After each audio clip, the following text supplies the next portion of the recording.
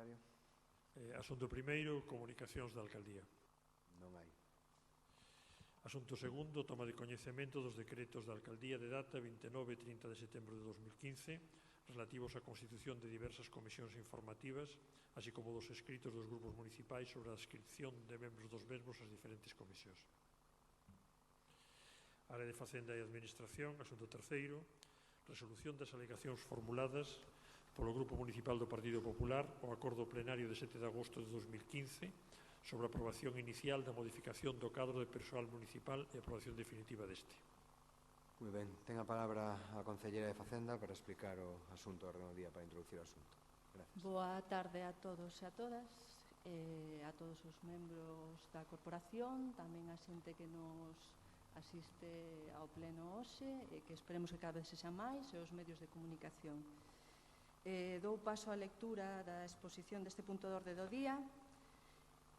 Con data de 17 de setembro de 2015 se presentou polo Grupo Municipal do Partido Popular, se presentaron alegacións ao expediente de modificación do cadro de persoal aprobado inicialmente por acordo plenario de 7 de agosto de 2015 e publicada no BOV de 31 de agosto de 2015 tamén a apertura do prazo de alegacións. No citado escrito solicítase que se deixen sen efecto os acordos da Xunta de Goberno Local de 19 de xuño e 24 de xullo en canto a retribucións e que se aplica a base novena de execución do orzamento de 2015 en tanto non se modifica a mesma con motivo do expediente de modificación de créditos que se está tramitando ou con ocasión da elaboración do próximo orzamento. Así mesmo, se solicita que se teñan en conta prazas a cubrir, tanto o número como categoría do persoal fichado doutras administracións, tanto que está xa a ocupar postos actualmente como que se pretende traer durante a vixencia do orzamento actual. Por último, solicítase que se eliminan 6 postos de director de área que existen actualmente no persoal e que de momento non se cubriron. A modificación do cadro de persoal aprobada inicialmente en sesión plenaria de 7 de agosto consiste no aumento dunha praza de persoal eventual pasando de 21 a 22 o número total máximo previsto na plantilla vixente, o que dá materialización ao acordo de organización do Concello para o mandato 2015-19 que todas as forzas aquí presentes asinamos o 30 de xullo. Este expediente de modificación de cadro de persoal se realiza, polo tanto, dando cumprimento ao artigo 176.2 do Real Decreto Legislativo 781/1976, que determina que os postos reservados a este tipo de persoal deben figurar no cadro de persoal da Corporación, así como os artigos 91 da Lei de Bases, que regula supostos que xustifican a ampliación do cadro de persoal, e o artigo 126, que deberá ser aprobado anualmente este mismo con ocasión da aprobación do orzamento e constitúe competencia do Pleno según o artigo 123 da Lei de Bases. Por todo isto, tendo en conta o ditame da Comisión de Facenda do 1 de outubro de 2015 favorable á aprobación definitiva de expediente de modificación do cadro de persoal, propónse acordar definitivamente a desestimación desas alegacións presentadas polo Grupo Municipal do Partido Popular por non ter relación estas co expediente de aprobación inicial de modificación do cadro de persoal e, polo tanto, aprobar así definitivamente a modificación do cadro de persoal municipal coas prazas reservadas a funcionarios, persoal laboral, eventual, directivo e do TEAN do Concello da Coruña para o ano 2015. Moi ben, moitas grazas. Ten a palabra dona Avia Beira González.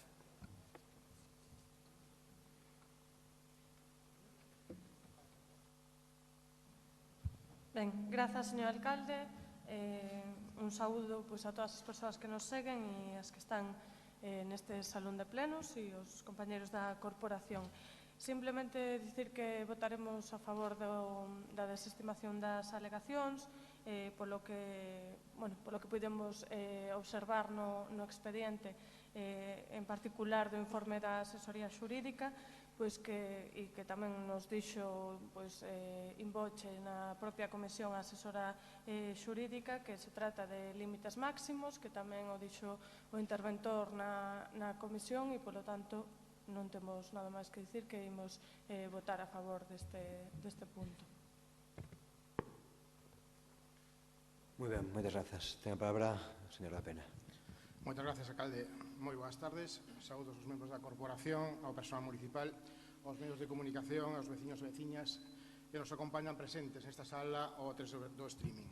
O Partido Popular presentou, canta 17 de setembro do ano en curso, un escrito de alegacións onde solicitaba que se deixasen sen efecto os acordos das xuntas de goberno 19 de xuño e 24 de xullo de 2015 en canto a retribucións e que se aplicase a base novena de execución do orzamento municipal de 2015 en tanto esta base non fose modificada, xa fose a través dun expediente de modificación de créditos ou na elaboración do orzamento 2016. No mesmo escrito, reclamaba que se tivesen en conta as plazas a cubrir tanto en número como en categoría do personal incorporado polo Goberno da Marea doutras administracións, tanto o que xa está ocupando postos actualmente como o que se pretendese traer durante a vixencia do orzamento 2015. Tamén se pedía nese escrito de alegacións a eliminación de 6 postos de director de área que constan no cadro de persoal e que de momento non se cubriron. Fronte a esta diversidade de peticións formuladas por don Carlos Negreira en representación do Grupo Municipal do Partido Popular, na Comisión Informativa de Facenda, previa a este pleno, aportouse polo Goberno local un informe da asesoría xurídica limitado a analizar, segundo apúntase no apartado Asunto, órgano competente para a determinación do número, características e retribucións do persoal eventual do Concello da Coruña. A vista desta limitación dos obxectivos do informe, é tamén de resaltar que non se analiza no informe da asesoría xurídica un aspecto formal recollido nas alegacións do Partido Popular, referente a se as propostas do alcalde que desembocaron nos acordos da Xunta de Goberno local de que traen causa as alegacións exixen informes previos de fiscalización do interventor, que, segundo o Partido Popular, sería preceptiva por ser acordos de contido económico. Omisión que, segundo os alegantes, levaría aparellada a nulidade dos acordos por prescindirse do procedimento legalmente establecido. Meramente apuntar, antes de entrar noutras consideracións, e por se en algún momento poidera ser de releve, que o artigo 63.1b da Lei de Bases de Réxime Local dispón que poderán impugnar os actos e acordos das entidades locais que incurran en infracción do ordenamento xurídico os membros das corporacións que votasen en contra de tales actos e acordos. Tal como reflicte a acta da sesión extraordinaria do Pleno celebrada o día 7 de agosto, o acordo da modificación do persoal municipal foi aprobado co único voto a favor do Grupo Municipal de Marea Atlántica e a abstención do Grupo Municipal do Partido Popular, do Grupo Municipal Socialista e da representante do Bloque Nacionalista Galego. Naquela sesión do 7 de agosto, o meu compañeiro José Manuel García, en representación do Grupo Municipal Socialista, destacou que a información que se aportou polo Goberno Municipal parecéranos escasa, un aspecto que xa se pusera de relevo na Comisión Informativa de Facenda previa. A información non se ampliou en ningún instante. É máis, a representante do Bloque Nacionalista Galega, nas súas dúas intervencións naquel pleno, preguntou polo motivo polo cal non se acompañaba o informe do interventor que fiscalizase a proposta que se traía a pleno. Obtivo a calada por resposta nas súas dúas solicitudes de aclaración. E así, o seu voto favorable na comisión, se non me confundo, trocou en abstención no pleno. Ese informe, ou eses informes do interventor relativos a eses temas poden existir, pero este grupo desconeceos. Con todo, si coñece o Grupo Municipal Socialista o informe do interventor de 16 de xuño de 2007, que di que corresponde tamén al Pleno la fijación de las retribuciones al no asignar dicha atribución a la Junta de Gobierno local. Sen entrar no fondo do asunto, hemos de entender que resulta improcedente que o Pleno deixe sen efecto os acordos da Xunta de Goberno local, pois, seguindo en certo xeito as reflexións que figuran no informe da asesoría xurídica, sendo Pleno e Xunta de Goberno local órganos de goberno e de representación distintos e con competencias específicas propias, sería unha inxerencia do Pleno pronunciarse sobre se houbo esta limitación ou non no exercicio das súas competencias por parte da Xunta de Goberno local. O eventual exercicio das accións que poidan ser interpostas en vía xudicial contra os referidos acordos da Xunta de Goberno local terá que ventilarse precisamente ante os órganos jurisdiccionais correspondentes. O feito de que presida este pleno un antigo magistrado suplente non debe conducir a asunción polo pleno de función xulgadoras que non lle corresponden, tal como xa este grupo suliñou con ocasión da abstención do equipo de goberno da Marea Atlántica no anterior pleno, con referencia ás comparecencias en procedementos xudiciais afectantes a esta corporación. É posible que quen pode o máis establecer o orzamento poida o menos desglosar o orzamento nas diferentes partidas correspondentes aos eventuais, pero, no seu caso, que sexan os órganos xudiciais que se pronuncien, seguindo as canles legalmente establecidas. Por todo iso, en coherencia coa posición mantida no pleno do 7 de agosto de 2015, o Grupo Municipal Socialista abstarase neste asunto. Moitas grazas. Moi ben, moitas grazas, señora Pena. Ten a palabra o Grupo Popular, señora Gallego.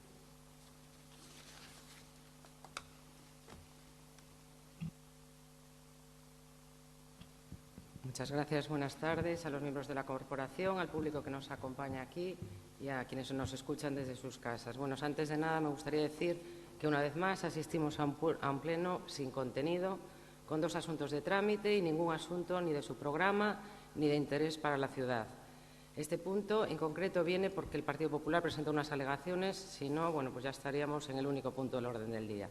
Ni la cuenta general, que ya está fuera de plazo para aprobarse, ni la ordenanza de recaudación, que le falta la aprobación definitiva, ni las ordenanzas fiscales de las que no sabemos nada, ni siquiera han nombrado al TEAM, tribunal que tiene que informarlas, ni los presupuestos, ni nos han convocado. En prensa hemos leído que nos habían convocado, a nosotros desde luego nadie nos ha llamado ni para una cosa ni para la otra. Pero bueno, me voy a centrar en el asunto que nos trae el asunto del orden del día. Y bueno, el 17 de septiembre, efectivamente, el Grupo Municipal del Partido Popular presentó unas alegaciones a la aprobación inicial de la modificación de la plantilla municipal, pero no porque no estemos de acuerdo con que se incremente de 21 a 22 el número de eventuales y que así la Marea Atlántica pueda tener su asesor número 16. Eso está en el acuerdo de negociación y no nos vamos a oponer. Con lo que no estamos de acuerdo es con la forma chapucera de tramitar el expediente. Señor Dapena, quien puede lo más, puede lo menos no, y se lo digo porque nosotros hemos traído un asunto, el de la cárcel, en su día al Pleno, pensando que quien puede lo más, puede lo menos, porque en el Pleno estamos todos, y no es así. Y quien puede lo menos, no puede lo más, todavía peor. No hay jerarquía entre los órganos municipales.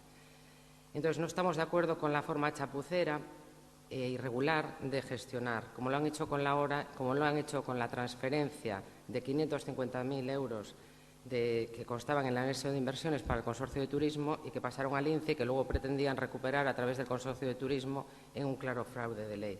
Pero ahora lo mismo, con otro decretazo aprobaron los salarios del personal eventual, algo que es competencia del Pleno, según el artículo 104 de la Ley de Bases de Régimen Local. Y está enmarcado en las disposiciones generales, no solo para los municipios pequeños, es para todos. De hecho, el 104 bis habla de los números máximos eventuales de todos los ayuntamientos, los de gran población y los que no. El artículo 127 sí reserva para la Junta de Gobierno local el número y régimen, pero nunca las retribuciones. La Ley de Empleo Público de Galicia, recientemente aprobada, transcribe tal cual el artículo 104 citado. Las retribuciones fijadas en las Juntas de Gobierno del 19 de junio y 24 de julio son arbitrarias y no obedecen a ningún criterio. La propia directora de la Asesoría Jurídica en la comisión informativa dijo que eran unas retribuciones a tanto alzado y eso consta en el acta. ¿Dónde se vio eso? Hasta ahora este ayuntamiento, el personal eventual, estaba asimilado en cuanto a sus retribuciones a los funcionarios. La base novena del presupuesto establece un cuadro por categorías y no límites máximos. Está muy claro. Cada categoría le corresponde un salario. Y si no, miren la plantilla de la Diputación o la de ayuntamientos como Madrid, Zaragoza o Vigo. Señor Ferreiro, su Gobierno en minoría, la segunda fuerza más votada, se salta los acuerdos plenarios y las leyes para hacer lo que le da la gana al antojo de sus asesores y usted consiente. Todo el problema radica en que su mano derecha no puede cobrar lo mismo que el alcalde y decidieron equiparar sus retribuciones a la de los concejales. Por el resto de los eventuales no habría problema. El problema es este. Y para distinguirlo del resto de los eventuales, le mantienen la categoría de consejero técnico tipo 5 y han tenido que hacerlo así, sin base legal, arbitrariamente y a tanto alzado. Porque son ilegales, pedimos que se dejen sin efecto estos acuerdos de las juntas de gobierno y que se aplique la base novena. En la Comisión de Hacienda, y se lo pregunto a la concejala, mi compañero Roberto Coira le hizo una serie de preguntas que le voy a repetir porque allí no supo contestar. ¿Cuál es la cuantía del sueldo base y cuál la del complemento específico y la especial dedicación del consejero técnico tipo 5? Y lo digo no por nada, sino porque es el que más varía en las retribuciones. ¿Qué sucedería si algún eventual pidiese la compatibilidad? ¿Qué cantidad, qué descuento le aplicarían? Porque por ley tienen derecho. Si algún eventual realizase algún desplazamiento fuera de la ciudad y solicita gastos de manutención, ¿cuánto le abonarían y con qué criterio? Porque sabrá que el decreto los equipara a las categorías y niveles de funcionarios. Espero que me responda a estas preguntas en aras a la transparencia de la que tanto presumen, pero de la que tanto carecen. El lunes pasado reconocieron ante la prensa que los problemas de tesorería estaban solucionados, como si ya los hubieran arreglado en estos 3 meses, algo que no había.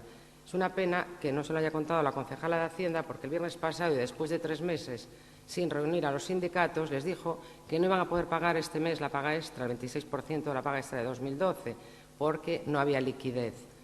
Bueno, pues eso no es verdad. Si los problemas de tesorería están solucionados, pues aclárense, o hay o no hay. porque ustedes querían recortar 500.000 euros, casi 500.000 euros, a los que no se opuso ni el Partido Socialista ni el Bloque Nacionalista, en el modificativo de gastos de personal, entonces sí que no habría ni liquidez ni presupuesto. Y ahora hay las dos cosas.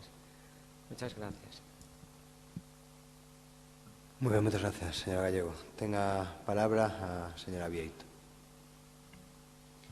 Antes de nada decir que se non se chega a aprobar todo eso que vostede reclama é porque aquí se obstaculiza constantemente a acción de goberno e non podemos chegar a eses acordos que tanto vostede como os representantes do grupo do PSOE reclaman.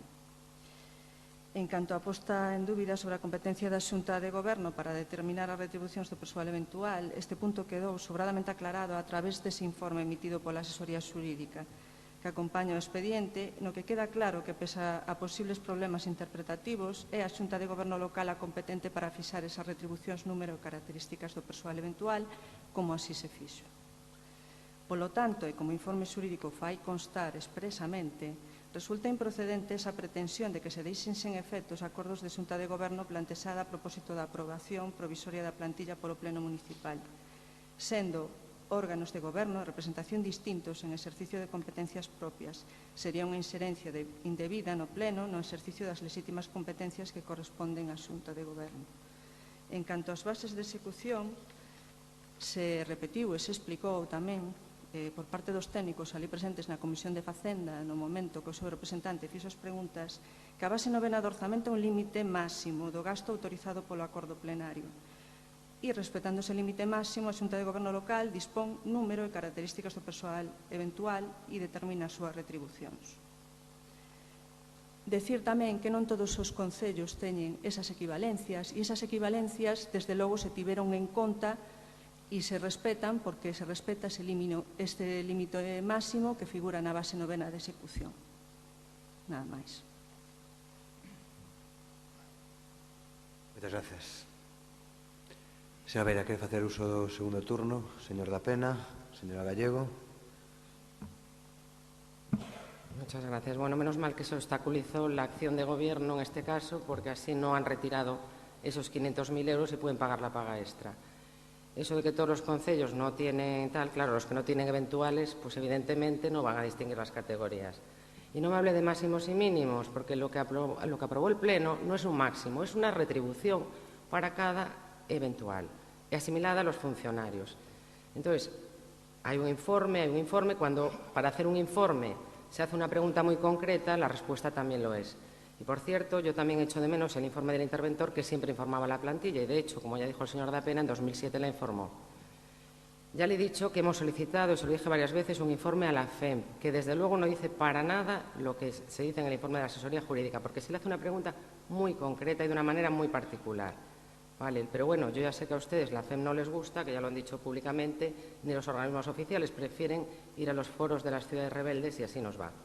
Le he pedido que me conteste dos preguntas muy concretas, que no fueron respondidas ni en la comisión ni ahora, y se las voy a volver a repetir.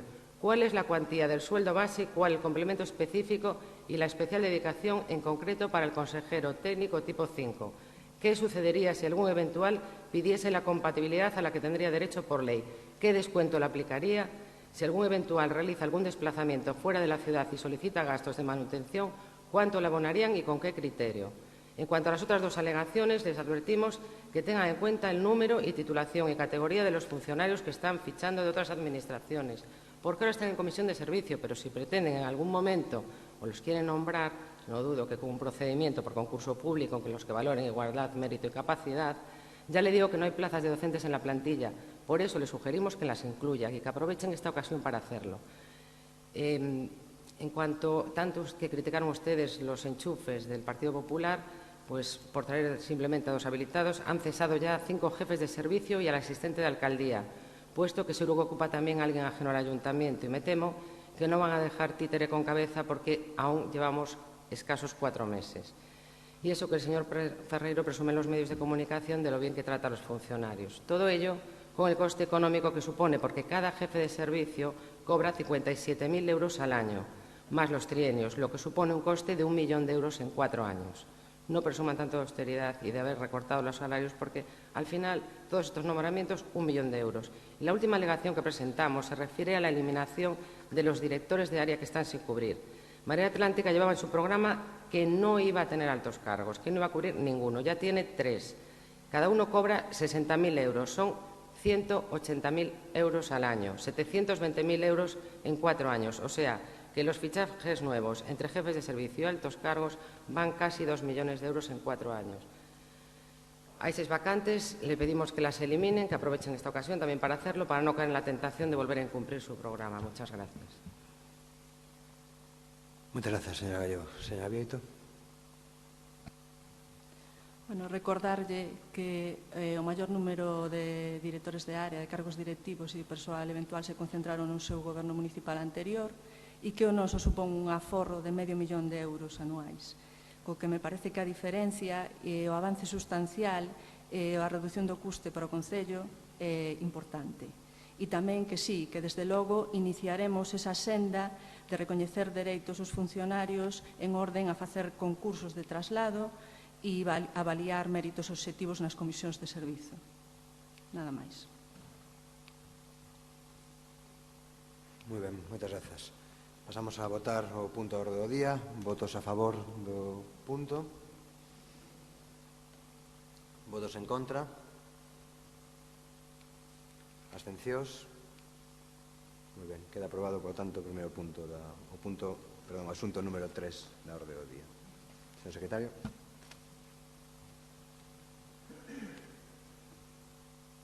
Asunto número 4, cambio de uso da parcela cualificada polo PXON de 2013 como equipamento público de abastecemento AB, correspondente ao mercado municipal de Santa Lucía, de equipamento público de contingencia EQ. O acordo require maioría absoluta legal, como consta no expediente. Moitas gracias, señor secretario. Ten a palabra o Concello de Regeneración Urbana para introducir o punto de orde do día. Grazas, alcalde.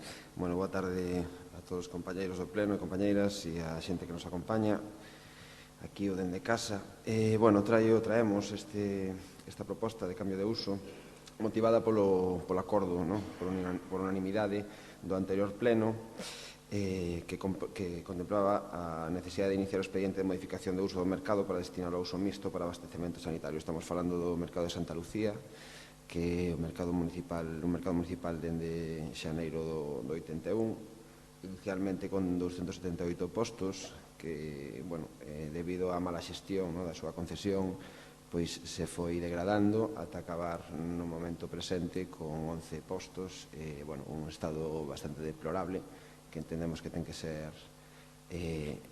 modificado. A intención deste cambio de uso é revitalizar e potenciar o mercado introducindo outros usos que sexan compatibles e, por suposto, non competitivos cos de pequeno comercio, cos de mercado de proximidade. Aproveitando tamén, é importante, a oportunidade do interese do Sergas para a construción dun centro de saúde ou para a reubicación do centro de saúde do barrio. Polo tanto, para mostrar iniciativa con respecto ao Sergas, a Consellería, e mentre non se definen concretamente os usos definitivos a través do proxecto técnico correspondente, que será redactado con recursos propios do Concello, con seu personal técnico, e escoitando, por suposto, a praceiros, a usuarios do mercado e a veciñanza do barrio, a proposta que traemos é cambiar o uso actual, que sería de abastecemento, polo de contingencia, que pode contemplar outros usos como sanitario, sociocultural, administrativo, usos que, repito, non compitan cos usos de mercado e axuden a potencialo, a reforzalo e a facer que o mercado se encha de vida. Eu quería, antes de ler a proposta, decir tamén que esta proposta que traemos a pleno, pois co afán colaborativo e constructivo que ten este goberno, pois foi modificada na súa redacción, afinada para deixar máis claro o noso compromiso, o compromiso deste goberno cos mercados desta cidade, que esperamos que dunha vez por todas pois se cumpla. Paso a ler entonces a proposta, que sería cambiar o uso da parcela con referencia catastral 8012-31 NJ4081S0001PS, que está cualificada polo Plan Xeral de Ordenación Municipal de 2013 como equipamento público de abastecemento, AB, PB, correspondente co Mercado Municipal de Santa Lucía, transformala a de equipamento público de continxencia, EQPB, cualificación que introduce ademais a suficiente flexibilidade para que ampare tamén, no seu caso, outros usos dotacionais de equipamento público que poidan potenciar o propio uso de abastecemento. Moi ben, moitas grazas, concelleiro. Ten a palabra dona Avia Beira. Grazas. Tal e como criticábamos públicamente o informe proposta que inicialmente ia ser debatido na Comisión Informativa de Rexeneración Urbana, propoñíase o cambio de uso da parcela de abastecemento a continxencia. Denunciábamos que o Goberno Municipal propoñía o cambio de uso da parcela a equipamento de continxencia no canto de aplicar o que literalmente se propuxo e aprobou o pasado luns 14 de setembro en pleno, que dicía literalmente de acordo co establecido nas normas urbanísticas do PEXOM que regulan os usos dotacionais dos equipamentos públicos e co artigo 47.4 da Louga, iniciar os trámites necesarios para acordar a mudanza de usos da parcela onde está situado o Mercado de Santa Lucía, actualmente cualificada como equipamento público destinada a uso dotacional para abastecemento para destinar a uso mixto de abastecemento sanitario. Parecíanos incomprensible, no momento en que limos o primeiro informe proposta, que o Goberno Municipal se saltase o aprobado por eles mesmos en pleno había tan só 16 días a través dunha moción que presentada polo BNG que ademais non aparecía nos antecedentes e que foi emendada pola propia Marea Atlántica noutros puntos do acordo. Chamábanos a atención que no informe proposta que se levaba a comisión se obviase como antecedentes a mesma moción, non? E con aquela proposta do Goberno Municipal, tal e como estaba redactada, poñíase en perigo o mantemento de Santa Lucía, ou así polo menos nos o entendíamos, non? O mantemento de Santa Lucía como mercado e, polo tanto, o mantemento da súa actividade económica originaria, pois no informe proposta indicábase literalmente que a proximidade dos mercados municipais da Praza de Lugo de Ramón Cabanillas que fornecen á poboación da zona deste tipo de servizos básicos permiten propoñer un cambio de uso para o edificio do Mercado de Santa Lucía de xeito tal que admita o desenvolvemento de outro tipo de actividades de equipamento público que se consideren máis necesarios para a zona. Criticábamos que se propuxese a continxencia porque entendíamos que está máis que xustificado o medo, tendo en conta o que aconteceu co mercado de Elviña. Entendo que non sería desexável e non é o desexo do Goberno que con Santa Lucía acontecese o mesmo que con Elviña, cualificado no PEXOM como continxencia, onde existen diferentes establecementos que nese caso concreto compiten coa propia actividade do mercado municipal. Pero, finalmente, na Comisión Informativa, que tivo lugar o xoves, o Concelleiro de Rexeneración Urbana propuxo unha serie de modificacións que valoramos positivamente, polas que, finalmente, se restringen os usos de continxencia inicialmente previstos no informe proposta que presentaba o Goberno Municipal. Neste sentido, a proposta que trae a pleno, ademais de protexer e potenciar o uso de abastecemento e de permitir o uso sanitario co que facilitaría a instalación do Centro de Saúde do Mercado, tamén se incorpora a posibilidade coa continxencia de outros usos dotacionais de equipamento público que poidan potenciar, e aí está a clave, non? Potenciar o propio uso de abastecemento, usos socioculturais, administrativos e de uso cidadán, que aí sí que concordamos en función do futuro proxecto construtivo de distribución do edificio. De tal xeito, tal e como viñamos defendendo, pois así sí que se protexen os postos das e dos praceiros que hoxendía manteñen a actividade que, ainda sendo 11, teñen dereito a seguir exercendo, non? E potenciando as instalacións e garantindo a continuidade do seu funcionamento. Finalmente, entendemos que con esta proposta, tal e como se redacta, camiñase cara a dinamización deste mercado nun proxecto integral de renovación. No mesmo sentido, o sentido que levaba a moción do BNG, non? Que era instalar usos que potenciasen precisamente o de abastecemento. Pero non podemos tampouco esquecer a situación na que se atopa agora mesmo o Mercado de Santa Lucía, cun concesionario que se chegou a un acordo que sigue sin dar sinais de vida e que temos que amañar, non, nesta situación, porque en xaneiro o Concello terá que asumir a xestión do mercado e a ver en que condicións e a ver se se garante a continuidade das praceiras e os praceiros. Creo que entendo que se nos interesa a todas e todos, non? Muchas gracias, señora Beira. Por el Partido Socialista, señora Neira. Gracias, señor alcalde. Desde el Grupo Municipal Socialista manifestar nuestro voto a favor en cuanto al cambio de uso de la parcela del mercado de Santa Lucía. Tal y como se lo manifestamos al concejal y como se habló en su momento en la comisión, para nosotros es prioritario, en primer lugar, el servicio de abastecimiento. Si bien es cierto que nosotros entendíamos que este uso se garantizaría mejor con un cambio a favor de la calificación de abastecimiento, a favor de la calificación también de cultural o asistencial, porque las parcelas pueden tener diferentes calificaciones y no tanto la de contingencia, sí apreciamos de manera favorable lo que es el último de los cambios en el informe propuesta y en la propuesta definitiva que efectúa el concejal de Urbanismo para garantizar efectivamente que se va a seguir con la actividad de mercado en Santa Lucía y que se favorecerá lo que es la actividad de los placeros. Para nosotros es prioritario, por lo tanto, evidentemente, que se realicen cuanto antes esas obras del centro sanitario que dependen de la Xunta de Galicia, a ver si ahora con el cambio de gobierno se le puede dar impulso, teniendo en cuenta que habían puesto como especial condición pues el cambio de uso de la parcela y ahora parece ser que lo van a tener. También, desde luego, es prioritario, en primer lugar, que se garantice el mantenimiento de la actividad de los placeros una vez que se lleva a cabo las obras del mercado Santa Lucía.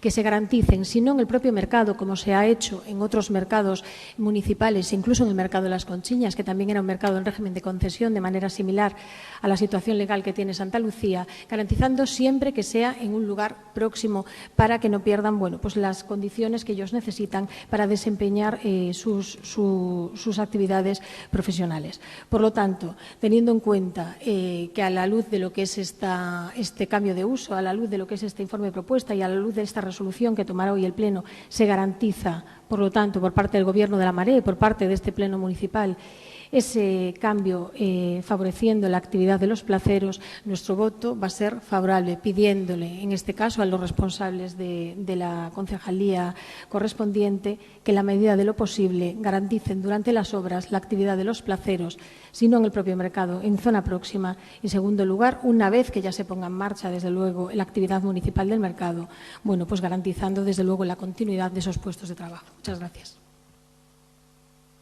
Muy bien, muchas gracias, señora Neira. Por el Grupo do Partido Popular, señor Fernández Prado. Buenas tardes, muchas gracias y buenas tardes a todas las personas que nos siguen por el Pleno. Permítame, señor Ferreiro, un par de consideraciones generales antes de entrar en el fondo del asunto. Una es que traen efectivamente, como decía el señor Beira, una modificación de la primera propuesta que traían a este Pleno para, una enmienda, una autoenmienda que la verdad que agradecemos, igual que el resto de los grupos, porque va en la línea de mejorarla y de recoger lo que habíamos propuesto el resto de los grupos y se había aprobado en la enmienda del Pleno anterior. Una vez más, creo que aciertan cuando rectifican y rectifican para acertar haciendo lo que hacía el PP. Esto siendo una de las constantes que vienen haciendo. Primero decir que algo no vale y luego acabar haciendo lo que proponía el PP, como en este caso del Mercado Santa Lucía, y garantizando, que es lo que de verdad también nos interesa a nosotros, que siga el mercado, que esté y que se ceda a la Xunta un centro de salud o el espacio necesario para que la Xunta construya un centro de salud en buenas condiciones y, como decíamos anteriormente, cuando gobernábamos, si quedase espacio, pues que pudiese ser utilizado para otros usos públicos. Por lo tanto, agradecemos esa autoenmienda que está siendo otra de las constantes. Y una segunda consideración. Es verdad, lo decía mi compañera Rosa Gallego, que estamos ante un pleno vacío y ahí me gustaría recalcarlo, porque si no llega a ser por las enmiendas del Partido Popular del pleno anterior, todo lo que traerían en la propuesta es este expediente de cambio de uso, que todo el expediente son 2 hojas. Esto es, en 4 meses, prácticamente lo que traen de gestión a este pleno, señor Ferreiro, en todos los ámbitos. Y evidentemente, para que la gente se dé cuenta, todo lo que hagamos a partir de la votación de este punto ya no es de gestión, es de control y seguimiento del Gobierno por parte del resto de los grupos. Es decir, hasta aquí acabamos la parte de gestión municipal con este expediente que digo son de 2 folios y la enmienda. Por lo tanto, resumir, paralización total de la gestión, que es lo que estamos viendo los ciudadanos de La Coruña, Anular proyectos es la otra constante de este Gobierno y las rectificaciones para acabar haciendo lo que ya se venía haciendo y hemos perdido varios meses en varios proyectos. También, y para que no sirva de disculpa, votaremos a favor de este punto del orden del día. Lo habíamos propuesto, pero la verdad que nos pedía más el cuerpo hacer lo que dijeron ustedes hoy en la Diputación, señores de la Marea, que es abstenernos hasta que presenten el proyecto. Esto fue lo que dijeron hoy con la residencia de estudiantes en la Diputación. La verdad que el cuerpo te pide eso, porque la verdad es que generan poca confianza en la gestión y poca confianza en lo que dicen, porque aún no han cumplido ni lo que firmaron con todos los grupos para hacer la organización de los grupos. Pero aún así les vamos a dar un voto de confianza y lo votaremos favorablemente para ver si son capaces pues, de gestionar y de trasladar. Lo que hemos hecho hasta ahora, nosotros les habíamos dejado un pliego aprobado e informado por asesoría jurídica y por intervención. Proponíamos un concurso de ideas público, transparente, con lema, anónimo y con jurado externo de profesionales. ¿Prefieren hacerlo ustedes una solución desde dentro o buscando a alguien que les asesore? No hay problema. Nos vale también como opción, pero no tarden 4 meses sin presentar nada. Y lo que es peor, nos habían anunciado inversiones de hasta 600.000 euros en el mercado y a fecha de hoy, que sepamos, no se ha empezado ni una obra. Consultamos el expediente la semana pasada, creo que fue el miércoles o el jueves, y no se había presentado ni una memoria valorada de lo que va a hacer el concesionario. Y parece que ahora, no sé si lo presentarán, pero en cualquier caso son 4 meses perdidos. Nosotros lo que le pedimos de verdad es que se pongan a gestionar, se pongan a trabajar, tienen el voto favorable de esto. Esto no es una cosa de trámite que lo podemos aprobar en cualquier pleno. Lo que es verdaderamente importante es que nos digan ya cómo lo quieren hacer, qué quieren hacer, que hagan ese informe de estructura si lo consideran oportuno, que lo contraten, en el expediente el otro día no lo vimos, y que se pongan ya a proponernos una solución. En cualquier caso, como decía, tienen ese voto favorable como voto de confianza, para ver si no prolongamos otros 4 meses o por lo menos vemos algunas obras antes de que acabe el plazo de 6 meses que les dieron. Los 2 mercados, también la parada de la obra de San Agustín, pues creemos sinceramente que hasta ahora en estos meses lo único que se ha hecho es retrasar unas obras y esperamos que se reanuden cuanto antes. Muchas gracias. Muchas gracias, señor Fernández Prado. Señor Varela. Sí. Bueno, este discurso falaz do concelleiro xa o escoitamos ao anterior pleno. Eu creo que hai un dato, me gustaría deixar un dato claro, xa foi feito público polo Goberno no seu momento, e que o Goberno local licitou ata outubro 26 contratos, que un 53 máis que o anterior, que o grupo do PP nos seus primeiros meses de goberno no 2011. A min a ridiculización non estou de acordo con ela e que nos tilden de inactivos cando o noso día é vertixinoso e estamos facendo, non paramos de traballar por esta cidade. Tamén é curioso pensar que tendo maioría absoluta, e agora que nos voten en cara que isto é o que querían facer, que tendo maioría absoluta non fixeran o cambio vostedes antes. Me parece extraño, non? En calquera caso, deixar claro que o noso compromiso co mercado é absoluto, é claro. Eu estou moi satisfeito do traballo que fixemos outro día na Comisión Informativa, mellorando a redacción para que realmente fora máis clara, non? Decir tamén que estamos en proceso de traballo coa Xunta, xa foi establecida a Comisión de Seguimento, está participando este Goberno e os avances son concretos. Eu me gustaría tamén, para deixar claro que isto non se queda nun simple cambio de uso, sino que estamos traballando en firme unha serie de intencións que evidencian a nosa iniciativa. Estamos analizando a viabilidade da rehabilitación do mercado frente á obra nova que se plantexaba previamente, por unha serie de razóns que eu creo que son interesantes. Por un lado, porque entendemos que os tempos son outros, que é tempo de deixar de lado as obras faraónicas e de optimizar os recursos ao máximo.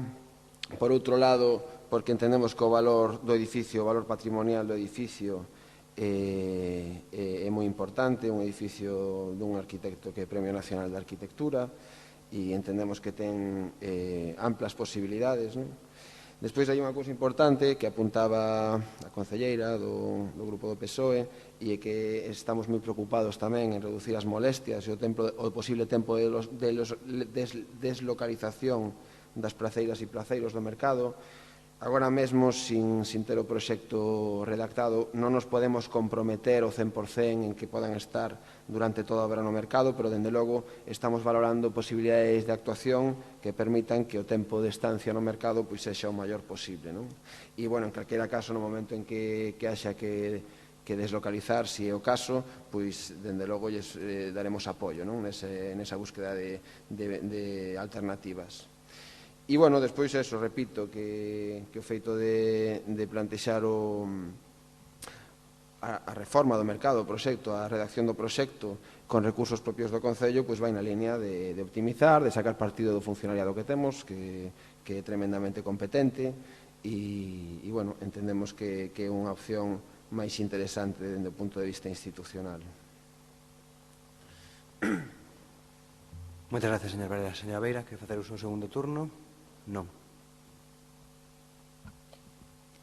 Home, evidentemente que hai que permitirlle ás placeiras os placeiros na medida do posible que se queden no mercado mentres duren as obras de rehabilitación, porque iso tamén foi o que se aprobou no pleno no anterior mandato e tamén se aprobou no último pleno neste mandato, que recollía os puntos da moción aprobada en outubro de 2014. E tamén, se a rehabilitación non permite a súa continuidade, tamén esa moción facía referencia a que o Concello habilitase un lugar para que as praceiras e os placeiros puidesen continuar coa súa actividade económica no propio barrio e tamén que tivesen a posibilidade de volver ou de retornar de alguma maneira o mercado. Entón, polo tanto, evidentemente que hai que deixalos no mercado na medida posible e evidentemente que hai que apoialos cando alí non poidan estar, porque iso foi o que aprobamos no pleno de outubro de 2014 e volvimos a aprobar no pasado pleno, non? Nada máis. Moitas gracias, señora Beira. Señora Neira. En la línea que comentaba ahora mismo la concejala del Bloque Nacionalista Galego, decir exactamente lo mismo. Es decir, eso fue lo que se aprobó de manera unánime en una moción en el año 2014 y la que se aprobó evidentemente el pleno pasado con las enmiendas que se presentaron por parte del Grupo Marea Atlántica, que no eran sino un texto exactamente idéntico al que se había presentado en 2014 por parte del Bloque Nacionalista Galego y que había contado con el apoyo unánime de los grupos en aquel momento en este Salón de Plenos. Hay ejemplos de lo que ha sido la reubicación de los placeros en las reformas de las distintas plazas. Vuelvo a repetir, el mercado das Conchiñas, una empresa también concesionaria que estaba fuera de lo que era esa red de mercados municipales porque se prestaba a través de una concesionaria, se pasaron a la planta sótano. En el caso de los mercados municipales, la última reforma que se hizo en el año 2009 de Ramón Cabanillas se ubicaron en el propio mercado. Si no es así, evidentemente hay otras fórmulas. La Plaza de Lugo se ubicaron en la Plaza de Pontevedra. De lo que se trata es de garantizar la proximidad de los placeros y de las placeras con su clientela, no la reubicación, como se propuso por parte del Gobierno anterior del Partido Popular en diferentes vacantes o puestos libres que tienen en otros mercados municipales, porque obviamente eso contradice el sentido común que dice que evidentemente a los mercados municipales y a estas personas que llevan años ejerciendo su actividad en un barrio y un determinado lugar es precisamente la proximidad lo que les hace seguir garantizando esos ingresos económicos y esa actividad. Por lo tanto, para nosotros es prioritario que el Gobierno se ponga a trabajar no solamente en el proyecto, tienen ustedes medios, son muchísimos concejales para trabajar de manera integral en el tratamiento del edificio del mercado, en el tratamiento de la actividad de los placeros y de las placeras mientras duran las obras y desde luego vayan pensando qué solución van a dar en el momento que vuelva otra vez a realizarse la actividad municipal para que se siga garantizando que esos mismos placeros van a poder seguir con esa actividad que hasta el momento han desempeñado en el mercado de Santa Lucía. Muchas gracias. Muy bien, muchas gracias, señora Neira. Señor Fernández Prado. Sí, muchas gracias, Ferreiro. Sí, efectivamente han hecho 26 contratos espero que no sean como los que vi yo en la mesa de contratación, que todos eran de menor cuantía porque eran de mantenimiento de ascensor, mantenimiento de... Además, y de extintores, mantenimiento de extintores, eran de ese tipo los 26 contratos. Y si no, cumplan ya de una vez con la transparencia y publíquenlos, que no los estamos viendo. Convocamos la comisión y llevamos todos los datos y los tenemos todos. Que era una promesa, pero solo se quedan en las palabras y en la foto y en el Twitter. Cuando hay que ejecutar y trabajar, nunca aparece. ¿Por qué no hicimos el cambio? Se lo dije el otro día a la comisión. Si lo que nosotros decimos cuando planteamos el cambio es cuando haya un proyecto concreto y se ajusta a los usos establecidos o que se van a hacer, el proyecto concreto. Esto es una decisión de pleno que lo importante de verdad es saber qué se quiere hacer, porque como estamos viendo hoy es una decisión solamente de pleno y se aprueba en un día y lo tenemos todos los plenos. Me gustaría pedirle que se leyese el pliego que dejamos hecho, aprobado e informado por la Asesoría Jurídica de la Intervención, porque se permitía la rehabilitación del edificio, lo que no dirigíamos, pero hablaba expresamente de la rehabilitación del edificio. Y además lo iba a valorar un jurado independiente de profesionales con gente escogida por los participantes, gente del Colegio Profesional de Arquitectos y otros técnicos, como hemos hecho con 14 concursos públicos. Me gustaría ver al final de este mandato cuántos concursos de ideas con lema se hacen. Y creo que podemos estar todos de acuerdo, la forma más independiente y más igualitaria para que todo el mundo pueda participar.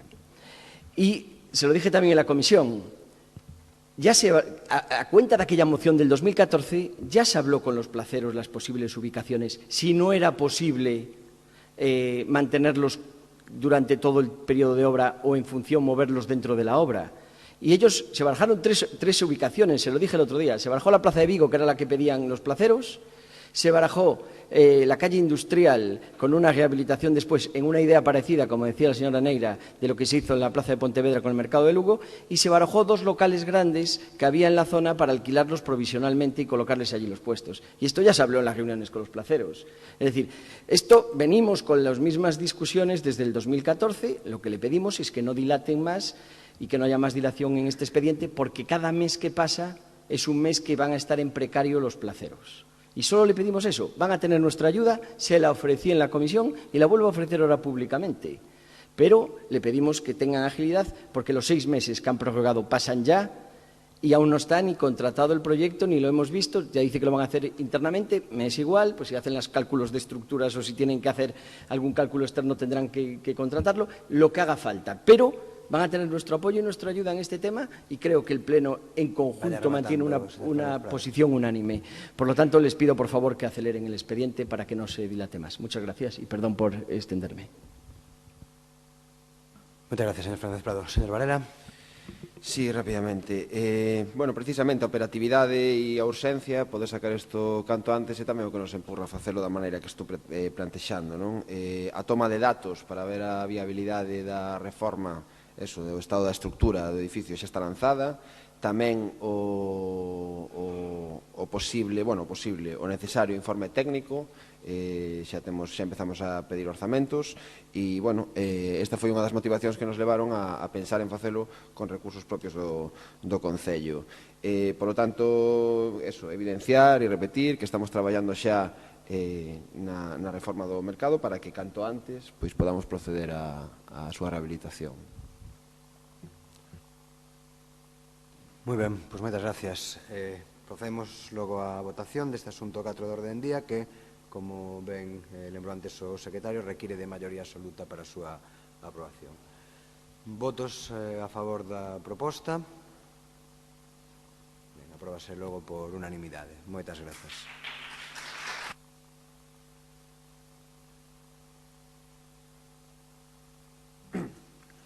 Control e seguimento da xestión. Toma de coñecemento das resolucións da Xunta de Goberno Local desde o número 9601 de 1 de agosto de 2015 a número 10.800 de 2 de setembro de 2015 e dos decretos da Alcaldía desde o número 4.201 de 14 de xullo de 2015 ao número 4.500 de 28 de xullo de 2015. Moi ben, moitas grazas. Pasamos logo á presentación das mocións. Primeira moción do Bloque Nacionalista Galego relativa ao asesinato de Francisco Javier Romero Taboada, Jimmy. Votos a favor da urxencia da moción. Perdón, pero tens que ler, efectivamente. Disculpe, señora Beira, un lapsus. Non pasa nada. O Grupo Municipal do BNG solicita do Pleno da Corporación Municipal a adopción do seguinte acordo. Primeiro, condenar a brutal agresión sufrida o 30 de novembro de 2014 pola expedición de seguidores do Riazor Blues e de outras peñas do Deportivo que acudiron a presenciar o partido disputado entre o Atlético de Madrid e o Deportivo que rematou coa morte do cidadán da Coruña Francisco Javier Romero Taboada, Jimmy. 2. Rexeitar calquera intento de situar no mesmo plano as vítimas e os agresores e condenar a impunidade coa que os grupos de extrema dereita, neste caso o Frente Atlético, con antecedentes en feitos similares, con resultado de morte, actúan no Estado español. Punto 3. Así mesmo que o Concello da Coruña, da mesma maneira que tamén o ten feito públicamente o Real Club Deportivo da Coruña, exixa das instancias xudiciais un rápido esclarecemento dos feitos para que os responsáveis do asasinato sexan xulgados e condenados. Agora sí, moitas grazas. Votos a favor da urxencia da moción. Moi ben. Pase logo a defensa da moción. De acordo co establecido pola Xunta de Voceiros na súa reunión desta semana, o tempo para a defensa das mocións será de 3 minutos. Moitas grazas, señora Beira.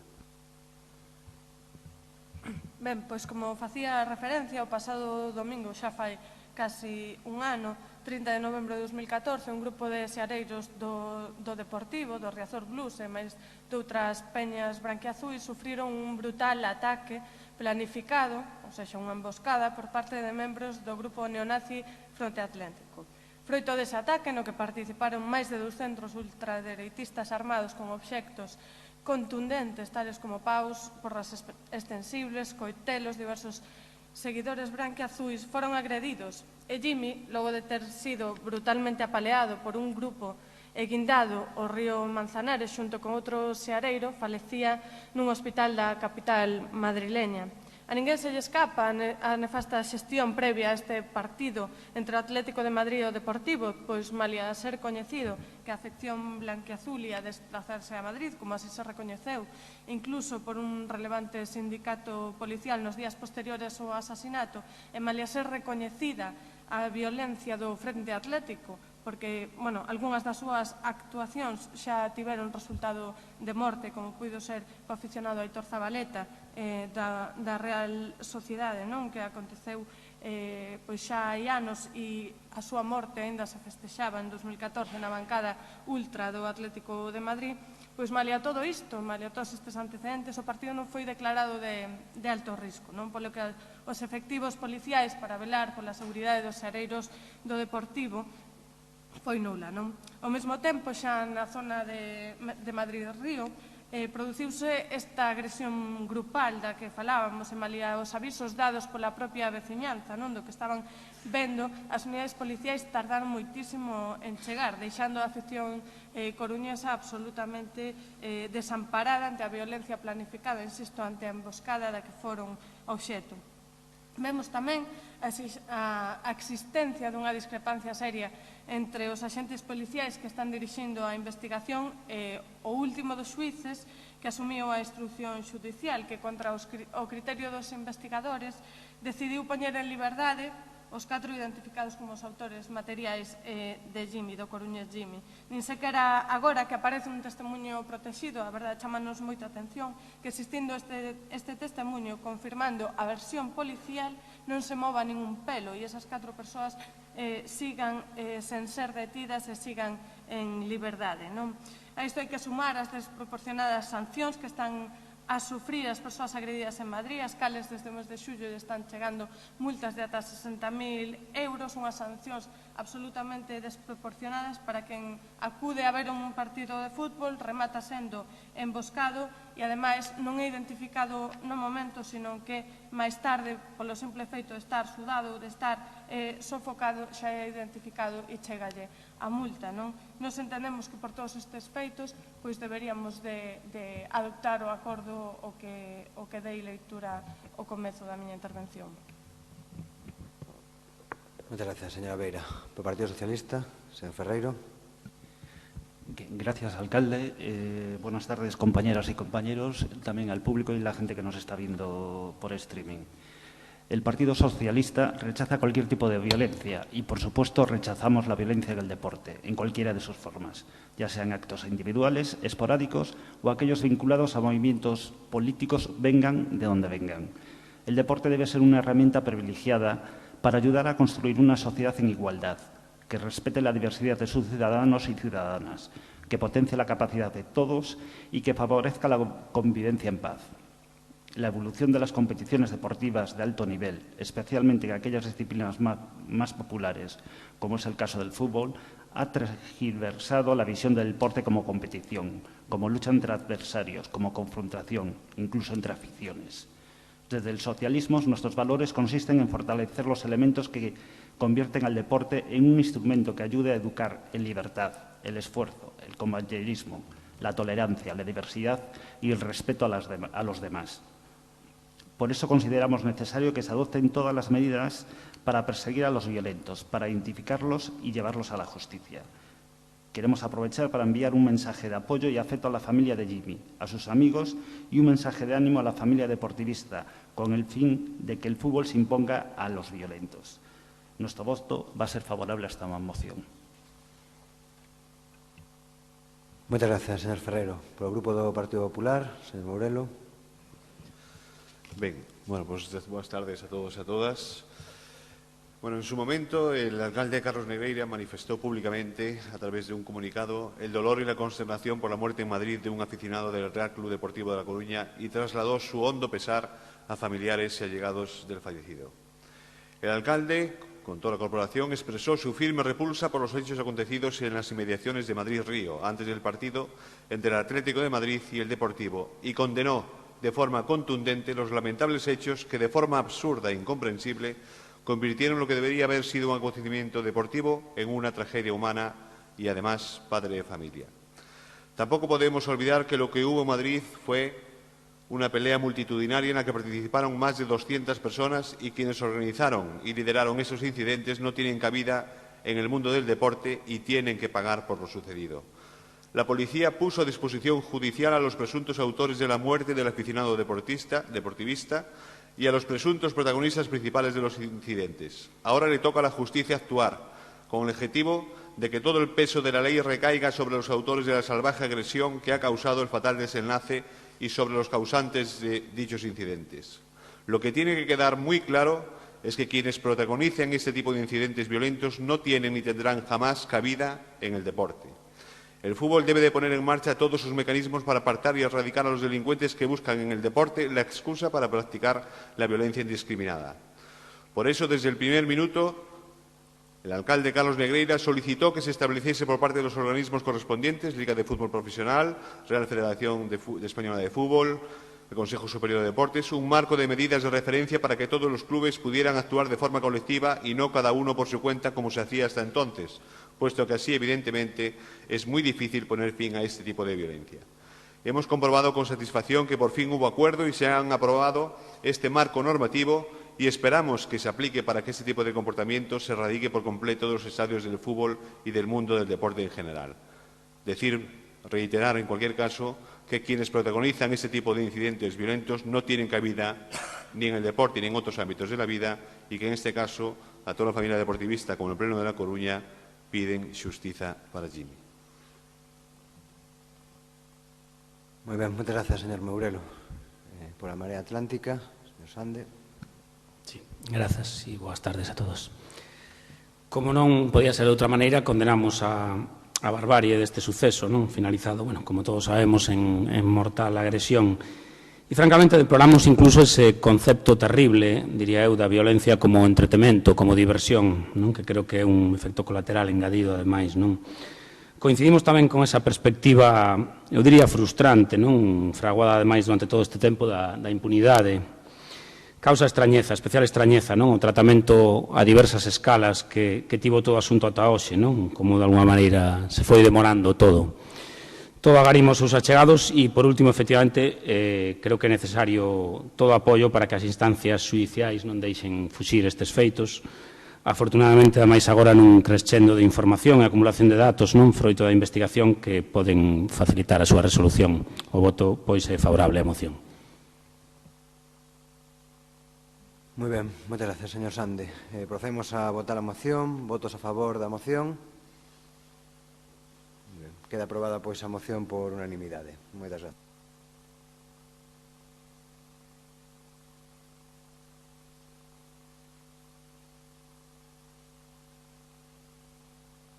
Moción do Bloque Nacionalista Galego sobre constitución dunha mancomunidade de concellos da comarca da Coruña onde estea integrada a cidade. Da lectura a moción, a señora Beira, agora sí. Ben, en inicio os acordos que registramos, a moción tal e como a registramos, sufriu unha modificación que lle foi achegada a todos os grupos municipais. Entón, casi dou lectura á modificación, non? Os acordos... Sí, se me disculpa, certamente houve unha emenda presentada polo Grupo da Marea Atlántica a esa moción que foi aceptada polo Bloque Nacionalista Galega e que, de acordo co falado tamén na Xunta de Voceiros, a pesar das horas, foi comunicada a todos os grupos municipais. E ese entendo o que se va a dar lectura. Moitas grazas. Sí. O Grupo Municipal do BNG solicita do Pleno da Corporación a adopción do seguinte acordo. Primeiro, a Corporación Municipal da Coruña amosa a súa disposición a participar e conformar unha mancomunidade de municipios desta área metropolitana, garantindo que a mesma se faga efectiva no momento oportuno que garanta os intereses municipais deste concello, debéndose iniciar as negociacións no prazo de 6 meses. 2. A Corporación Municipal insta ao Goberno Municipal a dar traslado ao Consorcio das Mariñas da situación actualizada da concesión ambiental e económica da planta de Nostián, así como das resolucións xudiciais ao respecto e que en ambos casos poidan afectar reclamacións contratuais do Consorcio respecto á planta de Nostián. 3. A Corporación Municipal insta o Goberno Municipal a dar conta da fiscalización da avaliación ambiental e económica da planta, os efectos do seu coñecemento e a adopción, no seu caso, das medidas oportunas que prevé o ordenamento xurídico en relación co cumprimento das obrigas pola concesionaria. Moitas grazas. Procedemos a votar, por tanto, a urxencia da moción. Votos a favor da urxencia da moción. Pode defender, por tanto, a moción, señora Beira.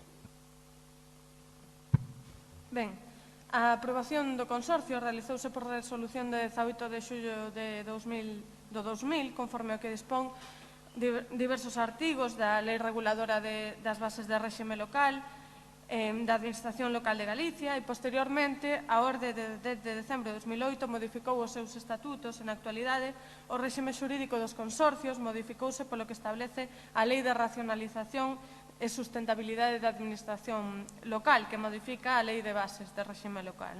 Unha reforma a que, por certo, o BNG se opuxo no Congreso dos Deputados.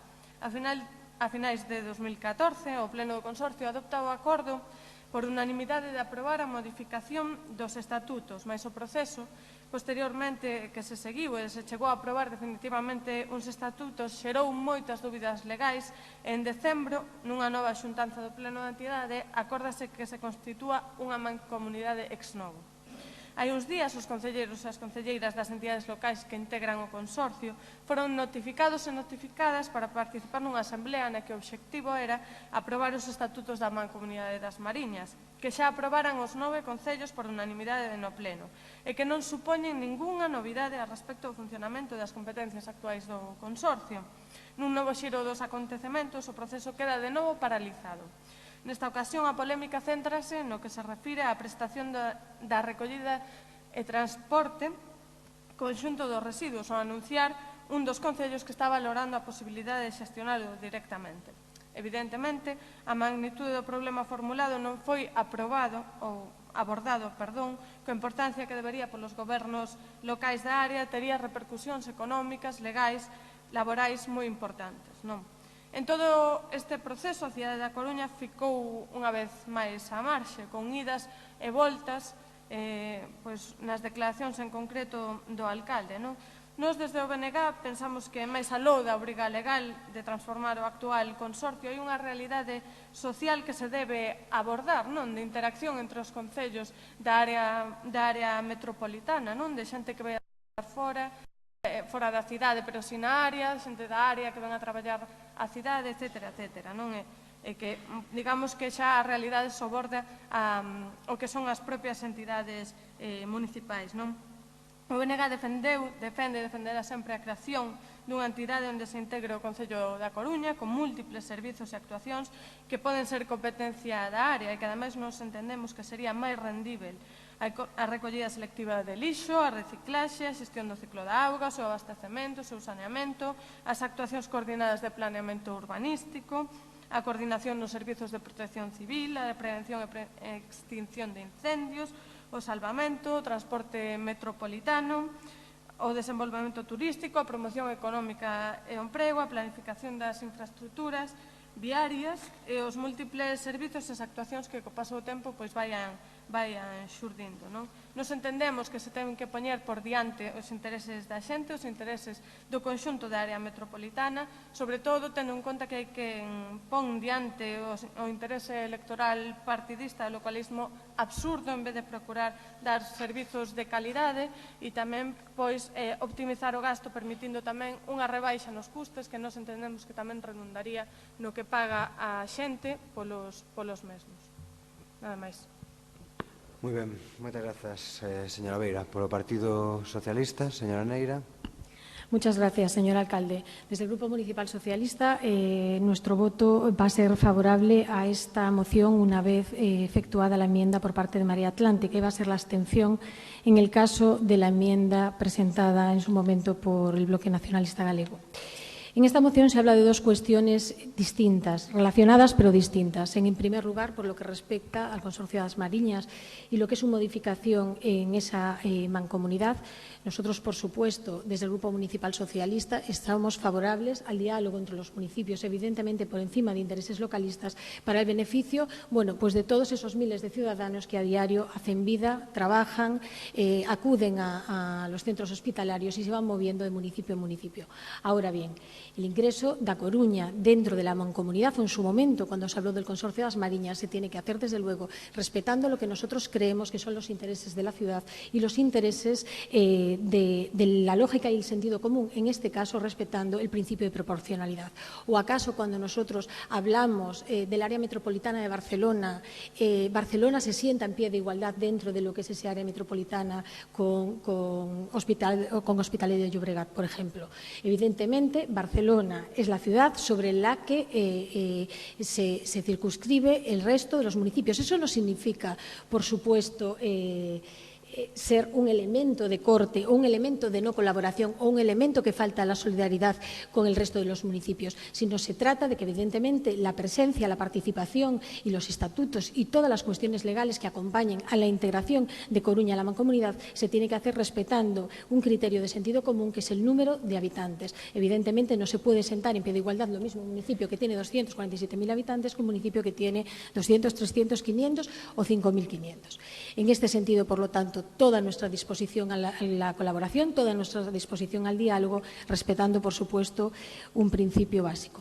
Respecto al tema de la planta de Nostián, nosotros en esta cuestión no íbamos a votar favorablemente a la moción del Bloque Nacionalista Galego y nuestro voto iba a ser la abstención porque indudablemente nosotros consideramos que en este momento ni el servicio ni desde luego el rescate.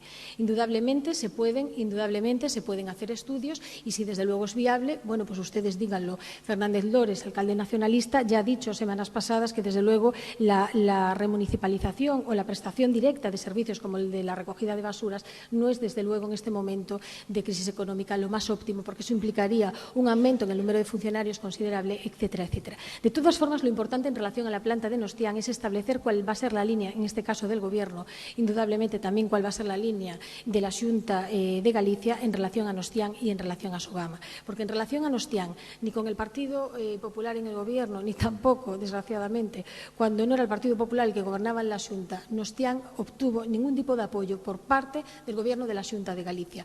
Cuando Nostián, desde luego, es un modelo que nosotros defendimos y defenderemos siempre, con todos los déficits que pueda tener, pero desde luego defendiendo el modelo de lo que es el reciclaje por encima del modelo de Sogama. Por una diferencia básica y fundamental, por tres diferencias que tienen ambos modelos y que me va a permitir, aunque esté fuera de tiempo porque son muy breves. En Nostián se trata el 100%, en Sogama no. Nostián no contamina, Sogama sí. Por lo tanto, eso tiene que ser la línea que nosotros sigamos en cuanto al tratamiento medioambiental en la recogida y el tratamiento de las basuras. Por lo tanto, en este sentido, y una vez efectuada la enmienda, nuestro voto favorable a esta moción. Muchas gracias, señora Neira. Por el Grupo Partido Popular, señor Negreira. Muchas gracias, señor Ferreiro. Bueno, en primer lugar, pues decir que efectivamente estamos en la parte de control y seguimiento del Gobierno, que la parte resolutiva del Pleno, lo que traen las 10 concejalías, duró 47 minutos, es decir, a menos de 5 minutos por concejalía las propuestas que tenemos aquí encima de la mesa, y que sin duda pues está viéndose pues pleno a pleno que realmente el programa, traerlo a pleno, no es lo suyo, ¿no? Y que además, si algo ha valido, es por lo menos para saber que ustedes van a seguir contratando altos cargos en el Ayuntamiento a 60.000 euros, porque de luego no han querido suprimir las plazas de director de área. Entrando en el tema, a mí me parece muy acertado, desde luego, que el Bloque Nacionalista Galego traiga esta moción precisamente sobre la mancomunidad a la luz de las declaraciones que vimos del señor Ferreiro el 18 de agosto, donde se comprometía a buscar la fórmula para integrarse en la mancomunidad. El 27 de septiembre, un mes y 9 días después, donde hablaba, que comentando con algunos otros alcaldes del área, diciendo que descartaba la entrada de La Coruña en la mancomunidad, y 3 días después, diciendo, señor Ferreiro, que la colaboración con el área metropolitana será una prioridad. Y además por la incertidumbre que ha generado en la mancomunidad sobre infraestructuras importantes en la ciudad, infraestructuras por tierra, por mar y por aire. Por tierra, en el caso de la ampliación de Alfonso Molina, no sabemos muy bien a dónde vamos a ir, en el caso de la financiación del puerto exterior, por mar, y por aire, porque se ha producido un acontecimiento con Albedro en el mes de agosto, que batiendo récords históricos de toda su historia de aeropuertos de España, justamente Albedro baja pasajeros. Y algo me parece a mí que tendrá que ver lo que están haciendo día a día. Y al señor del bloque, a la señora del bloque, a doña Avia Beira, decirle que le han cambiado la moción, le han dado gato por liebre, porque claro, usted está hablando aquí de lo que era su moción, pero realmente si ve la parte dispositiva no hay nada de lo que usted está diciendo en este pleno, porque de la lectura de la moción le han cambiado lo de impulsar la integración con un objeto determinado de la mancomunidad, con toda una serie de cuestiones, se lo han cambiado por una prioridad, fíjese qué prioridad, que es iniciar negociaciones dentro de 6 meses. Esto es lo que le dicen a usted de su punto 1 a este otro punto.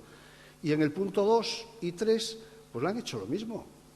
Usted pedía estudiar el rescate de Nostián y lo que le ponen aquí es que van a dar traslado de información, van a dar cuenta de fiscalización que hagan en Nostián.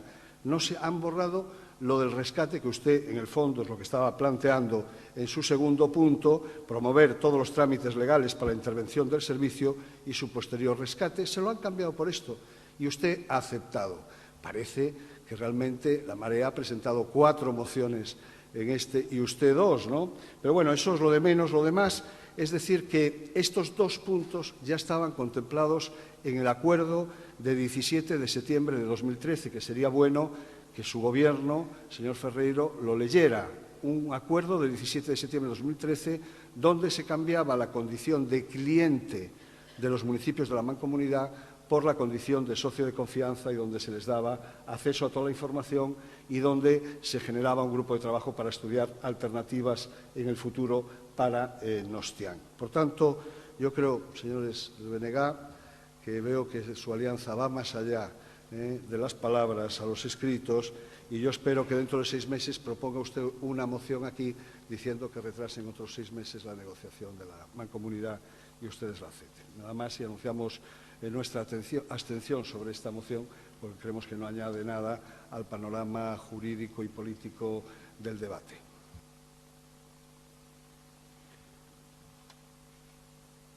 Moi ben, moitas grazas, señor Negreira. Efectivamente, doulle o botonciño, efectivamente, dende o primeiro día, este goberno tivo como prioridade absoluta de goberno estreitar relacións cos concellos limítrofes, cos concellos da comarca e, desde logo, tivo unha visión metropolitana dende o primeiro día. Eu creo que isto, señor Negreira, foi un cambio esencial, un cambio fundamental nun concello que ata ese momento vía de costas absolutamente a área metropolitana.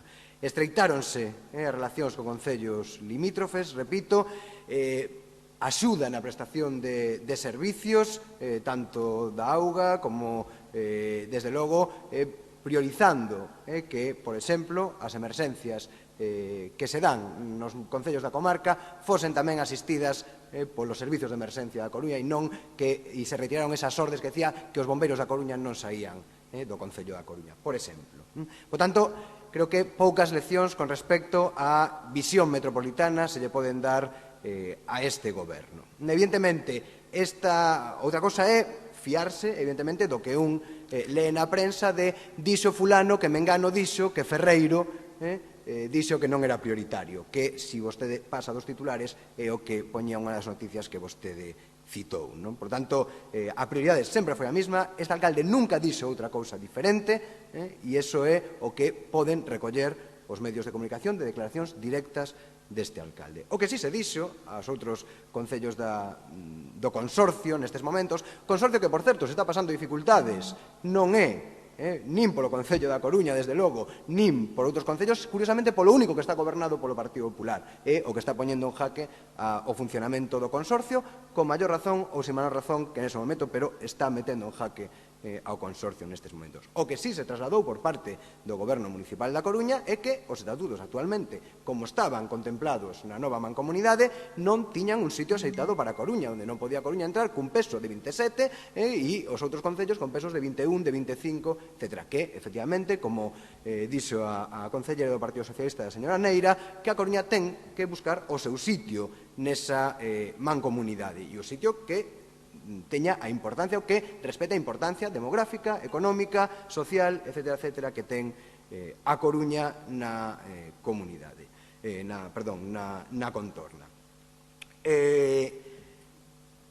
E esa colaboración ten que ver tamén co que se está poñendo como novos proxectos enriba da mesa. Ten que ver, efectivamente, coa ampliación de Alfonso Molina, coa remodelación e co convertir Alfonso Molina nunha vía urbana, nunha vía que respete aos veciños e veciñas del Viña, de Mato Grande, de Mesoiro, etc.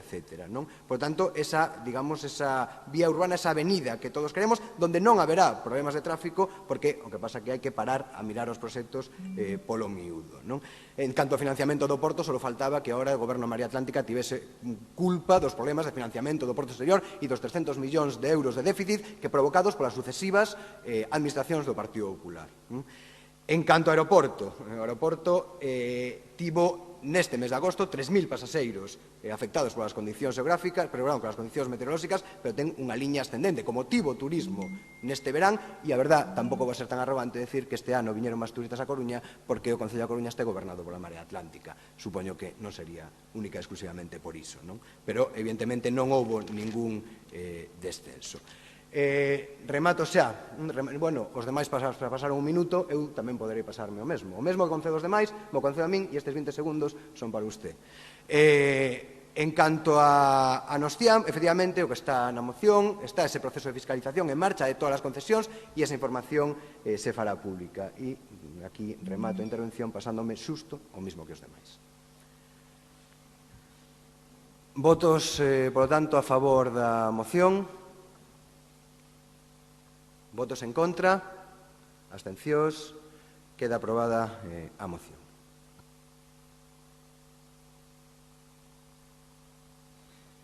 Moción do Bloque Nacionalista Galego sobre convenio asinado entre a Fundación Emalsa, a Deputación da Coruña e a Asociación de Clubs de Baloncesto para a celebración da Copa del Rei de Baloncesto na Coruña. Señora Beira.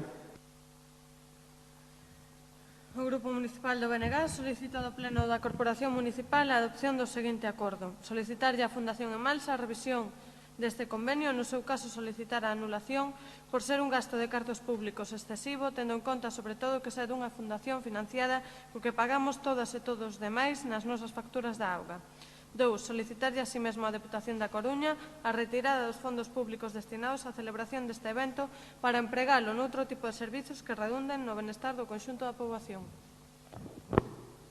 Moitas grazas. Votos a favor da urxencia da moción. Señora Beira, ten a palabra para a defensa da moción. Ben, realmente esta moción ven causada por unha pregunta oral que fixemos no anterior pleno, cuxa resposta obviamente non nos satisfaceu, non? Na que se nos dicía, bueno, que se continuaba con este convenio porque xa viña asinado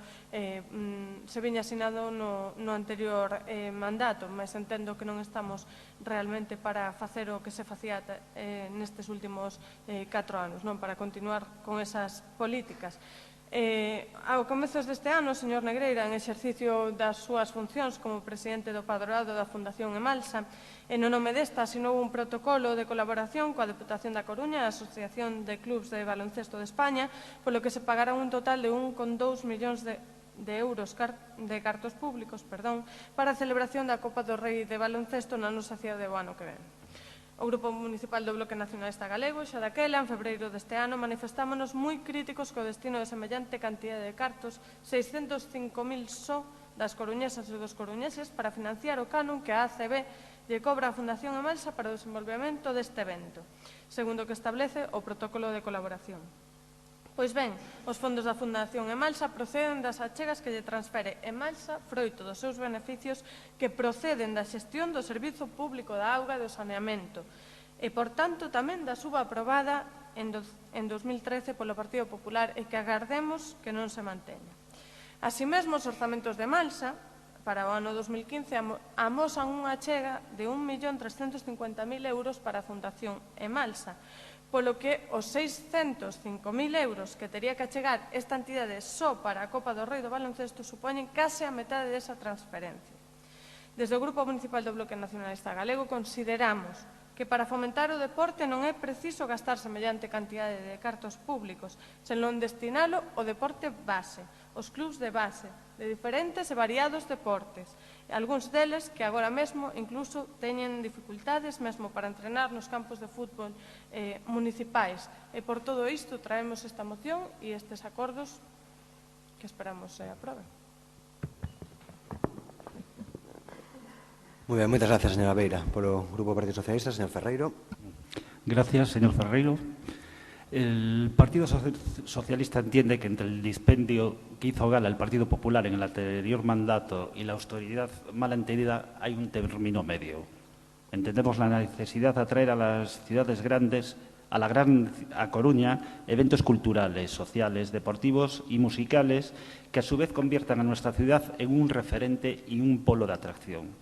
La Copa del Rey de Baloncesto es un acontecimiento deportivo que de por sí genera esa proyección de la ciudad a nivel nacional e internacional y nos pone a la altura de las ciudades capaces de organizar actos de magnitud, lo que supone un retorno muy importante para Coruña y ampliará las posibilidades de entrar a formar parte del grupo de ciudades a tener en cuenta para realizar eventos de relevancia.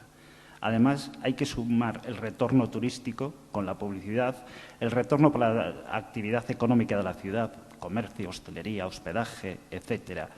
En definitiva, es una inversión para nuestra ciudad. Consideramos que en los últimos años han sido tiempos de una dura crisis en la que no se ha metido oportunamente, en que la ciudad no se ha metido oportunamente en la contratación de estos eventos, ni se ha apoyado de manera económica. Es cierto, y así lo hemos manifestado en anteriores ocasiones, que mejor hubiese sido dedicar parte de los beneficios de Emalsa a fines sociales y no a destinos que tienen poco que ver con el carácter de la Fundación y menos en momentos de crisis.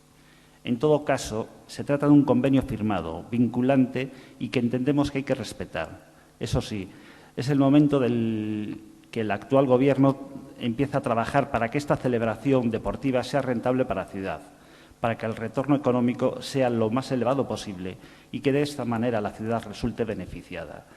Por eso votaremos no a esta moción. Muchas gracias, señor Ferreiro. Por el Grupo Partido Popular, señor Mourelo. Bien, bueno, a ver, en primer lugar, decirle a concejala, había que ver si se aclaran en su partido, ¿eh? O sea, hablen más, dialoguen, tuiten, se llaman, se ven. En la Diputación de La Coruña sus compañeros apoyan este evento y apoyaron y votaron a favor de subvencionarlo. Mándele un tuit ahora que seguramente le contesten. Cualquier ciudadano sabe de la conveniencia de celebrar este tipo de eventos por varias razones, muchas de ellas ya citadas. Un retorno asegurado de más de 20 millones de euros para La Coruña y su área metropolitana. Un impulso incontestable a sectores de la hostelería, comercio, hospedaje, que como en otros eventos de estas características permite el mantenimiento de empleos. Durante una semana La Coruña va a ser un referente mundial en el mundo del baloncesto, de los eventos deportivos más vistos en todo el mundo. Quizás sea eso lo mismo que le provoca presentar esta moción, que La Coruña alcance un puesto de privilegio en el ranking de ciudades que impulsan el deporte con una de las competiciones más duras y vistas en Europa y en el mundo entero. La Coruña se vinculará con la marca España y eso usted y su escasa altura de miras políticas pues no se lo deja ver. Y en cuanto a fomento del deporte base, vemos que habla sin conocimiento. Se lo digo además con todo conocimiento, sin conocimiento suyo. ¿Sabe usted el retorno que nuestros jóvenes tiene este evento? ¿Lo sabe usted? ¿Lo ha calculado? ¿Ha pensado o ha calculado usted alguna vez el aumento de jóvenes que practican o prueban este deporte una vez que pasa este fenómeno deportivo u otro similar? Señora Avia, o sea, es que casi me quedo sin palabras. Mire, después de Pedrafita hay vida, son hermanos. Hágaselo mirar y piense en los beneficios y las ventajas que ofrece para la ciudad y no en beneficio propio suyo. Muchas gracias. Muchas gracias, señor Mourelo. Por la Marea Atlántica, señor Sande. Efectivamente, regresamos a ese tema que deu lugar a unha pregunta oral no pleno do 14 de setembro e eu entendo o razonamento ou de onde parte non toda esta exposición de motivos, pero como falamos entón, existen dúas dimensións que ten que ver efectivamente co respeto en algún caso a decisións anteriores e tamén esa parte de beneficios non que pode representar para a cidade.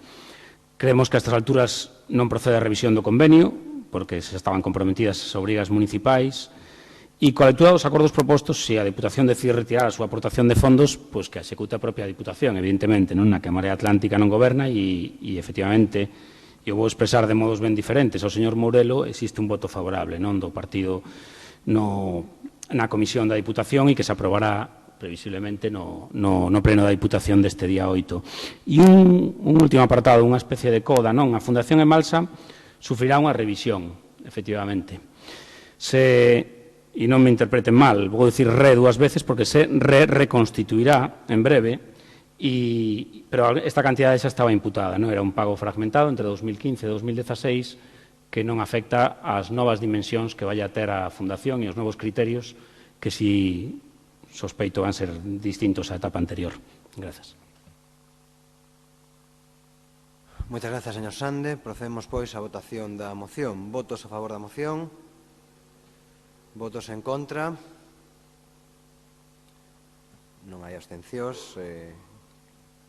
Sae rexeitada a moción do Bloque Nacional.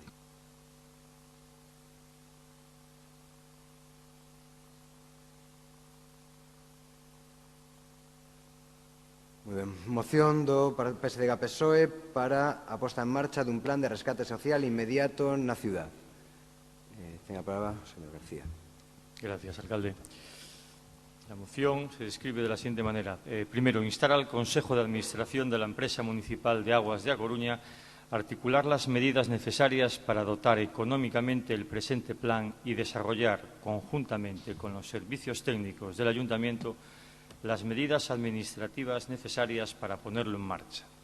Para ello se consignarían las cantidades necesarias para la puesta en marcha de un plan de ayudas directas destinado a aquellas personas que se determinen desde la Concejalía de Justicia Social y Cuidados. Las ayudas se centrarían en sufragar dos conceptos. A, el pago íntegro del recibo del agua y B, el pago íntegro del recibo de la luz y el gas.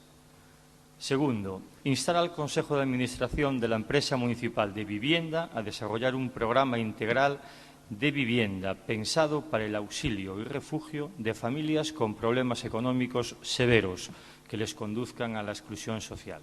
Se crearía una oficina municipal de vivienda destinada a ese fin con el triple objetivo de A.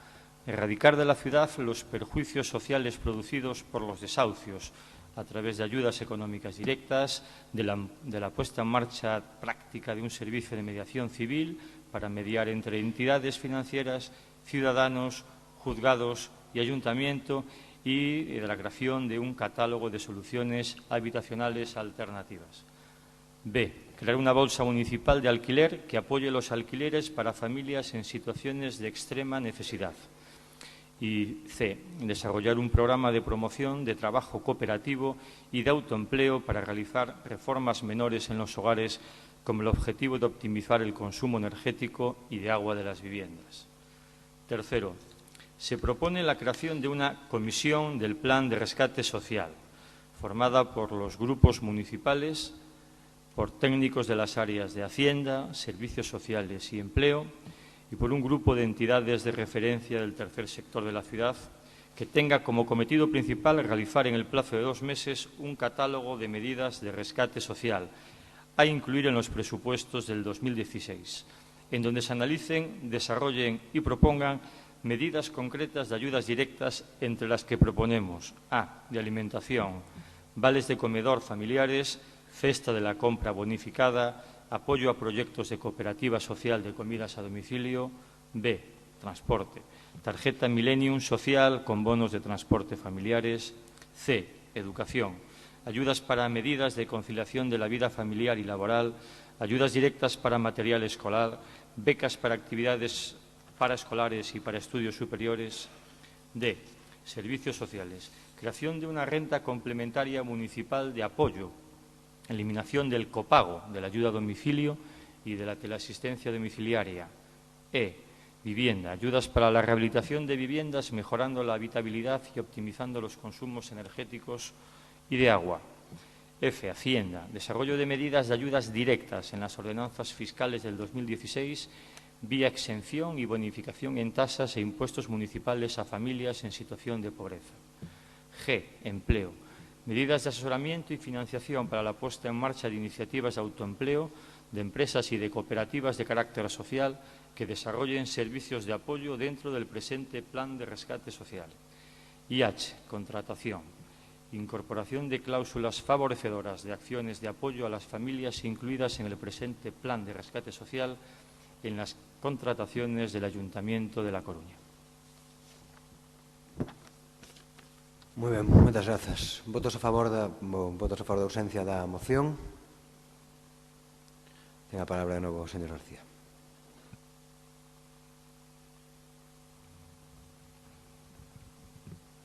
Bueno, básicamente, la moción que presentamos hoy al Pleno viene como consecuencia de que hace escasos 6 meses los partidos políticos aquí presentes buscábamos dirigirnos a los ciudadanos en clave de pedir su voto.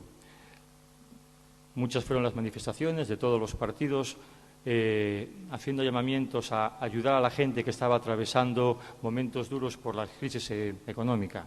Desde el 24 de mayo hasta hoy han pasado ya cerca de 5 meses y todavía no hemos conseguido implementar ninguna ayuda directa de apoyo a familias afectadas por la crisis. Cierto es que los programas del área de servicios sociales tienen su complejidad y sus ataduras administrativas, de tal manera que no es fácil articular en tan poco espacio de tiempo soluciones inmediatas. Nosotros aquí traemos alternativas que creemos viables porque tenemos la suerte de contar en la ciudad con una estructura de empresas municipales que tienen capacidad financiera suficiente para articular partidas presupuestarias que nos ayuden a implementar de manera inmediata estas propuestas de ayuda. Además, complementariamente, desde las empresas públicas municipales podemos articular las ayudas sin incurrir en incompatibilidades propias de la ley del régimen local, porque la articulación de las mismas lo permite. No es muy exagerado plantear que aquellas familias que en la ciudad estén recibiendo risca puedan ser beneficiadas de una ayuda directa desde Emalsa, desde la Fundación Emalsa o desde el área de RSC a crear en Emalsa, que les pague el recibo íntegro del agua, no que les bonifique la parte del agua, que es el 20% del recibo, sino que se haga cargo del recibo íntegro del agua y que se haga cargo también del recibo íntegro de la luz. Tampoco es muy descabellado pensar que desde la empresa municipal de vivienda se articule una empresa municipal que tenga como prioridad inmediata el auxilio y refugio de las familias que con problemas económicos se ven en situaciones de angustias tremendas por la falta de vivienda o por la inminencia de perderla. Complementariamente a eso, le ofrecemos con sinceridad la articulación de una comisión que desarrolle a través de un plan concreto una cascada de medidas que podamos, entre los grupos aquí presentes, aprobar, que hagan de La Coruña una ciudad acogedora singular, que nos pongan en el mapa como aquella ciudad que supo dar una respuesta más efectiva y más temprana a las necesidades que las familias tienen por causas de la crisis económica. Luego vendrá el presupuesto del 2016, las negociaciones del mismo, pero tenemos la posibilidad de articular en un breve espacio de tiempo medidas inmediatas. Nosotros les ofrecemos desde el Partido Socialista toda la colaboración para poner esto en marcha y esperamos poder contar con su apoyo para la presente moción. Muchas gracias. Moitas gracias, señora García. Señora Beira. Ben, se ben podíamos estar de acordo con moitas das cuestións que se recollen nesta moción, anunciamos que nos imos a abster no que é a votación, porque tamén nos chama a atención que se fale, por exemplo, de pago íntegro do recibo da luz e do gas, das medidas de asesoramento e financiamento para a posta en marcha de iniciativas de autoemprego, da formación, etcétera, da educación, das axudas, etcétera, cando algunhas destas cuestións estaban recollidas especificamente no modificativo de crédito que vostedes tumbaron no anterior pleno. Por lo tanto, chámanos moito a atención que agora se defendan todas estas cuestións cando no seu momento vostedes non quixeron, ainda non sabemos ben por qué, a min ainda non me convenceron os motivos polos que votaron en contra del. Desde logo, parécenos un tanto hipócrita propoñer estes preceptos cando non quixeron sacar adiante un modificativo que recollía algunhas destas cuestións con financiamento concreto e para executar durante o presente ano. Nada máis. Moitas gracias, señora Vera. Por o Grupo Partido Popular, señor Lorenzo. Buenas tardes a todos y a todas. Bueno, yo estoy muy sorprendido con esta moción que presenta el Partido Socialista, porque yo cuando la leí esta mañana, la verdad que me sentí fusilado. Sentí que me habían copiado todo lo que habíamos hecho. Y sí, lo voy a explicar, además lo voy a explicar brevemente porque tengo muy poco tiempo, pero ustedes únicamente están copiando lo que ya se ha puesto en marcha por el Partido Popular. Y les recuerdo que muchas cosas que están aquí hablando ya están hechas. Por ejemplo, lo del agua. Eso ya se había hablado con Emalsa y se había iniciado el expediente para que el agua y la luz, para muchas personas, no tuvieran que pagarla. Pero ya, a través de la ayuda de emergencia, se pagaba la luz y el agua a muchas personas. Ustedes están hablando de este plan de la vivienda. Yo les voy a recordar una cosa. Cuando nosotros llegamos al gobierno municipal, pusimos las 72 viviendas que había en el ayuntamiento en alquiler social, a disposición de los ciudadanos. Esas viviendas estaban ahí vacías y las pusimos nosotros. Modificamos la normativa de emergencia social, para que aquellas personas que tuvieran problemas para pagar sus cuotas hipotecarias o para pagar sus rentas de alquiler, pudieran recibir ayuda municipal hasta 1.900 euros anuales. Y así se hizo. Y conseguimos que casi 800 personas no fueran desahuciadas de sus casas, gracias a esta ayuda municipal. Están ahí, están ahí las ayudas. Yo no estoy mintiendo, son datos objetivos. Digo casi 800, no llegamos a los 800. 790 y tantos ayudas municipales se dieron para evitar que las personas fueran desahuciadas de sus casas. Pero voy a decir más. La primera ciudad que hubo en Galicia y en España, que puso de acuerdo a los juzgados, a los procuradores, a los abogados y al ayuntamiento y a servicios sociales, fue el Ayuntamiento de A Coruña cuando gobernó el Partido Popular, a fin de evitar los desahucios, a fin de conocer cuando se iniciaban los procedimientos y poder ofrecer a aquellas personas las ayudas necesarias y no llegar al último momento al lanzamiento o a la ejecución.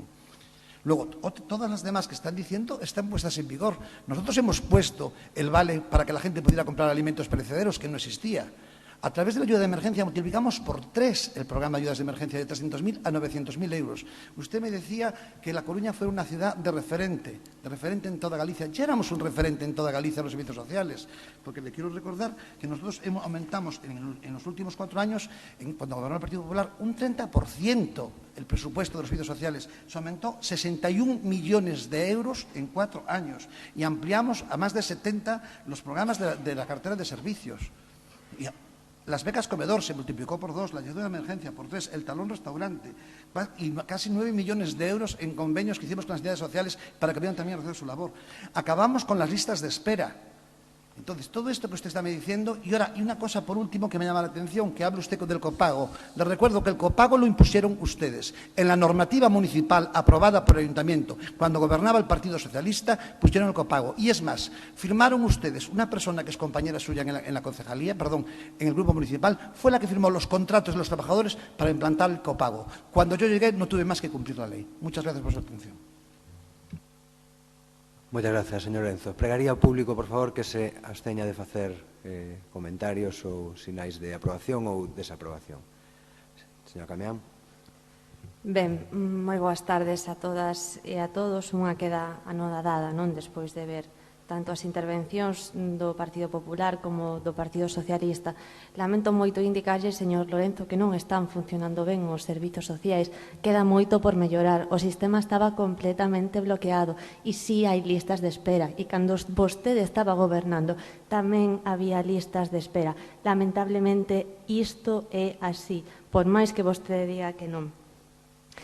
E, mire, señor García, vostede comentaba que non se estivo dando ningún tipo de axuda. Non sei onde vive vostede, non sei se se lee os periódicos, se se informa do que está facendo este goberno municipal e despois falaba de complexidade. De que complexidade está falando vostede? Isto é unha cuestión de vontade política, única e exclusivamente.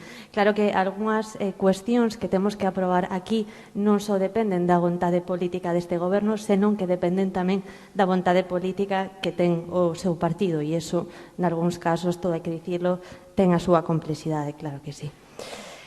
E eu creo que aquí, un pouco polo que se dicía, non? Compre analizar que fixo este goberno dende que estamos no Concello, non? Este goberno, dende o momento inicial, púxose a traballar na redacción dunha ordenanza, da ordenanza da renda social municipal. Esa prestación que nós temos en mente que sirva como obxectivo para garantir a todas as persoas que teñan cubertas as súas necesidades máis básicas, como son a vivenda, a auga, a luz, a alimentación. E, por supostísimo, para isto tamén esperamos contar co seu apoio, non? Porque entendemos que é unha cuestión de mera xustiza social.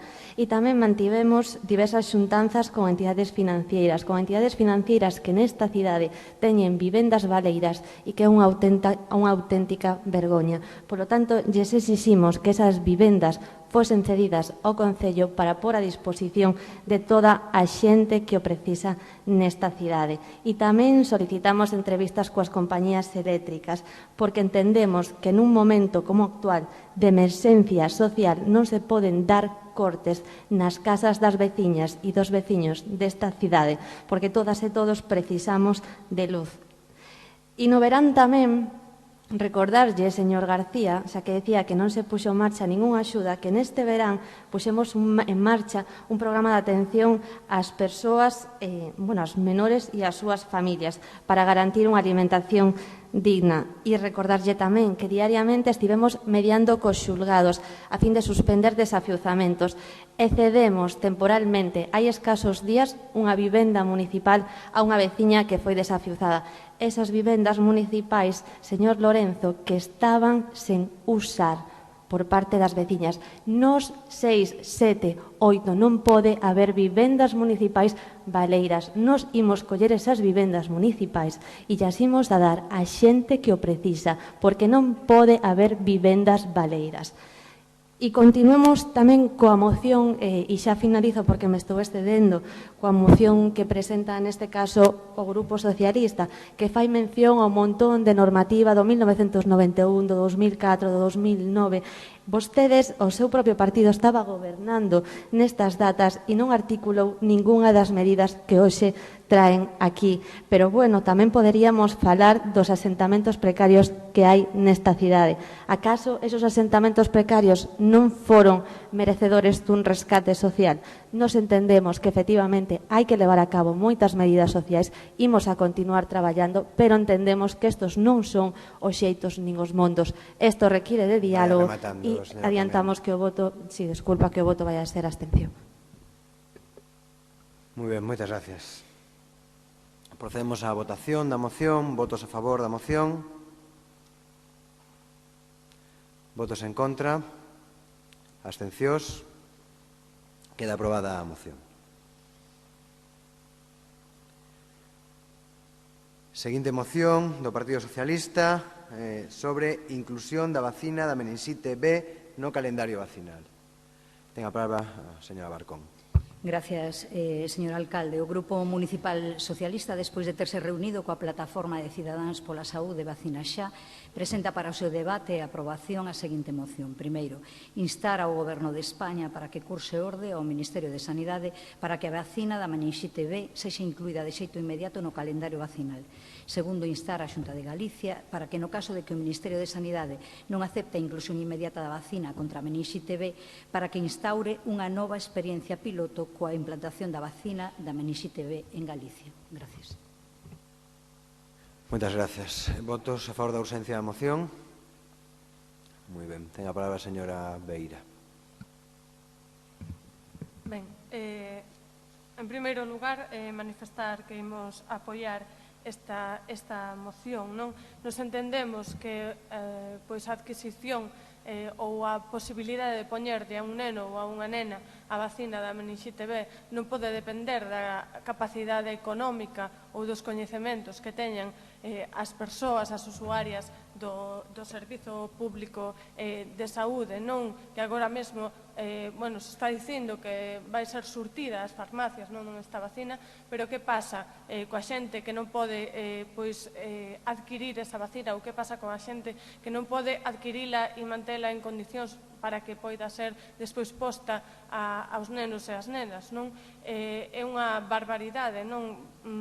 Creer que a solución única e exclusivamente pasa porque as farmacias teñan a vacina da meningite B nos seus establecementos, non?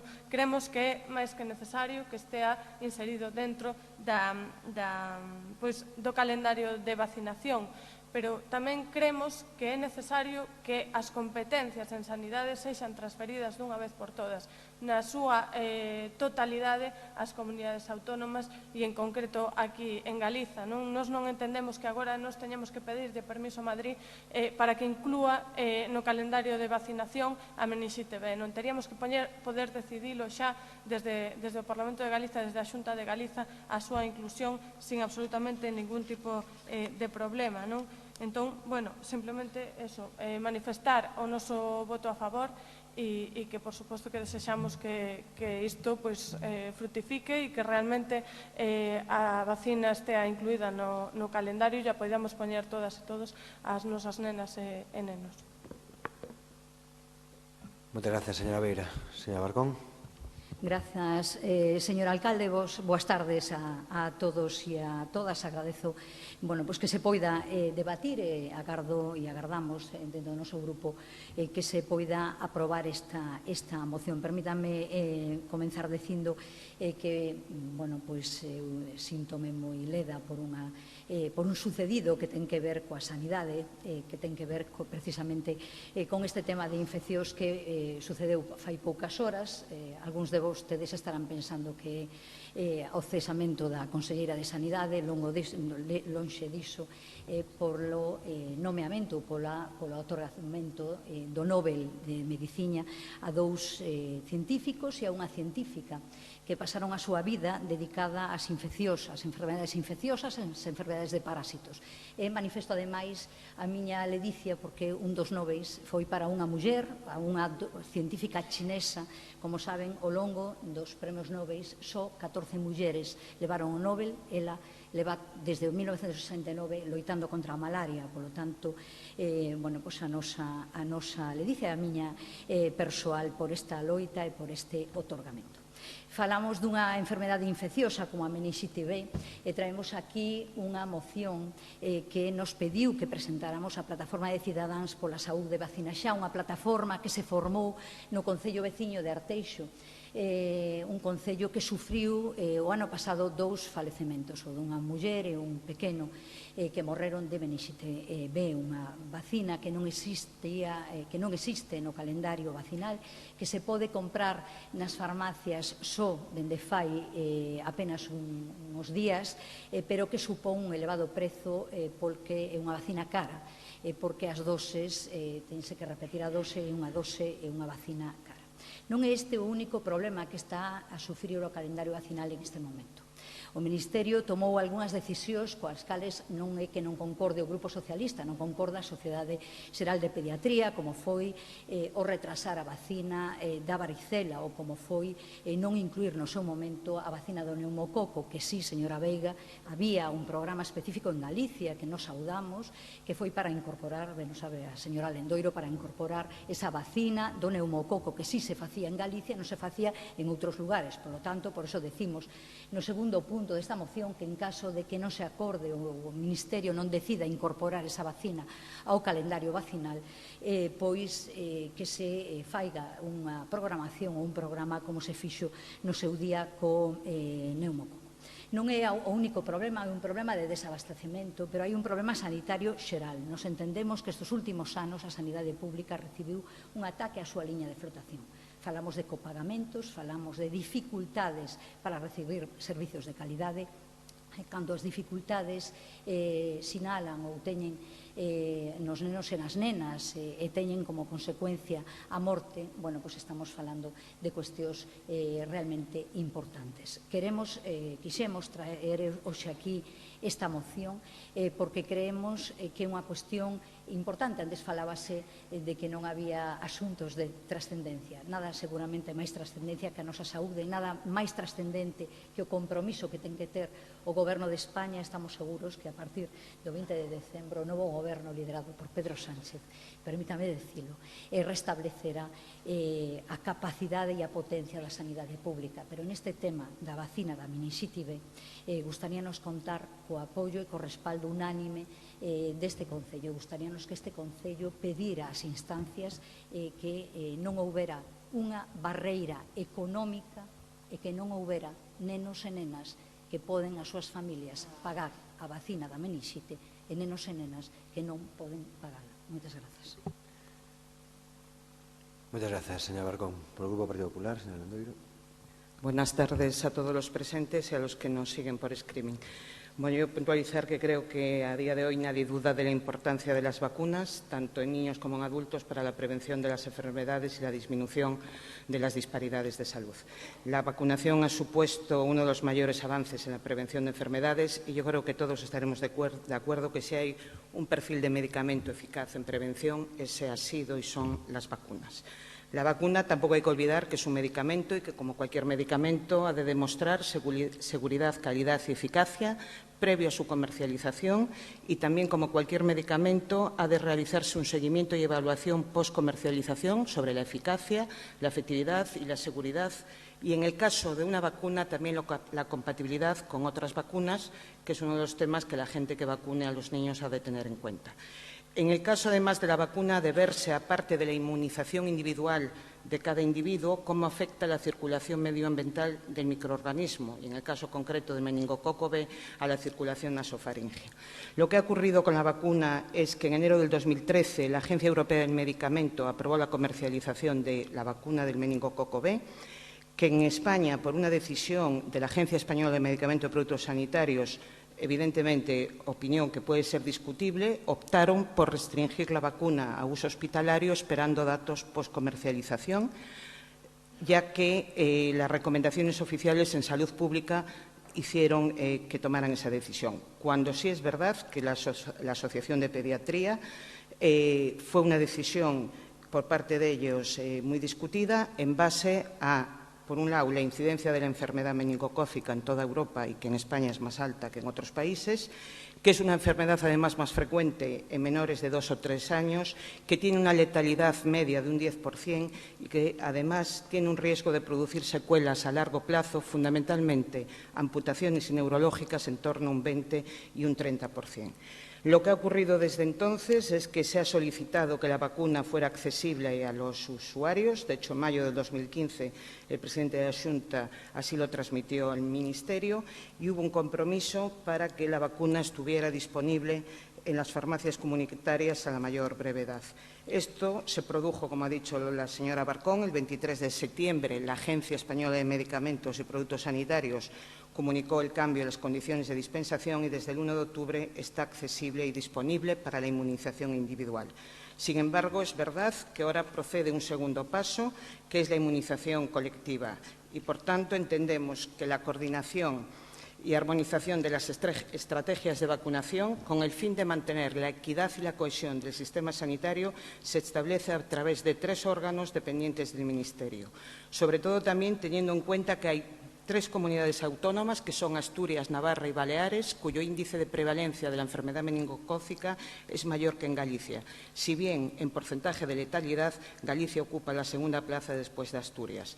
Por tanto, procede instar al Ministerio a que evalúe su incorporación en el calendario de vacunas para toda España y, en caso de no hacerlo, que la Xunta de Galicia, dado que tiene la transferencia en competencias de salud pública, pueda valorar, como se hizo en su día con la vacuna neumococo, el Prevenar, hacer un estudio piloto e incluir la vacuna del meningococo B para todos los niños en sus dosis 2+1 o 3+1 dosis. Muchas gracias. Por tanto, votaremos a favor de la propuesta. Muchas gracias, señor Lendoiro. Por la María Atlántida, señor Cameán. Ben, nos queríamos comezar facendo un recoñecemento, non, a enorme labor que están desenvolvendo todas as plataformas cidadás que día tras día salen á rúa e exixen, bueno, pois ter unha sanidade pública, universal, gratuita e de calidade, non? Algo que continuamente vemos cada vez máis complicado debido aos diversos gobernos do Partido Popular que insisten día tras día tamén en recortar no público e neste caso na sanidade, non? E en establecer, bueno, pois esos recortes que ao final repercuten en persoas, non? Neste caso queremos facer un enorme recoñecemento ou esforzo desta plataforma, da plataforma Vacina Xa, bueno, pois tamén pola súa movilización e pola protección da saúde na prevención desta enfermidade, da meningite B. Como ben se indica na exposición de motivos desta moción, o Goberno municipal case non ten competencias a nivel local en materia sanitaria, pero con todo sí que é certo que temos o firme compromiso e a responsabilidade de garantir unha saúde, pois, unha boa saúde, non? E protexer a saúde da veciñanza desta cidade. Por iso concordamos co que se expón nesta moción, concordamos en instar e exixir as administracións responsáveis, neste caso como son a autonómica e a estatal, a que introduzan a vacina contra a meningite B de xeito universal e gratuito para todas as persoas, non? E tamén nos gostaría facer unha reflexión neste sentido nas grandes beneficios que teñen as farmacéuticas neste caso, nos grandes custes que teñen estas vacinas nestes casos e que moitas familias pois non teñen a capacidade económica de poder acceder, non? Por tanto, indicar que nós efectivamente imos votar favorablemente a esta moción. Grazas. Moi ben, moitísimas grazas. Procedemos á votación da moción. Votos a favor da moción. Moi ben, queda aprobada a moción logo por unanimidade. Seguinte moción do Partido Socialista de Galicia PSOE sobre solicitar a construción de 2 campos de fútbol na cidade deportiva de San Pedro de Visma e a construción da Federación Galega de Fútbol na cidade da Coruña. Ten a palabra a señora Longueira. Muchas gracias. El Grupo Municipal Socialista insta al Pleno Municipal a continuar las conversaciones y el control sobre la construcción de la sede de la Federación Gallega de Fútbol y los 2 campos de fútbol en San Pedro de Visma. 2. Cumplir de forma rigurosa y con voluntad política el convenio firmado por el Ayuntamiento de A Coruña y la Federación Gallega de Fútbol en el año 2012. 3. Mantener informados de dichas conversaciones y acuerdos a los clubes de la ciudad. 4. Asumir en la agenda política la promoción de estas infraestructuras con el afán de dinamizar y motivar tanto a los miles de deportistas implicados en la práctica del fútbol como a la ciudad de A Coruña en general. 5. Promover dentro de las políticas de género de su Concejalía de Igualdad el fútbol femenino, que cuenta ya con una larga y consolidada trayectoria en la ciudad de A Coruña y que deberían visibilizarse con la puesta en marcha de las infraestructuras solicitadas. Muchas gracias. Muchas gracias. Una cuestión de orden. Apuntar que se ha consensuado con el Grupo de la Marea cambiar el verbo reanudar por continuar en la parte expositiva. Vale. Entonces, entendo que a primeira parte da moción diría continuar en vez de reanudar. En vez de reanudar. Por escrito. Xa está recollido. Vale. Votos a favor da urxencia da moción. Moi ben. Ten a palabra a señora Beira.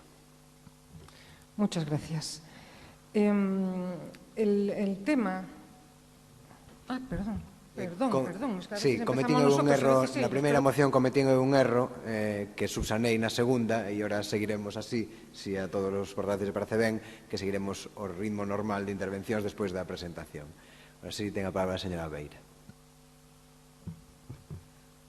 Ben, a ver, desde o Bloque Nacionalista Galego, no que se refire a este convenio coa Federación Galega de Fútbol, amosámonos moi críticos, porque para nós supoñía un agasallo do goberno a esta entidade deportiva, porque lle cedía unhas parcelas que eran de titularidade municipal durante 75 anos para que o ente construíse un edificio administrativo onde establecería a súa sede e máis 2 campos de fútbol. Ademais, malia non seren os campos de fútbol de uso exclusivo do Concello, o convenio recollía que os gastos de mantemento terían que ser soportados polas arcas municipais e non pola Federación. Nós temos que lembrar que o goberno anterior aprobou uns pregos que regulaban a concesión de manial gratuita da parcela a favor da Federación Galega de Fútbol para a construción das súas oficinas administrativas e sede institucional. E, ademais, no convenio recollese especificamente que son obrigas do concesionario, entre outras, destinar a parcela obxecto da concesión á construción e implantación das oficinas administrativas e sede institucional da Federación Galega de Fútbol. Tamén recolle que o incumprimento das condicións e obrigas impostas ao concesionario no presente prego e a dedicación de parte ou totalidade da parcela a usos distintos do especificamente sinalados neste prego, non? Nos entendemos que se ten que cumprir o convenio tal cal está, aínda que nos amosásemos moi críticos, entendemos que se asina un convenio que xa está posto en marcha, ademais, no anterior mandato, que xa se comenzaron coas obras, etc., entendemos que se a Federación Galega de Fútbol asumiu unhas obrigas, ten que cumprilas, e que no caso de que a Federación Galega de Fútbol non asuma esas obrigas, entón, que son a construción precisamente da sede institucional neses terreos, se non as cumpre, os terreos terán que revertir no Concello da Coruña e devolvérselle a todas as coruñesas e coruñeses. Nos entendemos que, ademais, que a moción trae causa da polémica que houbo pública, de si realmente viría ou non a sede da Federación Galega de Fútbol a Coruña. Reiteramos que se non ven a sede da Federación Galega de Fútbol a Coruña, entón os terreos, en cumprimento estrito do convenio, terán que devolvérselle ás coruñesas e aos coruñeses. Moi ben, moitas grazas, señora Beira. Ahora sí, señora Longueira. Muchas gracias. A ver, la sede de la Federación Gallega no se trae a La Coruña. La sede de la Federación Gallega está en La Coruña, desde hace muchísimos años. Bueno, estos terrenos... Puede ser, no puede ser. En este caso vamos a ir por partes. Lo que se pide con esta moción básicamente es que no se vaya de La Coruña la sede de la Federación Gallega de Fútbol, que por cierto tiene en la ciudad varios edificios. que por cierto se pueden poner a la venta. Que además de no irse la sede de La Coruña, se reanuden o se continúen o pongan ya las siguientes piedras que haya que poner para la construcción de los campos de fútbol. ¿Por qué? Bueno, pues porque, entre otras cosas, una federación como la gallega de fútbol es una entidad que genera y que lleva aparejado toda una serie de intangibles en una ciudad que luego se materializan en la dinamización de la propia ciudad y del deporte en particular. Porque tenemos casi una cincuentena de clubes de fútbol que con más de 430 equipos y más de 8.000 jugadores implicados en el deporte están dando soporte a esta demanda. Porque hay un convenio que, como bien dijo la señora Avia, se firma y se ratifica en un pleno en el año 2012, donde se hace y donde se especifica que tienen que cumplirse esta serie de cuestiones. ¿Y por qué venimos entonces con esta moción? Porque existen además declaraciones explícitas, movimientos entre los asamblearios de la Federación y demás afiliados a la misma, en donde se dice que por parte del presidente de la Federación Gallega de Fútbol, el señor Louzán, pues que qué más da, que llevemos la federación para Santiago, total, que no pasa nada y que ya se verá, y que no hay dinero y que no se puede hacer. Vamos a ver. Desde la Federación Española se otorgan una cantidad que creo que están en más de 3 millones de euros para la construcción de la sede y con la venta, si se quisieran hacer, de las diferentes propiedades que tiene la Federación Gallega, se podrían pagar de sobra lo que es la construcción de la sede, que por cierto podría ser mucho más modesta, porque no estamos hablando de edificios que tengan que dignificarse ni que tengan que tener una sobriedad exquisita. Por otra parte, los campos, como decíamos antes, están cedidos en estos terrenos y están ya en una zona de nuevo desarrollo de la ciudad que se hace imperioso que se ocupe ese espacio y que se lleve, que se practique y que tenga la actividad para la que fueron destinados.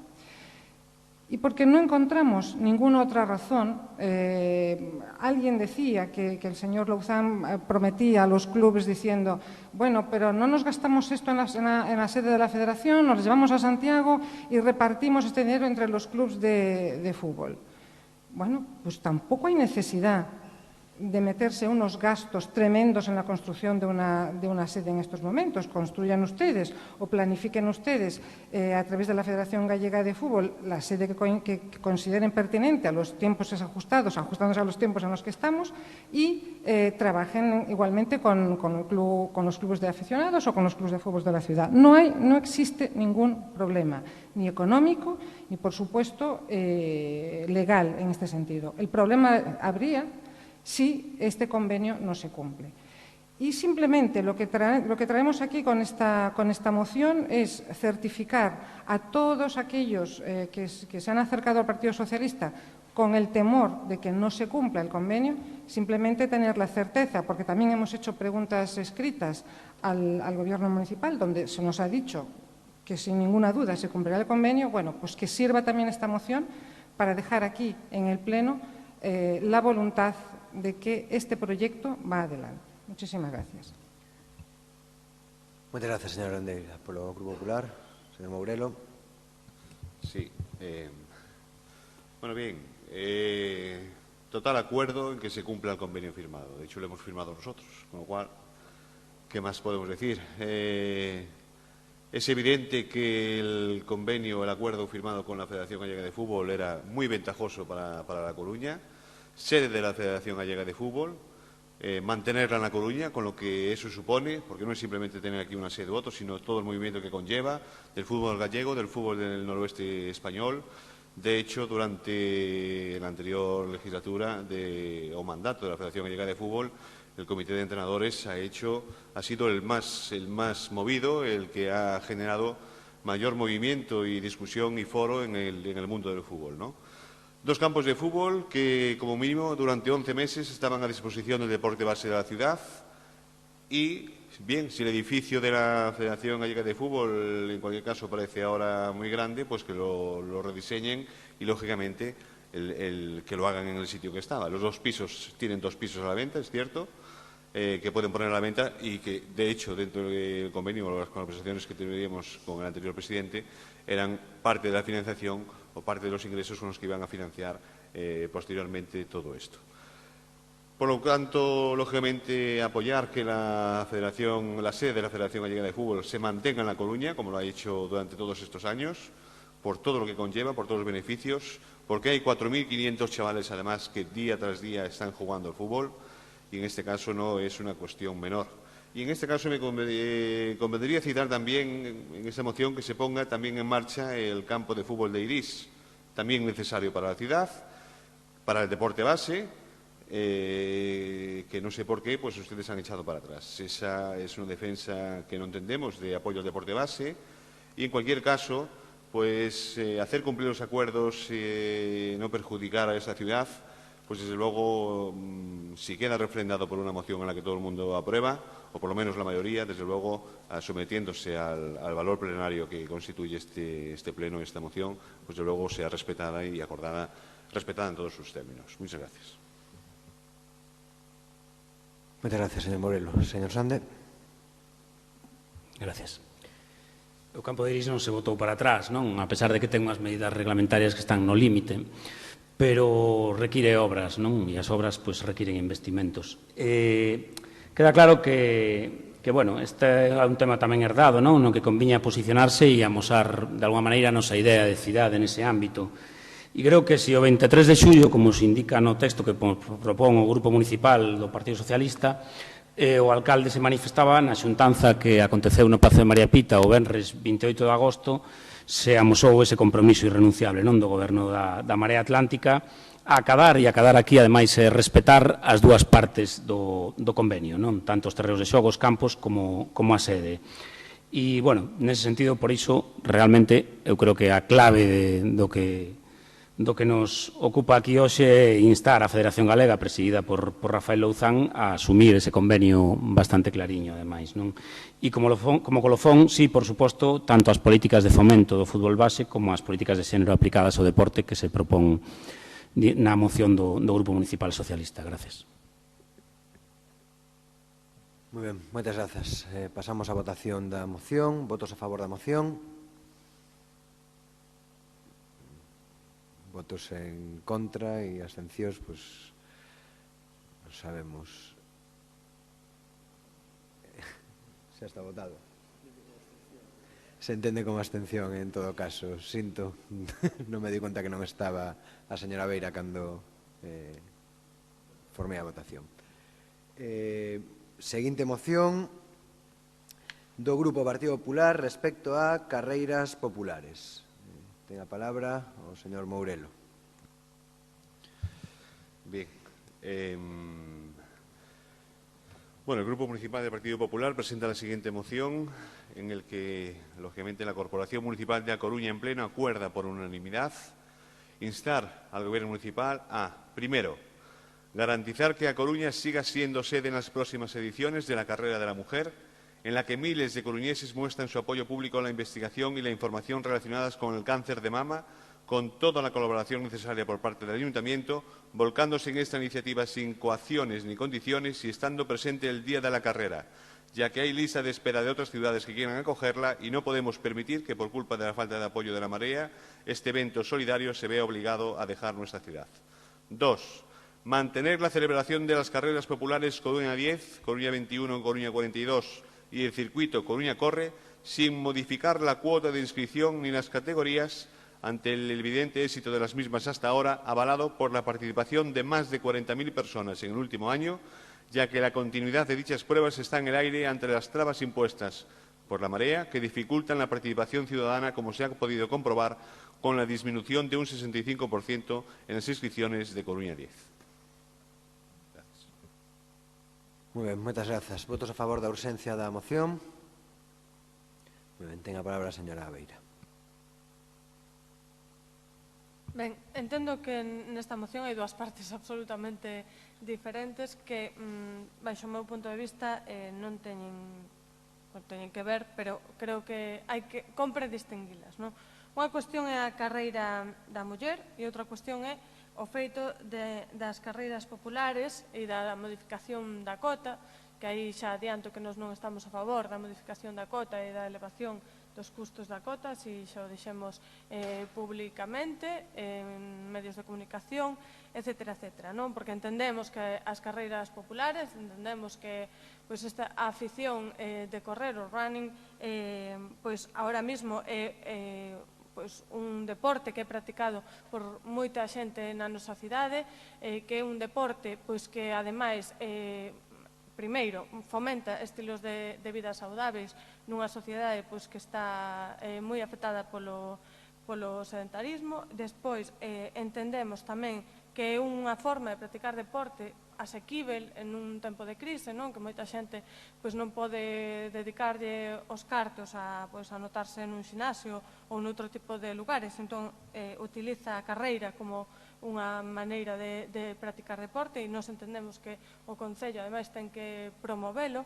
E outra cuestión moi diferente é o tema da carreira da muller, que é a carreira da muller e non a carreira das mulleres, dando por feito que ademais o cancro de mama é única e exclusivamente unha cuestión relativa ás mulleres. Falando, nos entendemos que ademais que a carreira da muller tal e como está establecida e os parámetros sobre os que se organiza perpetúa roles machistas.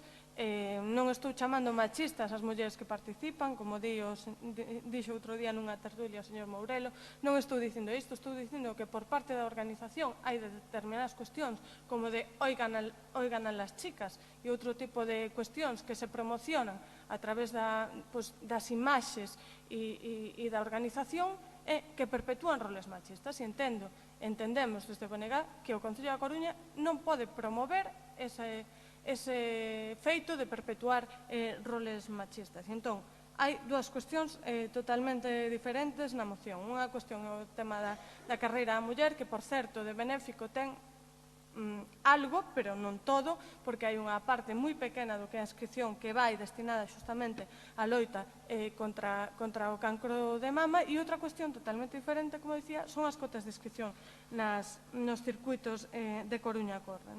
Entón, a mí pareceme que mesturar as dúas cuestións é, non sei, desde logo a nos lévanos á abstención, porque se ben estamos a favor dunha cuestión, non estamos a favor da outra, entón absterémonos na votación desta moción. Ben, moitas grazas, señora Beira. Por o Grupo Socialista, señora Barcón. Gracias, señor alcalde. Les anunciamos nuestro voto favorable a la moción y a los dos puntos de la moción. En primer lugar, podemos hablar, aunque sea sucintamente, del tema de la carrera de la mujer, de manifestar mi sorpresa en este tema, porque una frase que se repetía muy habitualmente en el debate era que repartían el Ola, que era como, no sé si repartían el Ola, estaba allí el Ola para que lo pudieras coger, pero vamos, nunca vi yo que en la maratón repartieran, por ejemplo, el libro cuarto de la Eneida, ni el Ulises de Joyce. Dan allí una cosa para un gimnasio y para que te eches aceite, Es decir, yo creo que tratar de restar importancia a un evento deportivo en el que participan miles de mujeres, que, como decía la señora Veiga, no somos machistas. En toda España. Aquí han participado inscritas 6.000, yo creo que han llegado casi a 8.000, por lo que yo he visto, sin inscribirse. No sé si se perpetúan roles machistas. A lo mejor creemos que hay mujeres que necesitan ponerse una camiseta de otro color o que el rosa perpetúa roles machistas. Yo no lo entiendo así. O algunas cuestiones, o a lo mejor sí que tenemos cierto paternalismo sobre lo que piensan las mujeres que libremente van a ir. Por cierto, no me parece un evento tampoco benéfico, me parece que aporta una parte al cáncer de mama. Creo que 150.000 euros. Yo no sé si conocen los presentes muchos eventos deportivos que aporten 150.000 euros al cáncer de mama, porque yo he corrido en algunas carreras deportivas en las que aportaban 2.000, 12.000, 20.000. La pasada semana, en un debate radiofónico, dijo el concejal de Deportes que el ayuntamiento había aportado 12.000 euros, ¿no?, a esta carrera. Si es así, ha sido, sin duda, el evento más rentable deportivo de toda la historia, porque es 2 euros por participante. No creo que con 2 euros por participante se pueda entender bueno, pues que es una cantidad desproporcionada. En todo caso, creo que es un evento lúdico, que tiene más de lúdico y de camaradería y que puedes correr con tu madre y con tu hija y con tus amigas y con enfermas, con mujeres que lo han pasado mal y que han luchado y que a lo mejor en ese momento solo les apetece tardar 1 hora en recorrer 6 kilómetros y les apetece bailar al ritmo de Shakira, que a mí personalmente no me gusta, pero ¿qué más da? Porque les apetece otra cosa, ¿no? Y yo creo que haríamos bien en utilizar la carrera de la mujer, y haría bien el gobierno municipal en utilizarlo como disculpa contra la violencia de género. En disculpa, utilicemos esa carrera como disculpa para informar, como este año, 016. Un evento, una semana llena de eventos contra la violencia de género, una semana llena de eventos, pues concienciando, y que eso sea una parte más de los eventos. A mí me parece que se puede dar la vuelta. Lo de las carreras populares, lo de subir el precio ha sido un error. Yo he leído unas declaraciones del alcalde, hemos leído unas declaraciones del alcalde que decía, bueno, que se podía revisar.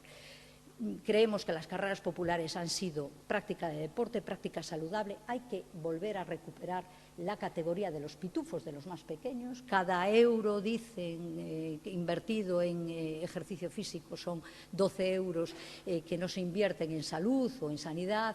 Bueno, no sabemos si esas son las multiplicaciones. En todo caso, cada euro invertido en carreras populares supone que el barrio del Ventorrillo un domingo por la mañana está bulliendo con 3.000 personas que van a tomar un café, que compran ahí el periódico, que hacen deporte, que los niños aprenden a correr, que nos levantamos todos y vamos recorriendo la ciudad. A nosotros nos parece que hay que recuperar el precio de la inscripción.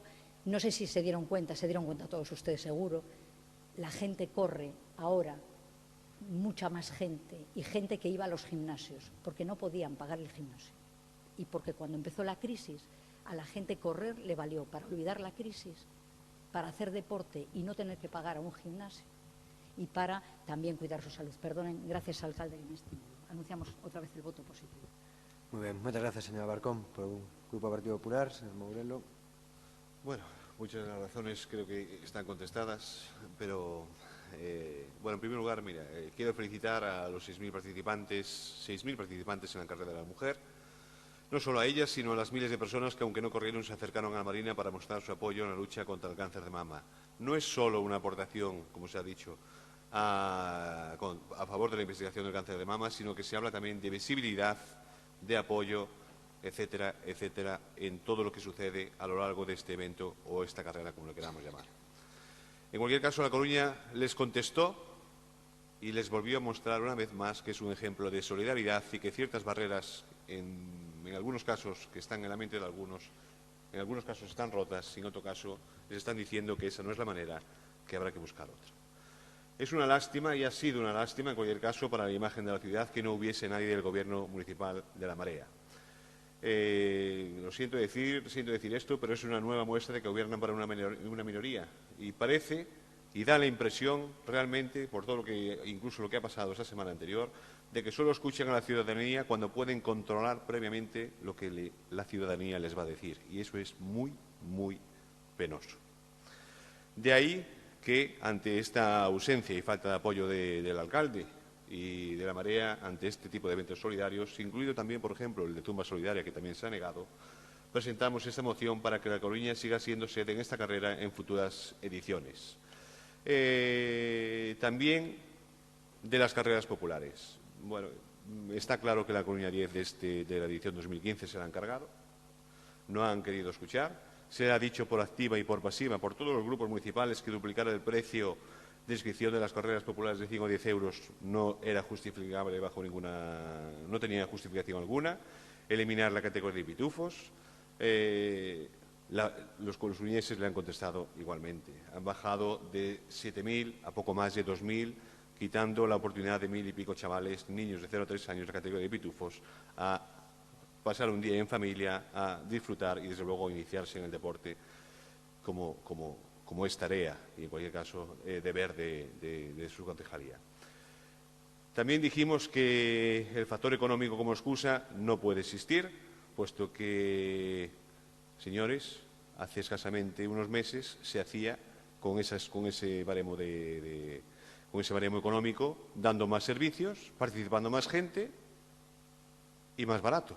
O sea que, bien.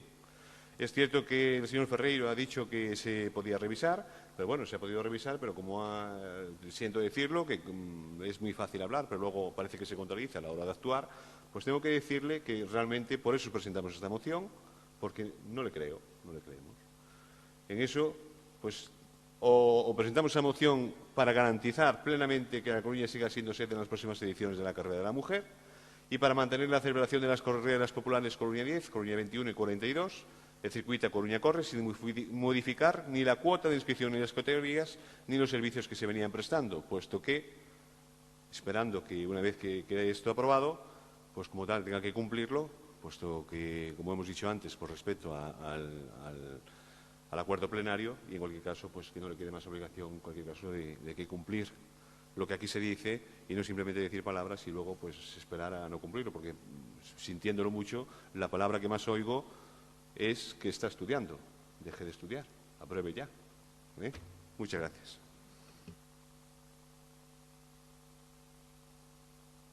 Palmar Atlántica, señora Fraga. Sí, bueno, concordamos, boa tarde, concordamos co que comenta Avia Beira acerca desta moción que mestura dous temas que en sí deberían de levar un tratamento separado. Con respecto ás carreiras C10, C21 e C42, decir que só existe unha subida de precios nun C10, que por certo son 10 euros, o mesmo que costa a carreira de la mujer que veñen a defender con esta outra moción da que falaremos agora, e que sí que existe unha defensa do circuito de carreiras populares no Corre Coruña, que ten todo o apoio na liña de fomento do deporte de base e popular para que se sigan a estudiar fórmulas que o potencien, como, por exemplo, podería ser o uso de outros espacios de cidade esquecidos e perfectos para este tipo de eventos, como, por exemplo, o Parque de Bens, onde vostedes querían facer un circuitos de coches para a colección do señor joven. Respecto ao tema da carreira da muller, hai varias cousas. Primeiro, igual que nos estamos aprendendo con toda a rapidez que podemos a gobernar esta cidade, vostedes creo que tamén deben aprender a ser oposición, que é o papel que lles tocou despois das eleccións do 24 de maio. Non, a carreira da muller se celebrou, vale? Se celebrou con toda a cooperación do Concello da Coruña. Outra cousa é que despois entremos a valorar outro tipo de cousas que xa explicaron a voceira do BNG, por exemplo, non? Acerca do contido solidario ou non que ten esta carreira, non? Esta carreira se celebrou a pesar de que viña heredando un sistema polo cual se aprobaba tácitamente e de palabra de un ano para outro, unha práctica moi habitual no goberno do Partido Popular, algo que desde logo nos non aprobamos e así estivemos negociando coa xente que organizaba a carreira para que finalmente se levara a cabo, cumplindo, eso sí, os requisitos necesarios para ter os permisos para facer este evento. E se celebrou, insisto. Despois están eses outros criterios éticos que nos podemos valorar, como se é solidario ou se hai unha parte solidaria mínima que non son 150.000 euros, son 12.000 euros como moito e aínda así non hai unhas cifras definitivas. A ese respecto nos parece insuficiente para considerar un evento plenamente solidario, que calquera grano aporta, efectivamente. Por lo tanto, insistir, a carreira se celebrou. Hai outros criterios éticos, como os patrocinios de grandes empresas que teñen, como a aseguradora de KV, que niega a seguro a mulleres que padeceron e se curaron de un cancro de mama e lles negan o seguro, non? Empresas deste tipo.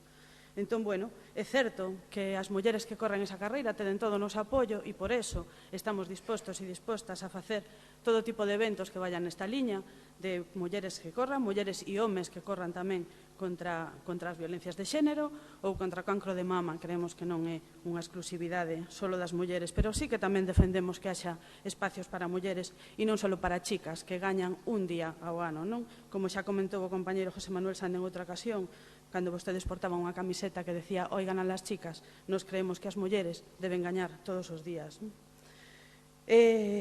Ao respecto da presencia ou non presencia deste goberno municipal nese día da carreira, decirlles que nós ese día estábamos nunha concentración precisamente da plataforma que presentou a moción anterior, defendendo a sanidade pública que vostedes se están cargando paso a paso e así vemos como está acontecendo non só no Estado, sino tamén no propio país galego, onde non temos máis que mirar o caso do Hospital de Vigo. Entón, bueno, por todo isto, nos insistir en que estamos moi de acordo en esa demagoxia de decir que vamos a facer carreiras solidarias, carreiras para as mulleres e carreiras contra o cancro de mama. Pero non enganen tampouco a xente que participa delas, porque non son carreiras estrictamente solidarias. Motorpress Ibérica é unha empresa potente que gaña moitos cartos con isto e que fai unha pequena donación con a cual despois, ademais, recibe unhas deduccións importantes. Co cual, bueno, rematando, por favor, señora Fraga. Perdón, pois nada, remato lembrando que estamos moi de acordo en seguir facendo carreiras que sirvan para loitar contra o cancro de mama e que corran as mulleres e que gañen todos os días. Moi ben, moitas grazas. Procedemos á votación da moción. Votos a favor da moción? Votos en contra? Abstencións? Queda aprobada a moción. Seguinte moción do Grupo Partido Popular de apoio ao comercio local. Ten a palabra, señor Lendoiro. Bien, el Grupo Municipal del Partido Popular presenta la siguiente moción. La Corporación Municipal de A Coruña en pleno acuerda por unanimidad instar al Gobierno municipal a poner en funcionamiento una bolsa de aparcamiento con 200.000 estacionamientos gratuitos para los clientes tanto del comercio local como de los mercados municipales, con el fin de poner solución a uno de los problemas tradicionales del comercio de proximidad. Una iniciativa que se pondría en marcha en los aparcamientos subterráneos de la ciudad con los que se debería de negociar precios competitivos. Proceder a la implantación de consignas en los mercados municipales para ampliar su horario sin ampliar el de los placeros, de manera que así los clientes que actualmente por motivos laborales, personales o familiares no pueden acudir al mercado en su horario habitual tendrán la posibilidad tanto de hacer sus compras en distintos puestos en los propios mercados como de realizar encargos vía telefónica u online para recoger sus pedidos en horario de tarde hasta las 20:30 horas. Moitas grazas. Votamos agora a urxencia da moción. Votos a favor da urxencia da moción. Moi ben. Ten a palabra a doña Bea Beira.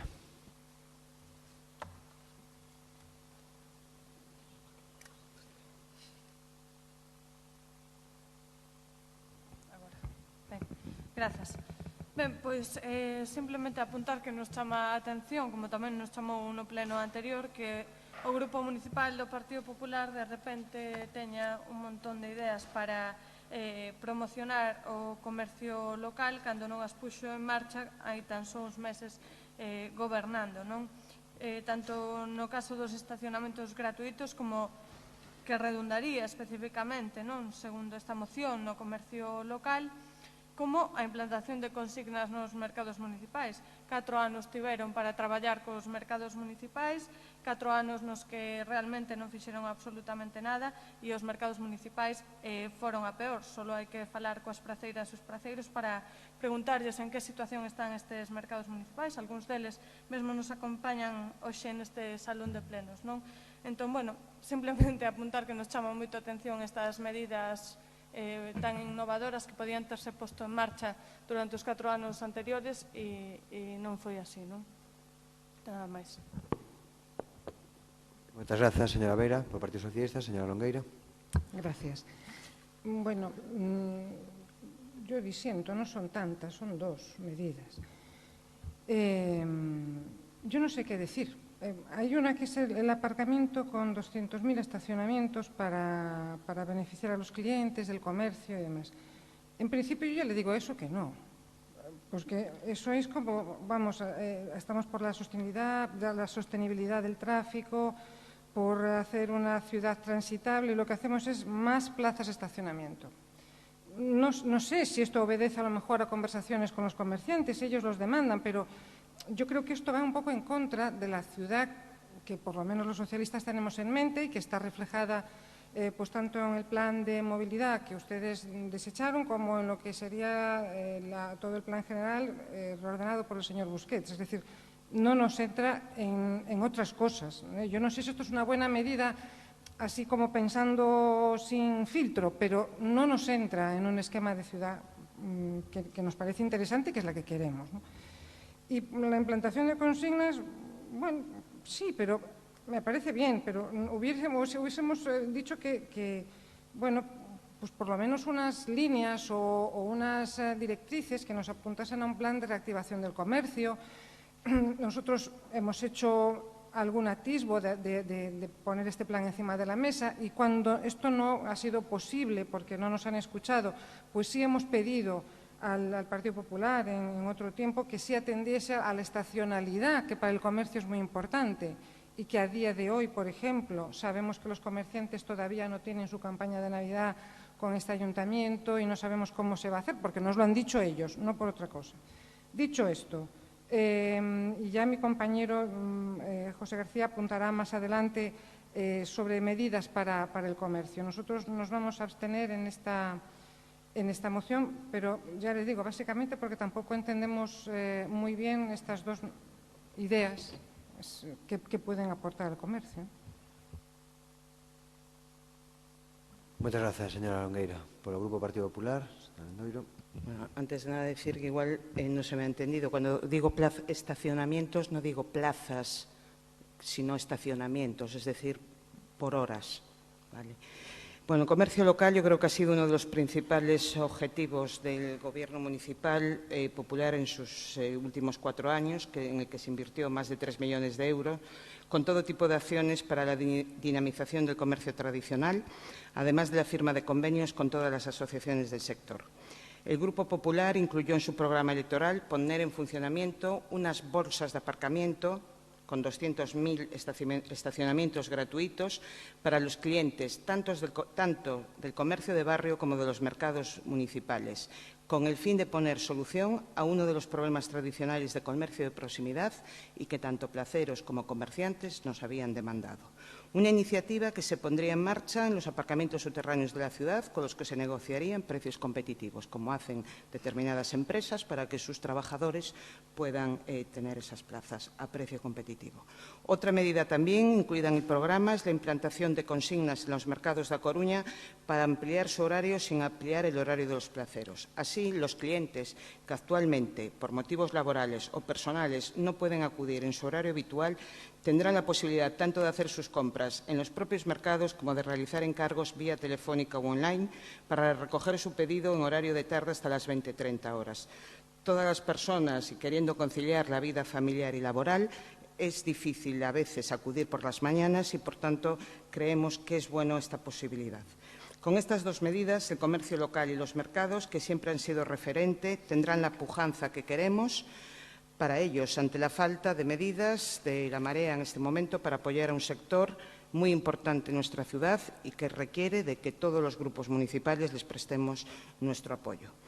Porque ¿qué se ha encontrado el comercio local desde que ha llegado la Marea? Unas fiestas de verano desastrosas para ellos, que provocaron quejas del sector comercial y también del hostelero, por lo que antes era una inversión con retorno para dinamizar estos sectores, ahora es un gasto sin sentido. En Navidad tendrán también menos días de iluminación navideña, una semana menos motivos decorativos, casi un 50% menos, y en menos calles. Se ha intentado también eliminar el poblado navideño en María Pita, únicamente por motivos sectarios, pero no lo han conseguido porque la adjudicataria no accedió a sus chantajes. ¿Y para qué? ¿Y qué se han encontrado los mercados desde que ha llegado la Marea? Pues paralización de las obras de la mejora del mercado de San Agustín, que el otro día accedimos al expediente y es una paralización, en principio, no formal, que no tiene ni fin de obra ni prórroga en este momento, y una indefinición de la reforma en el mercado de Santa Lucía, que ya tenía preparado el concurso de ideas para su rehabilitación. Por tanto, de cara a frenar la apatía y la parálisis del Gobierno local para apoyar de manera clara, contundente y decidida al comercio local y a los mercados que son generadores de valor añadido en esta ciudad, hacemos esta propuesta. Moi ben, moitas gracias, señor Lendoiro. Por o Grupo da Marea Atlántica, señor Lema. Ben, boa tarde. Temos que agradecerlle novamente ao Grupo do Partido Popular que nos dé a oportunidade de falar sobre este asunto que agora é do seu interese. En primeiro lugar, é complicado atribuirlle o significado sectario a estar en contra dun poboado lapón. Se me permiten, eu podo ser sectario por motivos políticos, pero non chego a odiar os poboados lapóns. Sucede que o poboado lapón costaba 90.000 euros, a mí me parece unha cantidade excesiva, buscamos a oportunidade de, digamos, facer outra cousa en María Pita por outra cantidade de cartos, non? Pero non foi posible. En todo caso, xa lle digo, sectario non se adoita aplicar a este tipo de casos, senón a casos que teñen que ver con motivos ideolóxicos ou políticos, non tanto cos poboados lapóns. Seguimos. É unha mágoa que non presentaran esta moción con un pouco máis de antelación que presentaran esta mañá, porque eu realmente estou interesado, gustaríame saber en que invertiron vostedes eses 3 millóns de euros dos que falan no preliminar da exposición, porque se invertiron 3 millóns de euros, a vista están os resultados. A Coruña perdeu nos últimos 4 anos boa parte do tecido do seu comercio de proximidade, do comercio local, e eses 3 millóns de euros, en realidade, onde están? Se poden, esta semana ou cando sea, pasarme unha relación das accións nas que invertiron eses 3 millóns de euros, pois eu estaría agradecido de recibilas e de estudalas, porque realmente para min é misterioso como se pode executar unha partida orzamentaria tan alta con resultados invisibles ou con tan pouca eficacia. En tal caso, ao mellor, accións como aquel famoso Kiss Point, que invitaba aos coruñeses a promocionar o pequeno comercio bicándose nos pasos de cebra, pois tal vez foron de dubidosa eficacia. En canto a que vostedes decían sobre os 200.000 aparcamentos, ou, bueno, corrixíron despois, 200.000 horas de aparcamentos, 200.000, creo que ao final deron atinado co que querían decir, non? Hai que dicir que isto saíba no seu programa electoral do 2011. É dicir, vostedes pasaron 4 anos sin facelo, reclaman que fagamos nós agora. Eu entendo que vostedes teñen unha gran confianza na nosa capacidade de xestión, nós tamén tiñamos na súa, entón non entendemos como vostedes non fixeron en 4 anos o que nos piden a nós que fagamos agora en 4 meses. En canto á cuestión dos mercados, vexo que teiman en entrar nesta cuestión unha e outra vez. Pois mire, a cuestión das consignas a mí pareceme que está ben e que temos que estudar esa proposta, pero que vostedes poderían favorecer moito máis a dinamización dos mercados das prazas de abastos, por exemplo, sacando a licitación os 50 postos que estaban baleiros cando nós chegamos, porque vostedes en 4 anos non sacaron un só das plazas baleiras nos mercados municipais coruñeses a licitación. Isto é algo, para min, misterioso, complicado de entender, a mellor en algún momento tamén nos lo explican por que o fixeron, non? En todo caso, a cuestión que seguimos agora falando de Santa Lucía, que unha vez volve máis a esta mesa, hai que dicir que a última proposta que lle fixo o Grupo Popular as praceras, aos praceros de Santa Lucía é que o 27 de xullo fora. Esa foi a última proposta que lle fixeron. Aquí non había ningún plan de continuidade, non había ningún plan de contingencia, había unha moción aprobada o 4 de xullo de 2014 nesta sala, pero o último que se lle dixo por suposto, isto non aparece por escrito en ningún lado, as praceras de Santa Lucía, que 27 de xullo todos fora. Entonces, este é o modelo de xestión das prazas e do comercio de proximidade que nós imos intentar evitar por todos os medios. Boas tardes, grazas. Moi ben, moitas grazas. Procedemos agora á votación da moción. Votos a favor da moción. Votos en contra. Abstencións. Queda rexeitada a moción.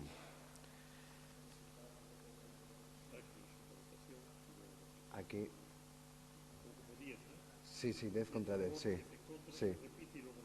Repítese. Bueno, pois pasamos a repetir son novo en estas lides, o primeiro empate que temos. Sí. Pero antes me decía, señor Gallego, que non estudiase tanto, e eu estaba facendo de caso. Vamos a centrarnos no importante. Repetimos a votación, dada a situación de empate. Votos a favor da moción. Votos en contra.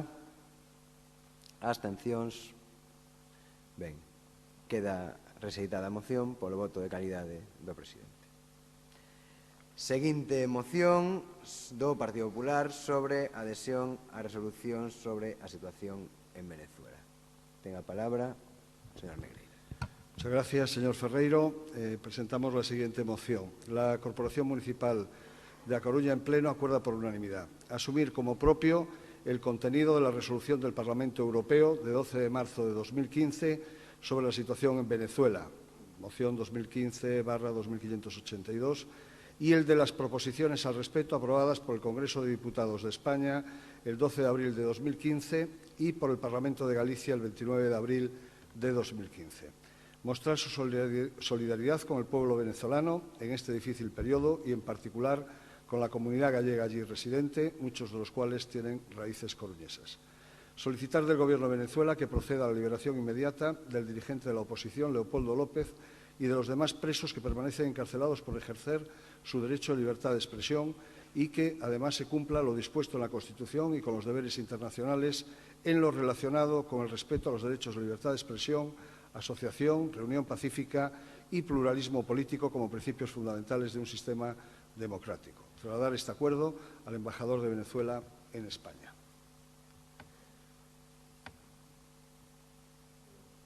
Moitas grazas. Pasamos a votar a urxencia da moción. Votos a favor da urxencia da moción? Moi ben. Ten a palabra a señora Beira. Ben, en primeiro lugar, salientar a dificultade que ten sempre opinar sobre a situación que padece un país que nos é alleo, con unha cultura diferente á nosa.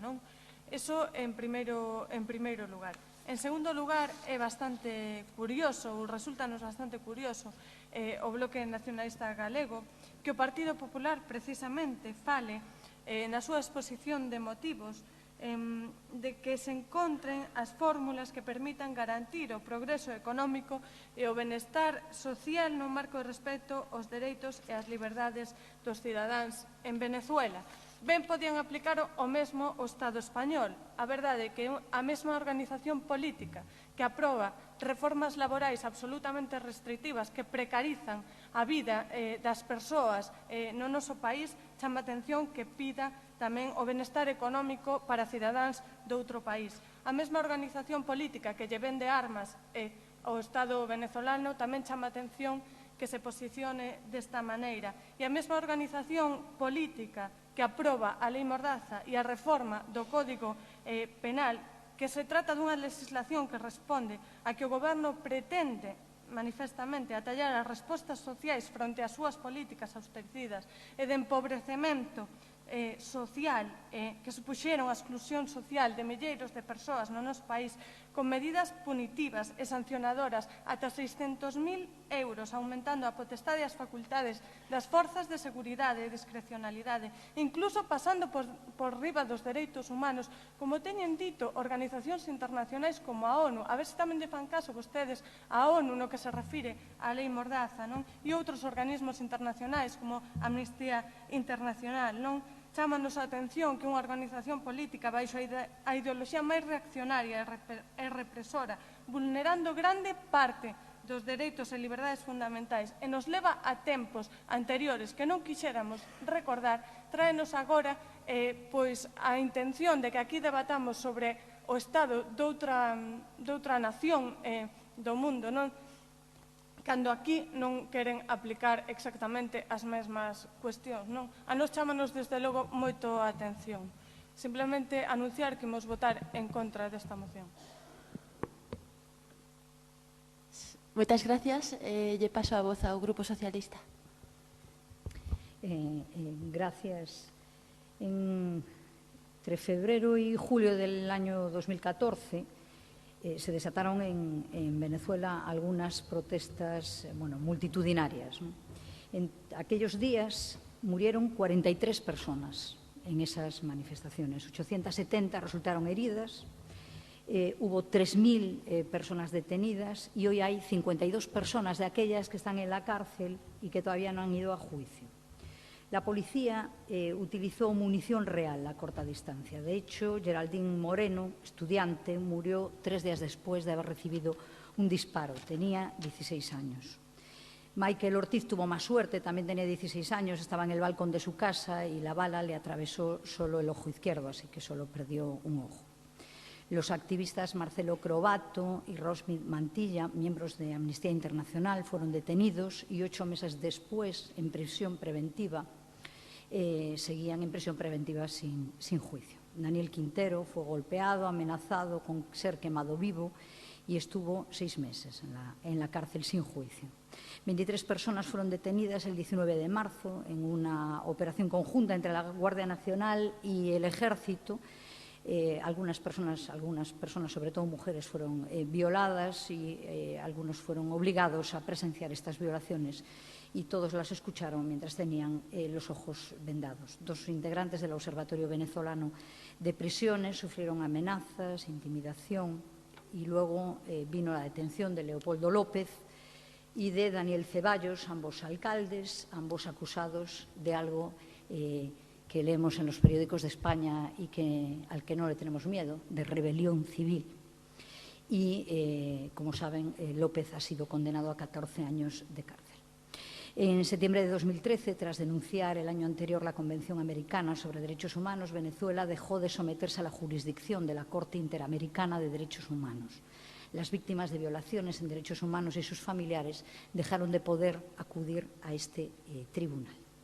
Las condiciones de reclusión en Venezuela son tales que ha habido 150 muertos en prisiones bajo custodia policial en este último año. Esto no lo dice el Partido Socialista, es el informe de Amnistía Internacional sobre Venezuela del año 2014-2015. Por esto vamos a votar a favor, sabiendo la dificultad que es saber lo que pasa en otros países. Por eso y por otra cosa. En esta sala de plenos, en este salón estamos sentados miembros de organizaciones políticas, algunos diferentes.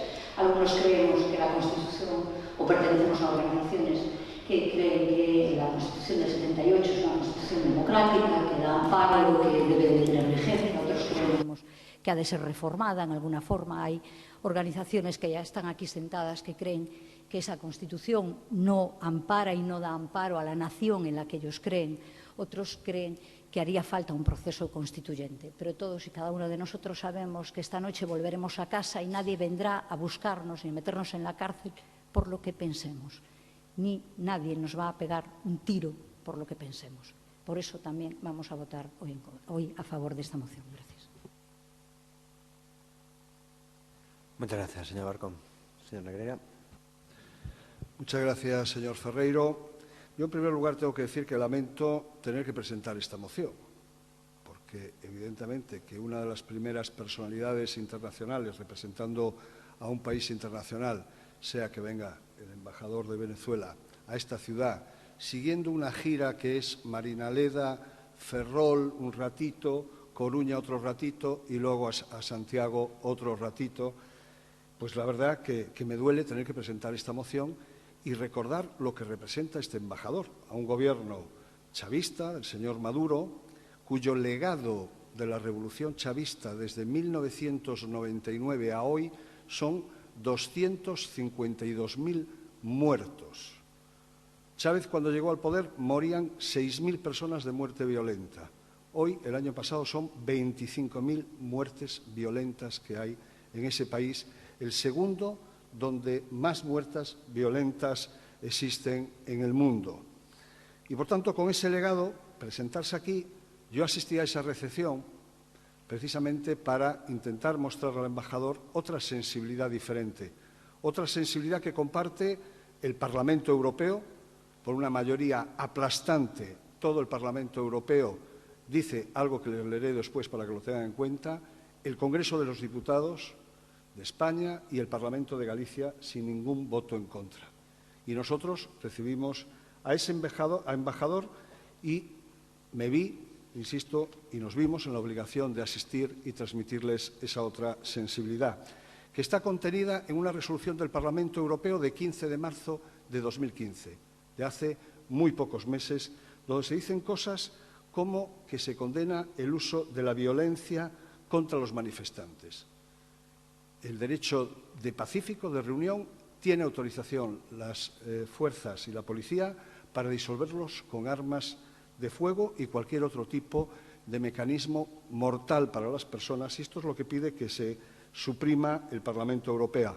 Pide que se respete algo sencillamente natural, como es el habeas corpus, es decir, que un detenido pueda ser visitado por su abogado en privado, pueda ser visitado por sus familiares o pueda recibir atención médica y pueda, por supuesto, elegir el abogado y no impuesto el abogado. Pide el Parlamento Europeo también independencia judicial y presunción de inocencia frente a acusaciones infundadas que se vienen haciendo. Se pide también que se permita ejercer la oposición política. Hoy, lo decía bien antes mi compañera, están siendo detenidos opositores políticos por acusaciones infundadas. Piden, además, que desde luego se elimine la censura de los medios de comunicación. Yo antes, cuando oía al señor Ferreiro decir que, bueno, eso es lo que dice la prensa, que no lo digo yo, parece como si toda la culpa la tuviera la prensa y no lo que digo yo, pues no sé si, no creo que vayan las cosas por ahí, pero desde luego a mí me gustaría que se respete la libertad de todos, pero también la libertad de los medios de comunicación para expresarse. Por tanto, yo lo que estoy pidiendo aquí es que nos sumemos a algo que no es de un partido político, es algo que comparte la inmensa mayoría de todos los partidos europeos en la sede del Parlamento de Europa, del Congreso de los Diputados y del Parlamento de Galicia. Tenemos muchas personas allí, muchos gallegos que podríamos también abrir testimonio en esta casa de muchos gallegos que viven allí, las condiciones en las que viven y la situación en la que está, y muchos exiliados políticos, y voy a utilizar esa palabra, aquí también en nuestra ciudad. Por tanto, les pido a todos, desde luego, que nos sumemos a esta resolución, que lo que quiere nada más y nada menos que es restablecer algo esencial como son los derechos humanos que están siendo pisados literalmente por un gobierno que, como digo, lleva desde 1999 hasta hoy 252.000 muertos. Y ese es el representante que hemos recibido el otro día, que además, por su trayectoria, representa ampliamente toda la revolución chavista, entre comillas, que ha tenido lugar en Venezuela. Moitas grazas, señor Regueira. Señor Sande. Ben, queda claro que como este pleno estaba baleiro de contidos, tiña que aparecer Venezuela, non? Según parece. Resulta grotesco, non? Ver como nos últimos anos asistimos á transformación, eu diría, en auténtica obsesión dunha idea, non? Empregar Venezuela, un país, creo que actualmente algo máis de 30 millóns de habitantes, como metáfora, como símbolo, como epítome de miles de cousas, cada cual máis deporable. E sinto, non hai paralelismos posibles co que sucede aquí, non? Algo que se está aplicando constantemente. Nunca este país latinoamericano, diríamos, foi tan relevante na xeopolítica patria máis demagóxica. E hoxe creo que temos o enésimo exemplo desta polarización perversa da súa sociedade, que ademais creo que lle fai un fraco favor, incluído aos galegos ali residentes que se mencionan na moción. O Concello, como institución, efectivamente recibiu un embaixador. Foron convidados todos os grupos, o PSOE non estivo. Non é necesario que lembremos que Venezuela é un Estado soberano, unha democracia formal. Ademais, con tradición democrática. Curioso, non? Porque con todas as comillas que queiran, e sin ir máis lonxe, na terrible etapa de dictaduras militares dos anos 70, no Cono Sur, na Operación Cóndor, por ali pasaron gobernantes do Partido Socialista, volveu logo Carlos Andrés Pérez, o Copei, Rafael Caldera, antes Rómulo Betancourt, Herrera. É unha historia fructífera, non? De feito, xa que estamos falando de libros, non? Antes a concelleira Mar Barcón nos recomendaba La Eneida ou a revista Ola. Pois eu recomendo Oficio de Difuntos, un libro de Arturo Uslar Pietri, que foi candidato á presidencia, por certo, de Venezuela. Unha lectura apetecible que fala ou explica moi ben como empeza a historia de Venezuela a principios do século XX, cun dictador, Juan Vicente Gómez, que ten, por certo, golosas concomitancias con Francisco Franco, malia non ser militar. E outra dictadura, e aí xa, se me apurades, é un detalle marxinal casi, non? É o caso de Pérez Jiménez, non? Aquel constructor de carreteras, pero que tamén lle encargou a Camilo José Cela unha novela, neste caso unha recomendación mediocre, La Catira, que non é do mellor que escribiu o autor que morreu dicindo viva Iria Flavia, non? Como digo, esta democracia formal, con certa tradición, rematou para a súa desgraza ou foi sempre un país violento e profundamente desigual. E con eso non estamos falando ni do goberno actual nin os anteriores. De feito, todos esos gobernos foron gobernos fracasados. Gobernos fracasados que explican que aparecese pois alguén que a moitos de vostedes les pode parecer un personaxe marxinal como Chávez. ou un personaxe esperpéntico e demais, pero hai que explicar tamén de onde veñen as cousas, non? Con todos os seus erros e as súas circunstancias tráxicas, non? A historia dun país ten complexidade. Venezuela vende petróleo a Estados Unidos. É un país co que España mantén relacións diplomáticas e comerciais. Antes, Avia Beira comentaba precisamente como se lle venden armas, non? Pois nós non seleccionamos nin temos doble rasero en cuestións de dereitos humanos, francamente, nin en liberdades cidadás. Creemos que deben respetarse. E así o indicou o alcalde Xulio Ferreiro no encontro que tivo co embaixador venezolano. Pero tamén creemos que non se debe consentir que se utilicen en favor de tópicos interesados e en deslegitimar absurda e inanemente un acto institucional no que vostedes interviron, como indicaba antes, señor Negreira. Hai respeto aos dereitos humanos e existen presos políticos noutros moitos lugares. En China, por exemplo. Hai pouco, como sabemos, non escoitamos decir nada ao respecto noutra visita recente, non? Que pasa con Arabia Saudí, con Guinea Ecuatorial, non? Todos os últimos presidentes do goberno se reuniron, non? Con Teodoro Obiang, por exemplo. Podían ser outros moitos exemplos, non? Nós non temos intereses nin amizades que nos determinen. Creo que somos críticos e exixentes con calquera afrenta aos dereitos civís, non? E neste país sufrimos, non? A lei Mordaza, está a Xustiza Internacional tamén. Están convidados os xoves, por certo, un acto que trata de reparar de alguna maneira, non? A memoria histórica neste lugar, non? Por iso entendemos que estamos ante unha moción deliberadamente interesada, cínica. A tentativa de deslegitimar ou deslucir un acto do Concello e creemos que un exemplo de deslealdade institucional ou de oportunismo. Grazas. Moi ben. Moitas gracias, señor Sande. Pasamos a continuación a votar a moción. Votos a favor da moción. Votos en contra. Abstencións. Queda aprobada a moción. A continuación, emenda da Marea Atlántica sobre movemento feminista sobre violencias machistas. Ten a palabra, señora Fraga. Leo a proposta de acordo. Colocar o 7 de novembro de 2015 na fachada do Concello unha pancarta violeta co lema contra as violencias machistas, anunciar que é unha moción a proposta do movemento feminista, como decía o alcalde, e que foi incorporada, transaccionada a través de algunhas propostas co BNG, que xa vou incorporo na lectura. Colocar o 7 de novembro de 2015 na fachada do Concello unha pancarta violeta co lema contra as violencias machistas e promover a participación cidadá na marcha. Disculpe, señora Fraga.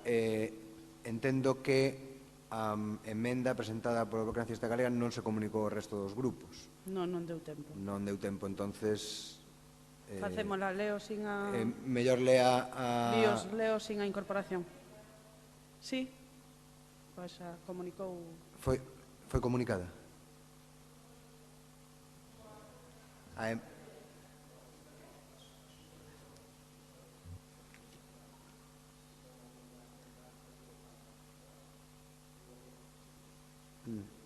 Bueno, con respecto ao acordo...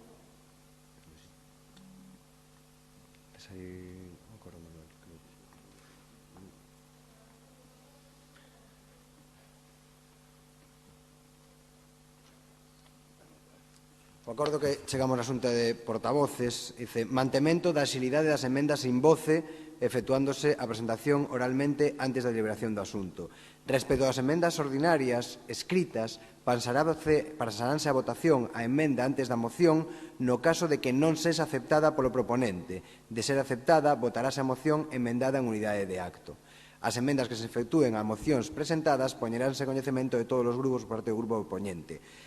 Eu teño aquí a emenda do Bloque Nacionalista Galego, co cal entendo que a emenda sí se notificou a todos os grupos.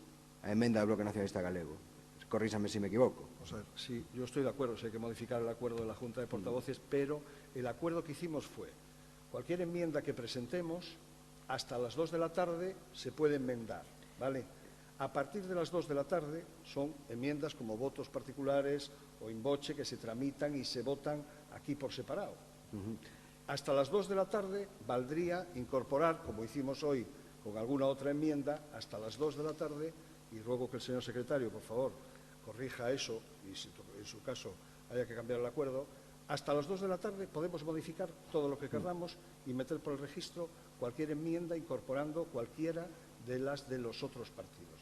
A partir de las 2, decíamos por un respeto, para que, hombre, tengamos esas 3 horas para poder verlas, debatir, etcétera, a partir de las 2 de la tarde se presentan aquí y se votan aquí como si fuera un voto particular independiente. Permítame rematar a lectura da acta da sesión do outro día da Xunta de Portavoces. O que di, antes das 2 da tarde do día da sesión poderán retirarse ou sustituirse as mocións podendo cambiarse as mesmas e debendo incorporarse a transacción entre os grupos, da que se dará conta a Secretaría Xeral para que poda remitila electrónicamente a todos os grupos municipais unha vez que a reciba. Isto, cando se retira unha moción e se presenta outra, resultado unha transacción. Aquí entendo que non hai unha transacción, hai unha emenda presentada polo Bloque Nacionalista Galego que ahora nos contará a voceira da Marea Atlántica se acepta ou non. E en ese caso non se aplicaría este parágrafo, senón o anterior, que di, respecto das emendas ordinarias escritas, pasaránse a votación a emenda antes da moción no caso de que non sese aceptada polo proponente e de ser aceptada, votarase a moción emendada en unidade de acto. Isto que di acta da reunión que tivemos outro día, señor Leira. Igual... No, vamos a ver, no tiene más trascendencia. Me refiero, por clarificar un pouco o asunto. Pero sí que conviene aclararlo porque no fue, o al menos eso, lo que yo cuando salimos de la reunión entendimos. Yo y alguno más, pero no pasa nada. A ver, é que a acta pasouse e todos dimos o ok, me parece. No pasa nada.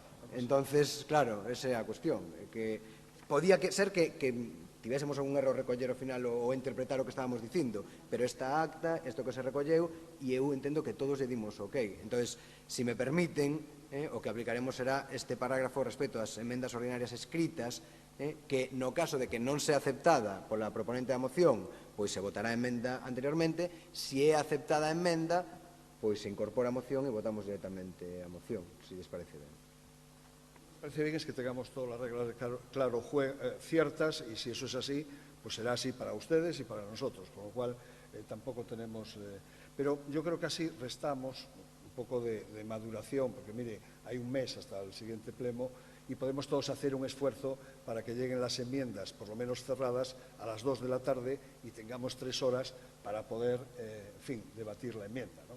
Y no 2 minutos aquí, que, en fin, somos rápidos de reflejos, pero a veces no tanto. Sí, é certo que tamén, cando as emendas se presentan as mocións se presentan ás 2 menos cuarto, é difícil chegar a presentar emendas e transaccións, tamén é certo, non? Moi ben, moitas grazas. Pasamos, por lo tanto, al... Bueno, en fin, deixemos as disquisicións a marcha. Eu creo que está clara cal va ser o mecanismo ahora. A señora Fraga va a leer a moción. Hai unha emenda do Bloque Nacionalista Galego que despois nos dirá a señora Fraga se acepta ou non acepta. Eu que pediría é que lea a moción orixinal. Leo orixinal. A moción orixinal, por favor. Vale, pois a proposta de acordo da moción orixinal era colocar, repito, o 7 de novembro de 2015 na fachada do Concello unha pancarta violeta co lema contra as violencias machistas e promover a participación cidadá na marcha que ten lugar ese día. 2. Facelo igualmente cada ano 25 de novembro, Día Internacional contra a Violencia cara ás Mulleres. Soster todos os días do ano, todos os anos, os recursos persoais, materiais e políticos para a igualdade e para a prevención de atención xurídica, social e psicolóxica ás víctimas da violencia machista, cumprindo o artigo 19 da Lei Orgánica 1/2004, establecendo un sistema estable de financiamento estatal, autonómico e local a longo prazo. Atención estable de calidade en condicións de ampla accesibilidade, confidencialidade, protección e anonimato, que inclúa a rehabilitación, avaliación e seguimento, o que leva a xestión pública directa dos servizos para a igualdade e contra a violencia de xénero. Contribuir á promoción da igualdade contra a violencia de xénero en todos os centros, en todas as etapas educativas, cooperando coa comunidade escolar. Sensibilización contra o sexismo na actividade cultural, de organización de festexos e seguridade e convivencia e todas as actuacións e servicios de competencia municipal. A erradicación do sexismo, a segregación, o acoso e os estereotipos sexuais en todas as nosas actuacións e servizos. Atención especial ás mulleres con discriminación múltiple e outros colectivos agredidos pola violencia machista, como persoas con diversidade sexual, migrantes con diversidade funcional, en situación de desemprego ou dependentes, e non incorrer na victimización múltiple nos procesos de atención. A participación da sociedade civil, en particular as organizacións de mulleres, e enviar este acordo á Delegación de Goberno para a Violencia de Xénero para que no seu seguimento de informes ao grevio para a aplicación do Convenio de Istambul se establece o seu artigo que establece o seu artigo 68 e inclúa, conforme aos artigos 7.3 e 18.2, as actuacións da Administración local. Leo as enmendas ou non? Non, a señora Beira, si pode que nos lea a súa emenda. Non hai problema. Vamos a ver. Simplemente queríamos engadir ao final do primeiro punto unha oración e o primeiro punto quedaría do seguinte xeito: colocar o 7 de novembro de 2015 na fachada do Concello unha pancarta violeta co lema contra as violencias machistas e promover a participación cidadá na marcha, así como naquelas iniciativas contra a violencia machista do feminismo na localidade e a nivel galego. Esa sería unha das cuestións. E outra das cuestións sería introducir unha serie de puntos, logo de facelo igualmente cada ano, 25 de novembro, Día Internacional contra a Violencia das Mulleres, e dado que, bueno, as competencias en loita contra a violencia de xénero son da Xunta, non?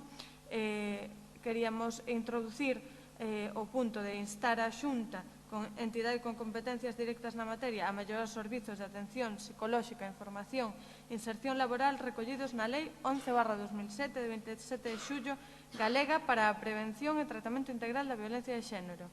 Outro punto que sería instar a Xunta a iniciar os traballos para modificar a Lei 11/2007 do 27 de xullo galega para a prevención e tratamento integral da violencia de xénero para incluir o termo feminicidio, así como as consideracións legais ao respecto.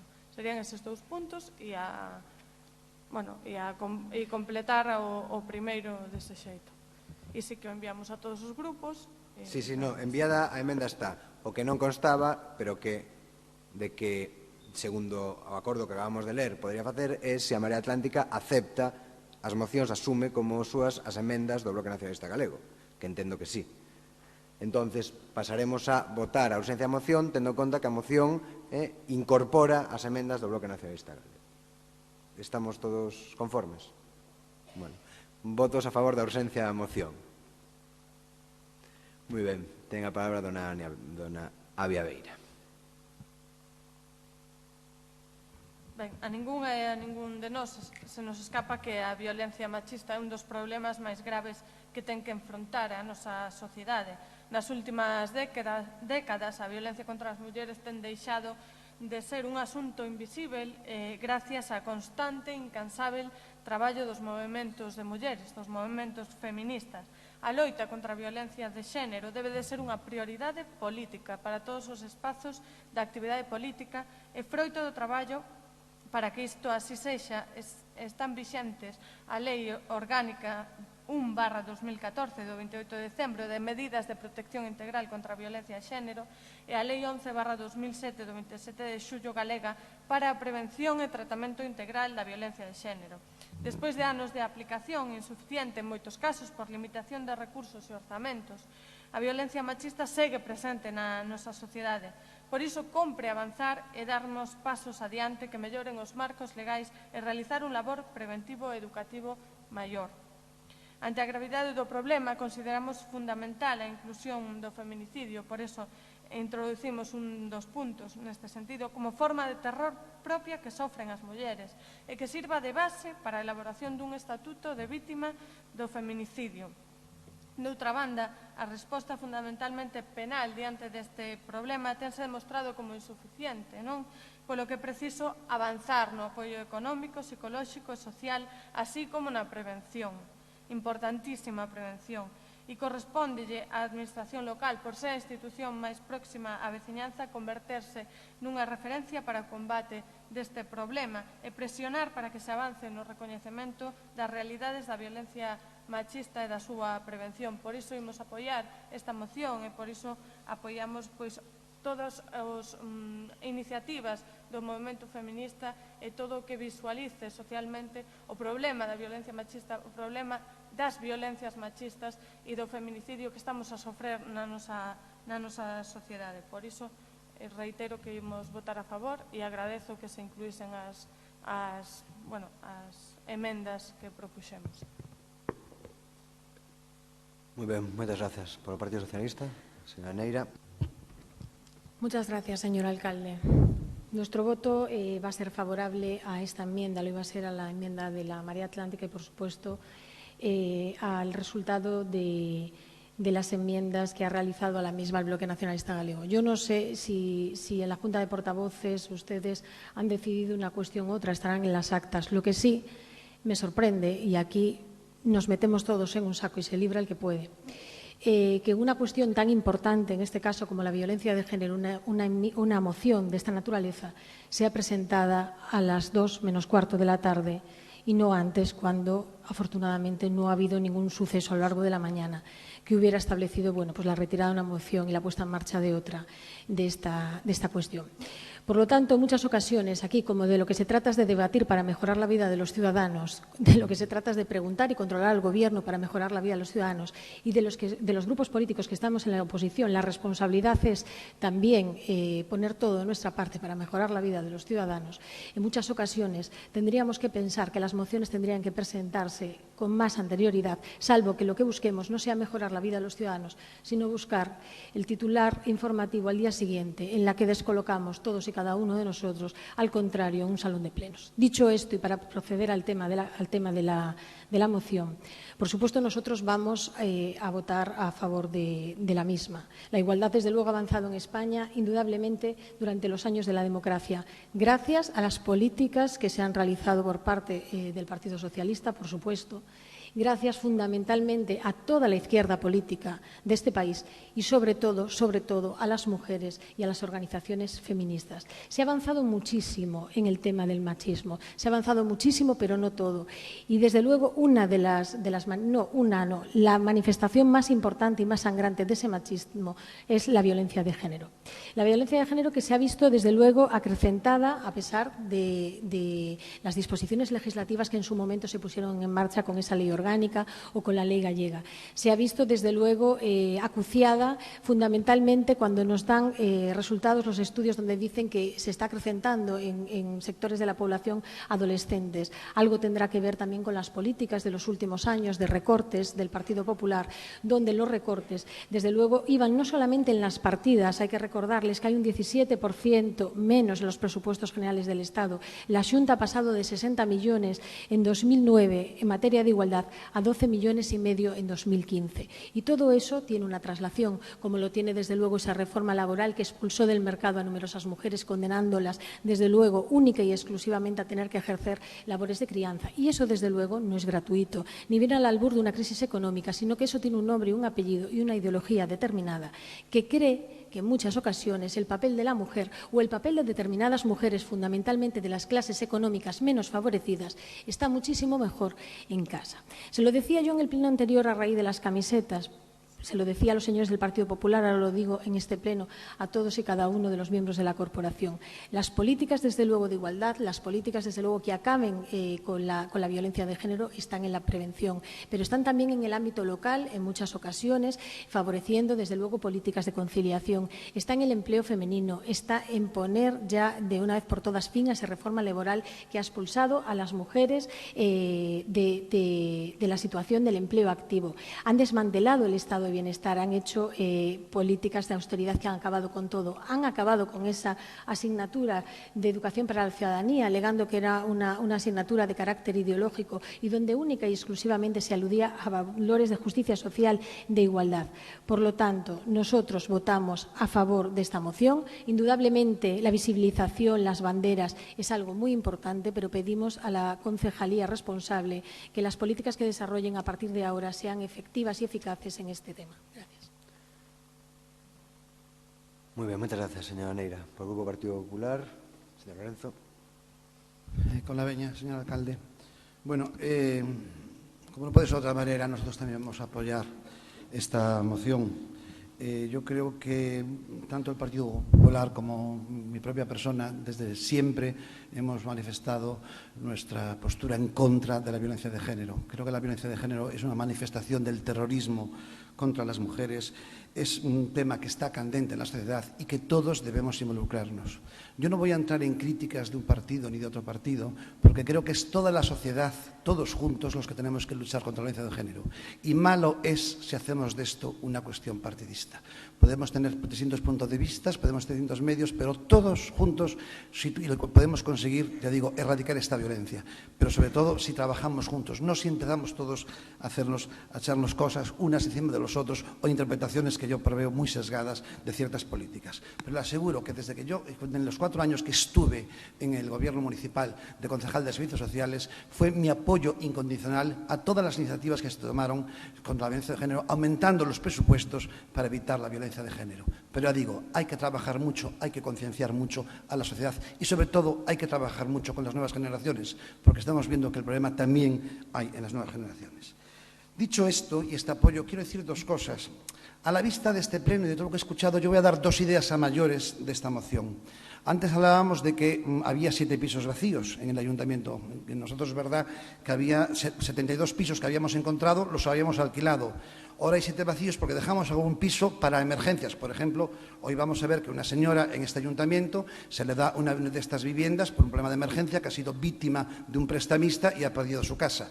Entonces, gracias a que en el ayuntamiento hay algunos pisos para estaciones de emergencia, se le va a poder dar. Pues yo de estos 7 pisos creo que 5 podían dedicarse a aquellas víctimas de la violencia de género y dejar uno o otro para esta situación de emergencia. También espero que, supongo que se ha cumplido todos los requisitos legales para esta señora, que ya digo que ha sido víctima de un prestamista privado, que ha perdido su casa y su vivienda, pues pueda tener una vivienda digna y recuperar su vida.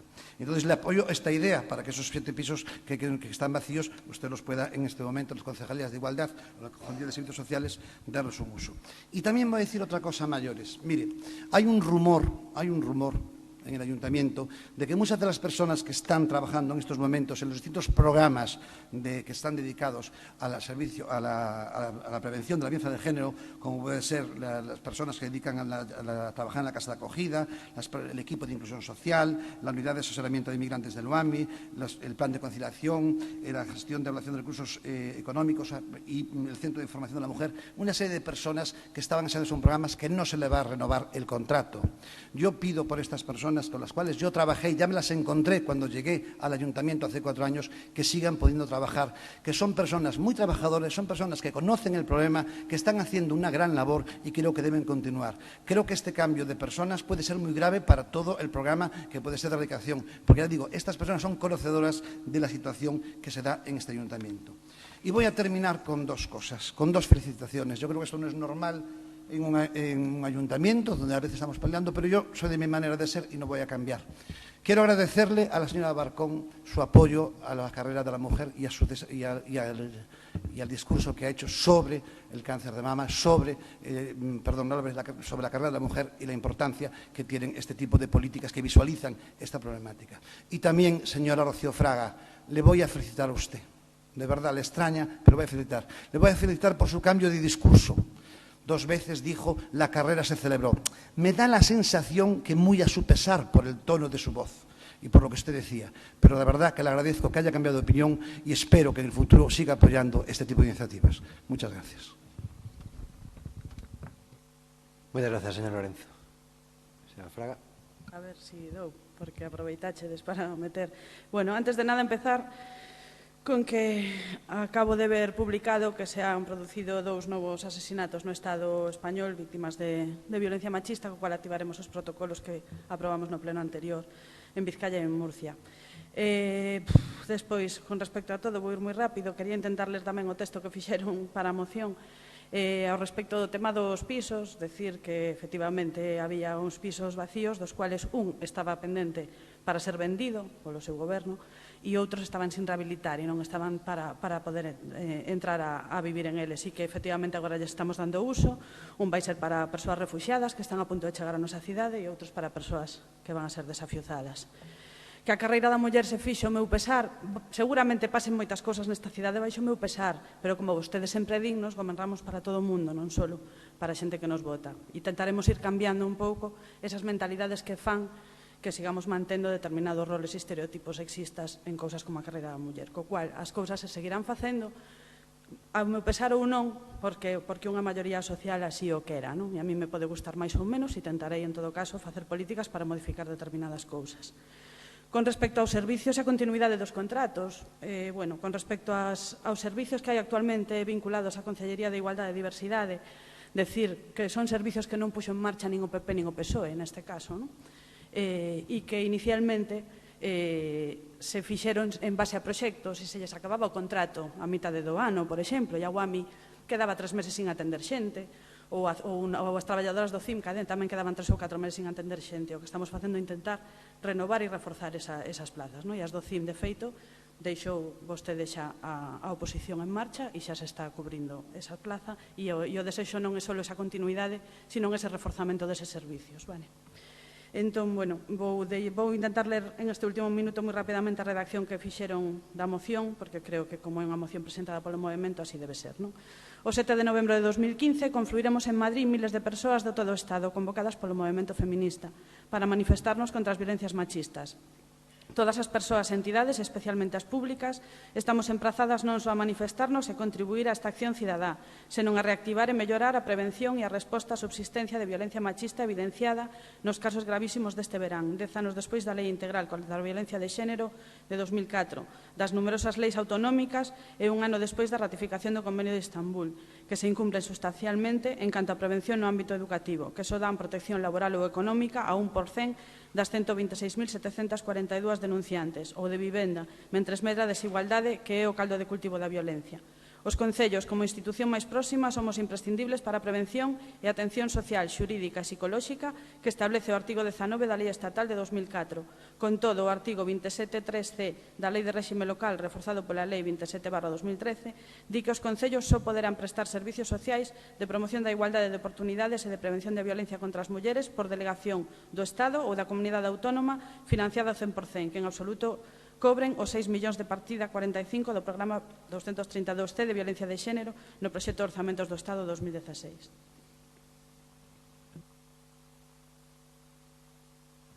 Moi ben, moitas grazas. Procedemos á votación da moción. Votos a favor da moción. Apróbase a moción por unanimidade. Seguinte moción da Marea Atlántica sobre marchas da dignidades sobre a mobilización do 24 de outubro. Ten a palabra a señora Fraga. Hoxe me toca a mí ler as mocións. A proposta de acordo desta moción é que esta corporación municipal apoia a mobilización convocada polas marchas da dignidade prevista para o 24 de outubro na Praza do Obradoiro en Compostela. Fai un chamamento aos veciños e veciñas deste concello a participar na mesma. Moi ben. Votos a favor da urxencia da moción. Ten a palabra doña Avia Beira. Ben, pois o BNG, tal e como fixera a finais de xuño de 2014, no que apoiaba a Plataforma Galega Marchas da Dignidade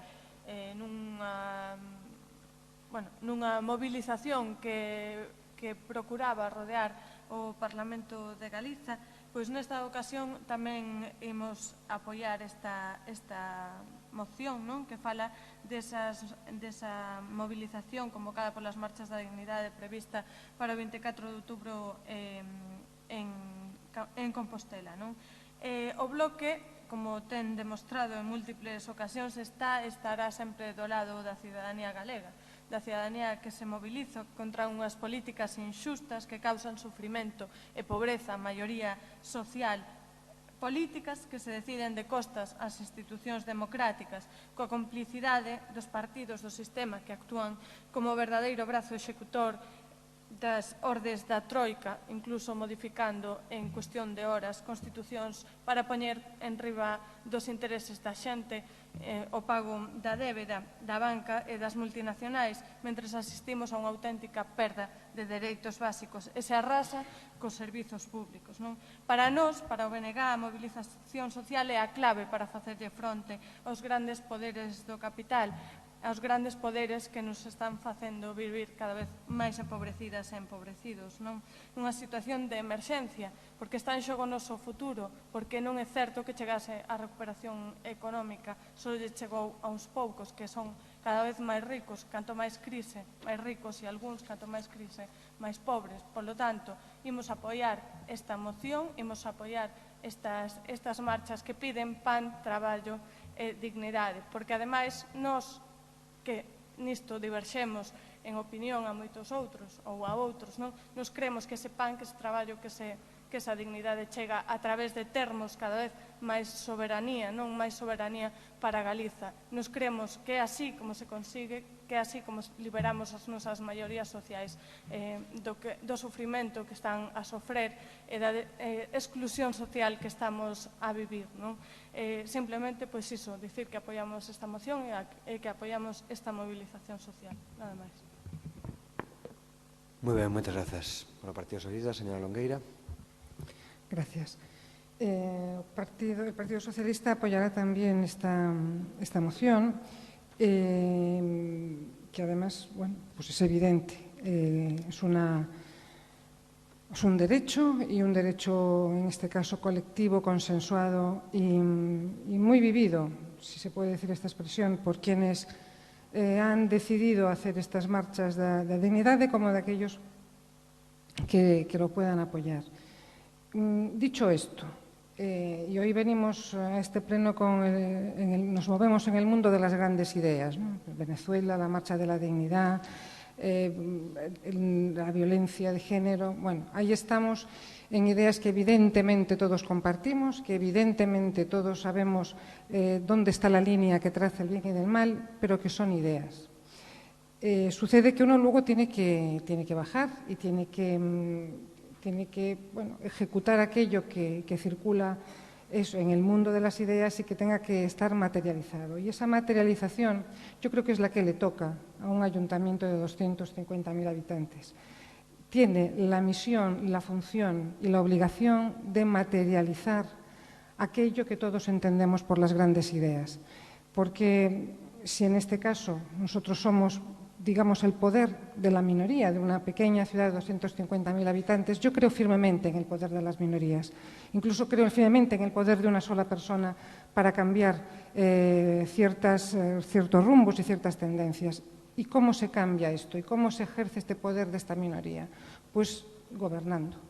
Y gobernando en aquellas cosas en que uno tiene la necesidad y tiene además la visibilidad de que tiene que hacerlo, porque estas ideas que decimos y que apoyamos aquí tienen que ver en los planes de rescate social, tiene que ver en agilizar las ayudas de emergencia, tiene que ver en las partes propositivas de cambiar ciertas ordenanzas, ciertas ayudas, de poder tramitar a través de fundaciones municipales ayudas a quien más lo necesite. Y tiene que ver, sobre todo, con una voluntad de ejecución del cometido, del mandato para lo que uno ha elegido. Creo que en muchas ocasiones hemos visto estos meses, bueno, pues posiblemente la falta de experiencia, que se haya dicho aquí en algún momento, o no saber en qué situación, en qué momentos están. Y creo que en muchas ocasiones estas ideas no se han concretado y no se están concretando con este Gobierno municipal. Con lo cual, todo el apoyo a esta idea, pero yo también pediría concreción y medidas, por lo menos avanzar los planes y las medidas que se vayan a tomar para el año que viene, porque el tiempo pasa, los presupuestos estarán ahí y necesitamos saber qué es y sobre qué vamos a trabajar. Muchas gracias.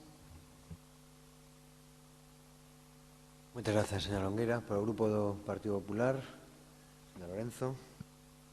Dona Beña, señor alcalde.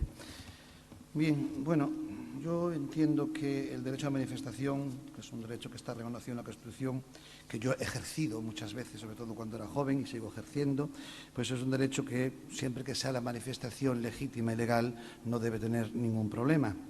Lo que no entiendo es que se apoye solo una manifestación por la dignidad y no todas las manifestaciones que se realizan todos los días en esta ciudad, porque seguro que muchas de ellas son legítimas y legales, las peticiones, aunque podamos no compartirlas. Pero ya que ustedes traen aquí, en este momento, solo apoyar una determinada manifestación, no sé, por ejemplo, por la de Alcoa o otras que haya por ahí en esta ciudad, que a lo mejor yo no comparta, que no tenga que ver, pero como ustedes son el Gobierno municipal, digan, vamos a apoyar todas las manifestaciones que haya en esta ciudad, no una manifestación que haya en Santiago. Y aparte le voy a decir una cosa, me parecen poco generosos, porque de pronto dicen que se apoye esta manifestación. Hagan algo. Hablaba antes el concejal de Cultura diciendo, señor Sande, que era un pleno sin contenido, baleiro. Muy bien, pues ya que es un pleno baleiro y que no trabajan, podían donar lo que ustedes cobran hoy para autobuses, para llevar a ciudadanos que no puedan ir a esa manifestación. Es una idea que les doy. ya que dicen que el pleno es baleiro, que solo estuvimos 45 minutos en gestión y todo lo demás es control, que vemos que no están trabajando, pues entonces les doy esa idea. Donen su dinero que hoy van a cobrar por este pleno y para que pongan autobuses para que ciudadanos que no puedan ir, porque no pueden pagar a lo mejor el transporte público, puedan ir a manifestación si es su deseo. Y es más, seguramente, después de estos 4 meses gobernando, si ustedes hubieran gobernado bien, hubieran hecho bien las cosas, mucha menos gente tendría que ir a esa manifestación porque las cosas estarían ya arregladas, tal como prometían ustedes en un programa electoral. Pero vemos que hemos pasado 4 meses de vacío, 4 meses con la política de la prohibición y del no, pero nunca ninguna política activa que mejorara la vida de los ciudadanos. Y yo ahora me voy a unir a lo que dijo mi compañera Silvia Longueira. Hoy voy de sobrado, pero voy así, si es verdad. Tienen que empezar a gobernar. Llevan 4 meses y no han gobernado nada. No han hecho nada por esta ciudad más que prohibir y quitar. Y creo que ya llevan bastante tiempo, que 4 meses da mucho juego para hacer muchas cosas. Nosotros ya habíamos aprobado un modificativo en esos 4 meses, ya hemos iniciado todas las políticas que ustedes al día de hoy no han iniciado. Por lo tanto, ya le digo, defendiendo el derecho a manifestación como derecho constitucional y de todas las personas, y que no voy a oponerme a que nadie se manifieste, esté o no en contra del contenido de la manifestación, vamos a abstenernos en esta moción. Pero sí le voy a dar un mensaje. Mire, yo de ustedes haría más gestión y menos manifestación. Haría menos marcha y más trabajar. Muchas gracias por su atención. Muchas gracias, señor Lorenzo. Señora Fraga. Sí, unha vez máis, tamén me gustaría despois atopar un momento para ler o texto da moción, xa que lle poñemos voz a estes movementos sociais que piden, neste caso, que así sexa. Creo que no punto anterior, señor Lorenzo, debía de estar máis pendente de intentar pillarme co tema dos contratos dos servicios ou algo así, porque na anterior moción tamén se falaba de apoiar unha marcha e unha manifestación en Madrid contra a violencia de xénero, non? Cando dice que só unha manifestación non, faremos o apoio a todas as manifestaciones que así nos pidan, non? E en todo caso, cando non nos lo piden, estamos na rúa, como pasa mentras unhas persoas van a un sitio, nos vamos a defender a sanidade pública, que é o mellor xeito de traballar contra o cancro de mama.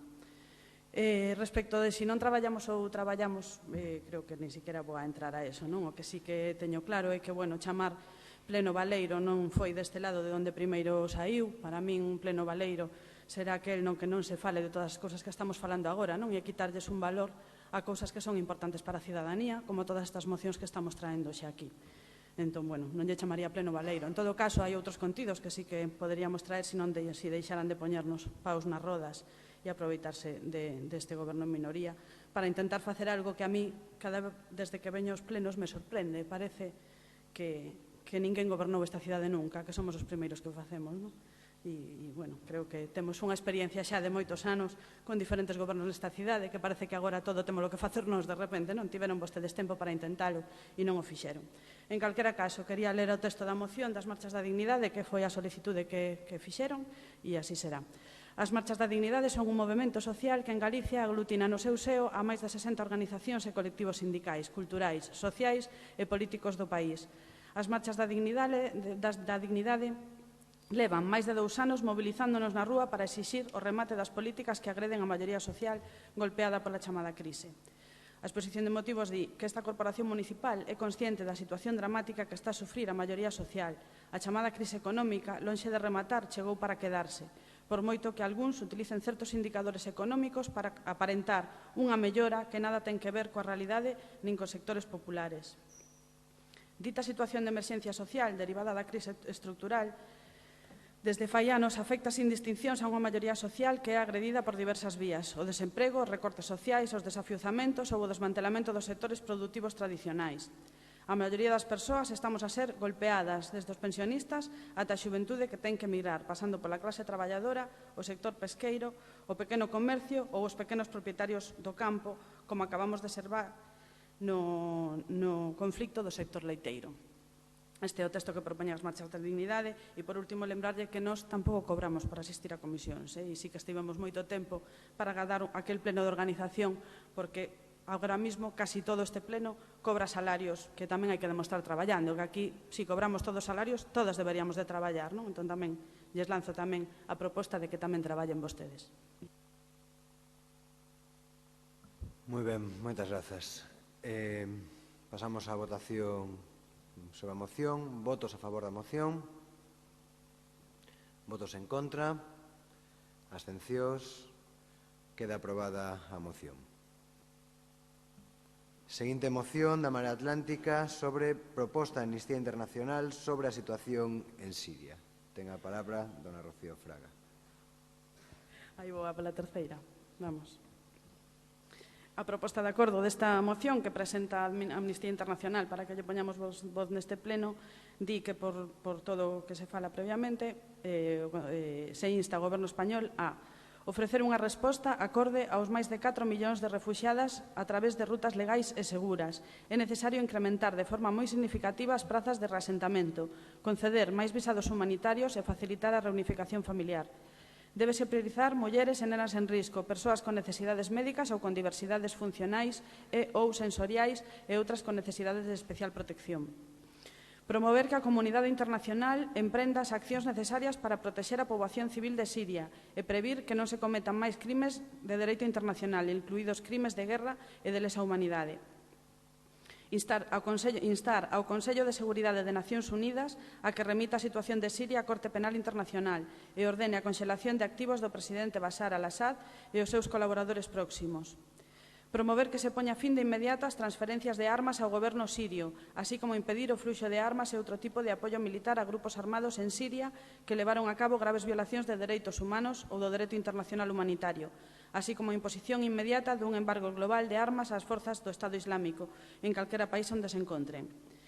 Incrementar o apoio, tanto financiero como técnico, ao Plan de Resposta Regional de Nacións Unidas para a crise de Siria e, ademais, o Concello da Coruña asume o compromiso de poñer a disposición do Goberno español un número significativo de plazas de reasentamento para persoas refuxiadas de Siria no Concello da Coruña, así como suficientes recursos para a implementación dos programas de integración necesarios.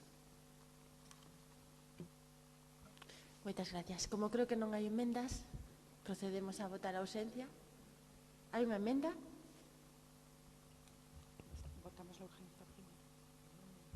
Votamos a ausencia. Votos a favor da ausencia?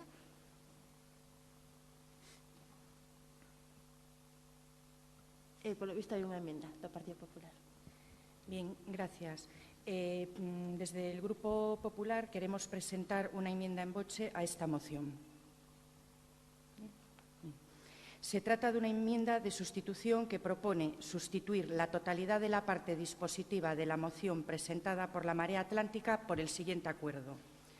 La Corporación Municipal se adhiere a la proposición no de ley sobre la crisis humanitaria de refugiados aprobada por unanimidad de todos los grupos parlamentarios en el Congreso de los Diputados el 29 de septiembre de 2015, aprobada por todos los grupos, unanimidad total.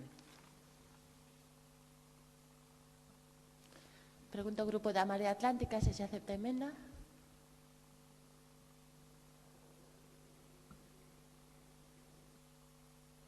No, creemos que a emenda como foi presentada por Amnistía Internacional debemos respetar o seu texto orixinal como moción e levar a moción presentada por Amnistía Internacional.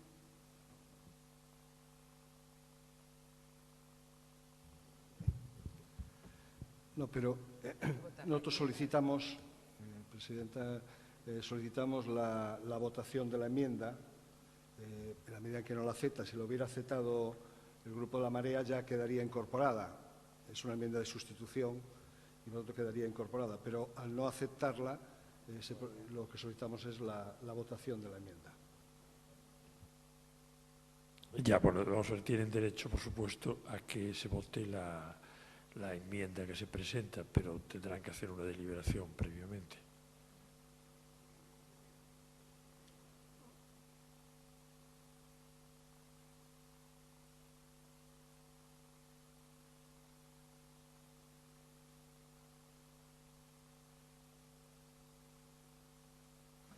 Procedemos entón a dar turnos de palabra como deliberación para votar a emenda.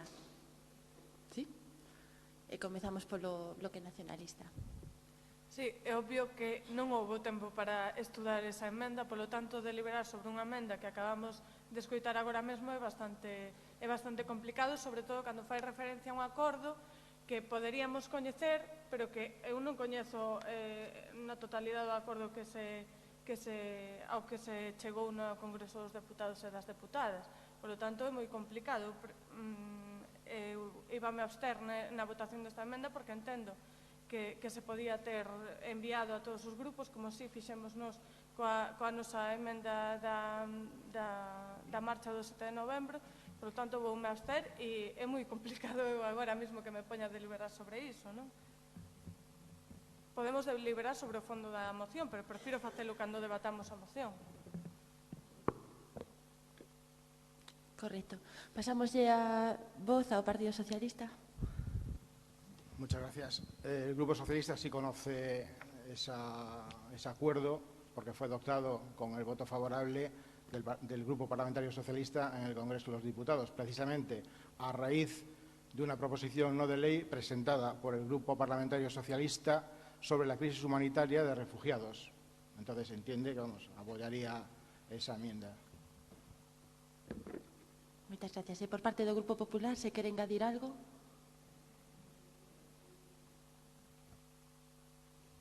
Que tenemos aquí la enmienda en su totalidad. Si queréis doy por conocimiento la lectura a toda ella o si no me centro en un punto relevante de la misma para que...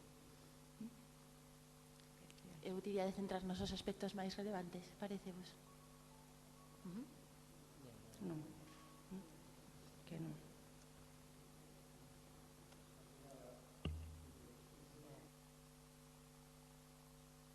Que no conocía el contenido de la enmienda, lo que quiero decirles es que se votó por unanimidad de todo el Congreso, donde está el bloque nacionalista galego, quiero decir, el día 29, ¿no? O sea, quiero decir que supondría que era de su conocimiento. Y en todo caso, pues creo que si quieres añadir algo más, Mariel, pero creo que es suficiente para su conocimiento, ¿no? Dado que ha tenido publicidad tanto en el boletín de las Cortes como, desde luego, en todos los medios de comunicación, ¿no?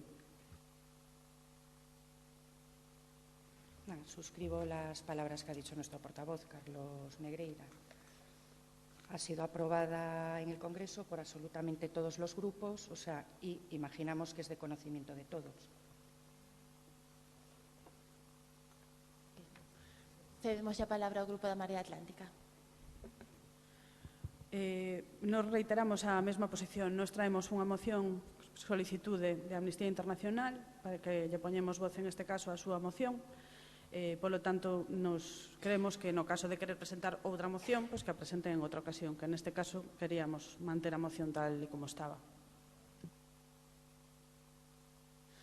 Eu diría que procedemos entón a votar a adopción da emenda ou non. Votos a favor de emendar a moción? Abstencións? E ningún voto en contra? Apróbase a emenda.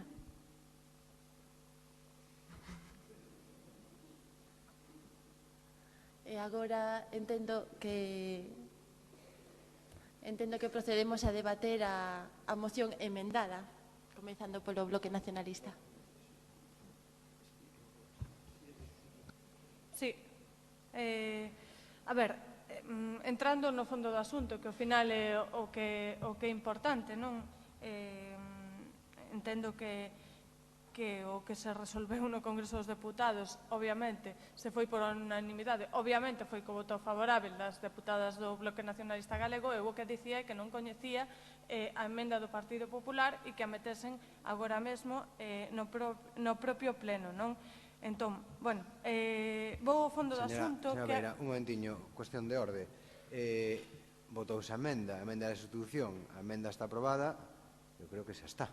Xa, pero vamos debater a moción, non? Pero xa está aprobada a emenda da institución, aprobouse a moción emendada polo Partido Popular. Entendo eu que isto xa está aprobado. Vale, non se debate entón a moción. Xa se debatiu a emenda na miña ausencia, creo, non? Pero non se entrou no fondo do asunto, é igual, non pasa nada. Bueno, facemos unha rolda de intervención se queren, pero entendo en conta que xa está votado. Quer dicir, podo autorizar unha rolda de intervención se ninguén ten inconveniente, pero isto xa está votado, é así. É dicir, non hai outra solución. A mí non me importa se non se quere pois eso, entrar no fondo do asunto, que eu era o que me refería na miña intervención, que unha cousa é debater a emenda en particular e outra cousa é debater despois a moción, pero bueno, foi unha confusión, non sei, isto de emendar mocións, etcétera, etcétera. Antes, como non se debatía ninguna, pois estamos todos nun proceso bastante innovador. Nada máis. Señor Alarcón. Vou a intervir eu. É só unha cuestión de reflexión. Máis alá do debate sobre as enmendas ou sobre quen as votou, aínda que só sexa polo que levamos falado dos refuxiados sirios, o mellor paga a pena que perdamos 10 minutos en debatir isto. Sí, eu totalmente de acordo. Co cal, podemos facer unha rolda de intervención de 3 minutos.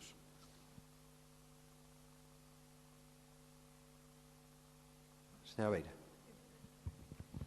Ben, no particular das persoas refuxiadas e, sobre todo, do que é o conflito sirio, do cal foxen estas persoas, está claro que estamos a vivir xusto ás portas de Europa e no propio continente unha crise humanitaria sen precedentes desde a Segunda Guerra Mundial. A magnitude da traxedia debe impelir unha actuación urxente da Unión Europea e da comunidade internacional para derrubar os novos muros que deixen do lado de fora a miseria e a dor provocada por eles propios. Con efecto, a dimensión que está a alcanzar a actual crise de persoas refuxiadas e migrantes ten a súa orixe na rapiña imperialista comandada polos Estados Unidos en determinados países. Os Estados Unidos, coa connivencia dos seus aliados europeos, non dubidaron en levar a guerra, a morte, a destrucción e a miseria a diversos países con tal de alcanzar os seus obxectivos xeoestratégicos e expoliar os seus recursos naturais, particularmente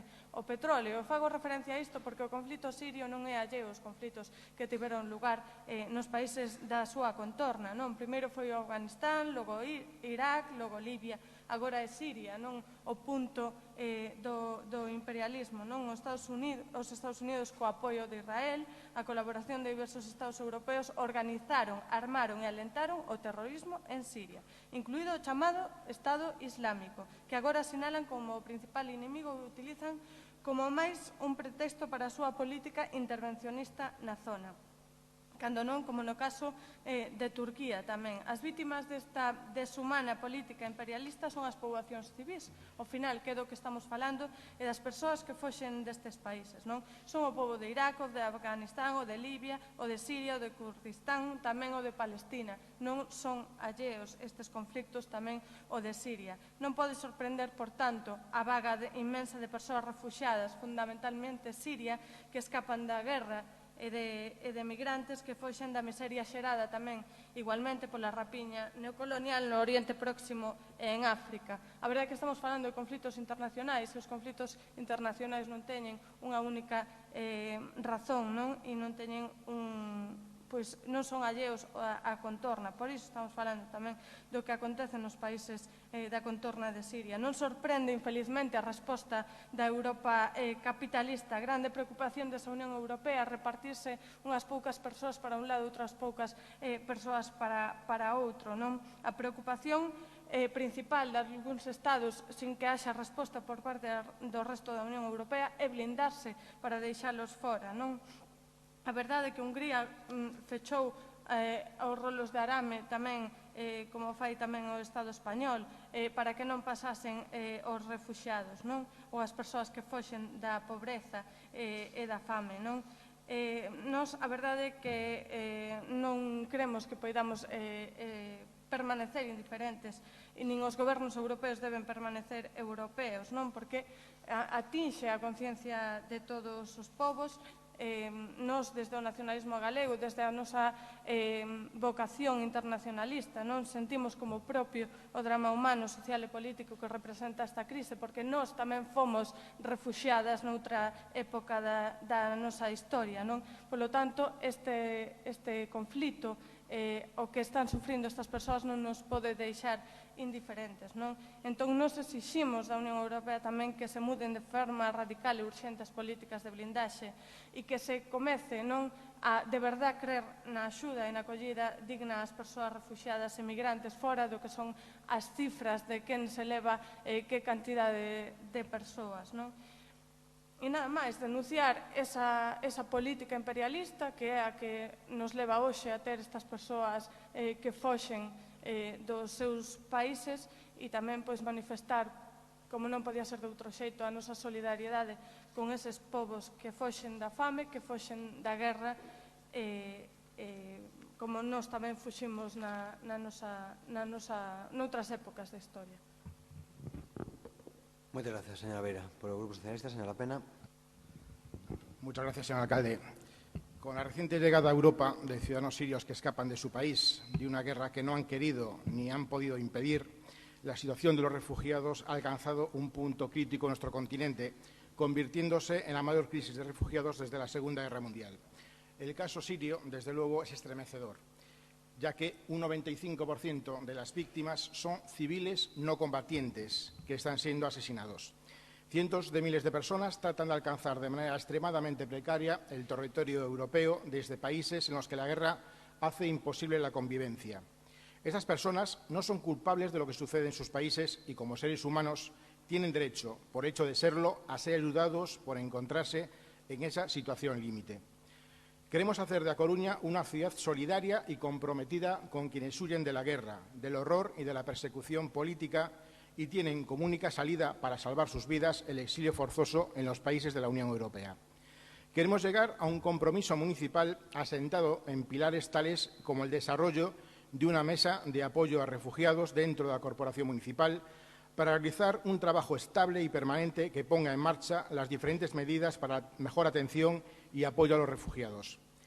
Queremos destinar una partida presupuestaria adecuada para apoyar de manera urgente a las ONGs que gestionan la acogida de personas procedentes de guerras como la de Siria sobre el terreno y en los países próximos a los conflictos. Queremos que se coordine y que se determine de modo realista la capacidad de acogida de la ciudad, utilizando recursos residenciales, económicos y humanos coruñeses. Queremos que la defensa de los derechos humanos constituye un deber que todas las instituciones democráticas y, cómo no, el Ayuntamiento de A Coruña debe asumir. Los grupos municipales tenemos la oportunidad de demostrar un claro compromiso en la promoción y en la defensa de los derechos humanos en la respuesta a este drama humanitario. Desde este Ayuntamiento se debe colaborar, en la medida de las posibilidades municipales, en las posibles soluciones y alternativas a la recepción y alojamiento de las familias afectadas. Debemos hacer lo posible para que la justicia y la solidaridad sean algo más que palabras que quedan bien en los medios de comunicación, porque la ciudad de A Coruña no puede ni debe permanecer impasible ante una de las mayores crisis humanitarias de nuestro tiempo. El consistorio debe mantener relaciones con instituciones como ACNUR, Cruz Roja, para facilitar así los trámites de acogimiento de los refugiados y colaborar con la Oficina de Coordinación de Ayuda al Refugiado creada por la Federación Española de Municipios y Provincias, siempre, claro está, dentro de las posibilidades logísticas y económicas con las que cuenta este Ayuntamiento. Por ello, la moción que aquí se aprobó, que corresponde con el texto que todos los grupos parlamentarios aprobaron en el Congreso de los Diputados a instancia precisamente o a raíz de una proposición no de ley presentada por el Grupo Parlamentario Socialista sobre el drama de los refugiados, debe contar con el apoyo por parte de esta corporación. Muchas gracias. Muy bien, muchas gracias. Por el Grupo del Partido Popular, señor Padín. Bien, pues como decíamos, hemos traído esta propuesta de enmienda porque ha sido aprobada por todos los grupos en el Congreso por total unanimidad y es mucho más amplia, recoge muchísimas más puntos y observaciones de la que traía la que presentaba Marea Atlántica, que la considerábamos en este momento pues poco ambiciosa, porque se referían solamente a los refugiados sirios, obviando procedencias de otros refugiados, como en este momento pueden ser Irak, Eritrea, por ejemplo, y también tener en cuenta las oleadas de gente que está llegando y que se escapan de los dramas que están viviendo en sus países, como es por el avance talibán en Afganistán. El texto que se presentaba inicialmente es perfectamente asumible, pero también extraña que no condene la escalada bélica, bombardeos en este caso de Rusia, en apoyo precisamente de Al-Assad y que están causando bajas entre población civil, que es la gran perjudicada. Rusia dice que estos ataques durarán una media de 4 meses. También consideramos que no estaría de más pedir un compromiso internacional firme y avalado por el Consejo de Seguridad de la ONU en contra del llamado Estado Islámico, en Siria e Irak fundamentalmente, ya que esta es una de las grandes fuentes del problema y que sí lo recoge la proposición de no de ley aprobada en el Congreso de los Diputados. Muy bien, muchas gracias, señora Padín. Señora Fraga. Sí,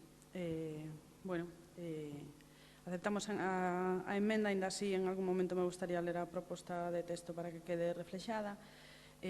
Seguramente é posible que sí, que efectivamente fora insuficiente, mas habería que ver despois como atopar un punto de encontro entre todas as forzas que estamos aquí. Non? Se fala da capacidade de acollida da cidade, se fala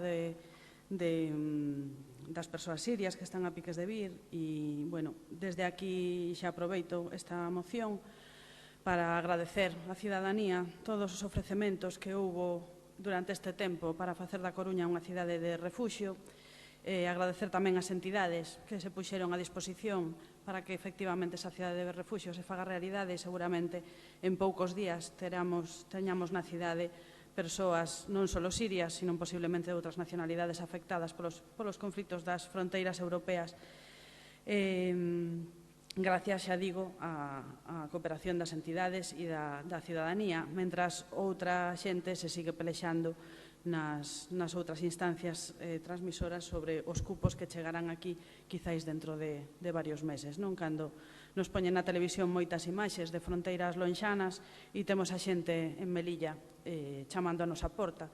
O tema dos refuxiados non é algo puntual e de agora, aínda que agora temos esta crise tan elevada desto, pero sí que todas as entidades insisten moito en isto e aproveito xa que se mudou todo o texto houve esta moción a totalidade, emenda a totalidade, pois aproveito para comentar que este non é un problema novo e que non a cidade da Coruña é unha cidade acolledora de sempre e que é unha cidade que ten chamando ás portas xente permanentemente e que temos que facer desta cidade unha cidade acolledora non só para temas de refuxio por estas situacións que se están vivindo actualmente nas fronteiras, sino tamén por outros motivos, como levan pedindo refuxio moitas persoas de outras nacionalidades por razóns de discriminacións de outro tipo.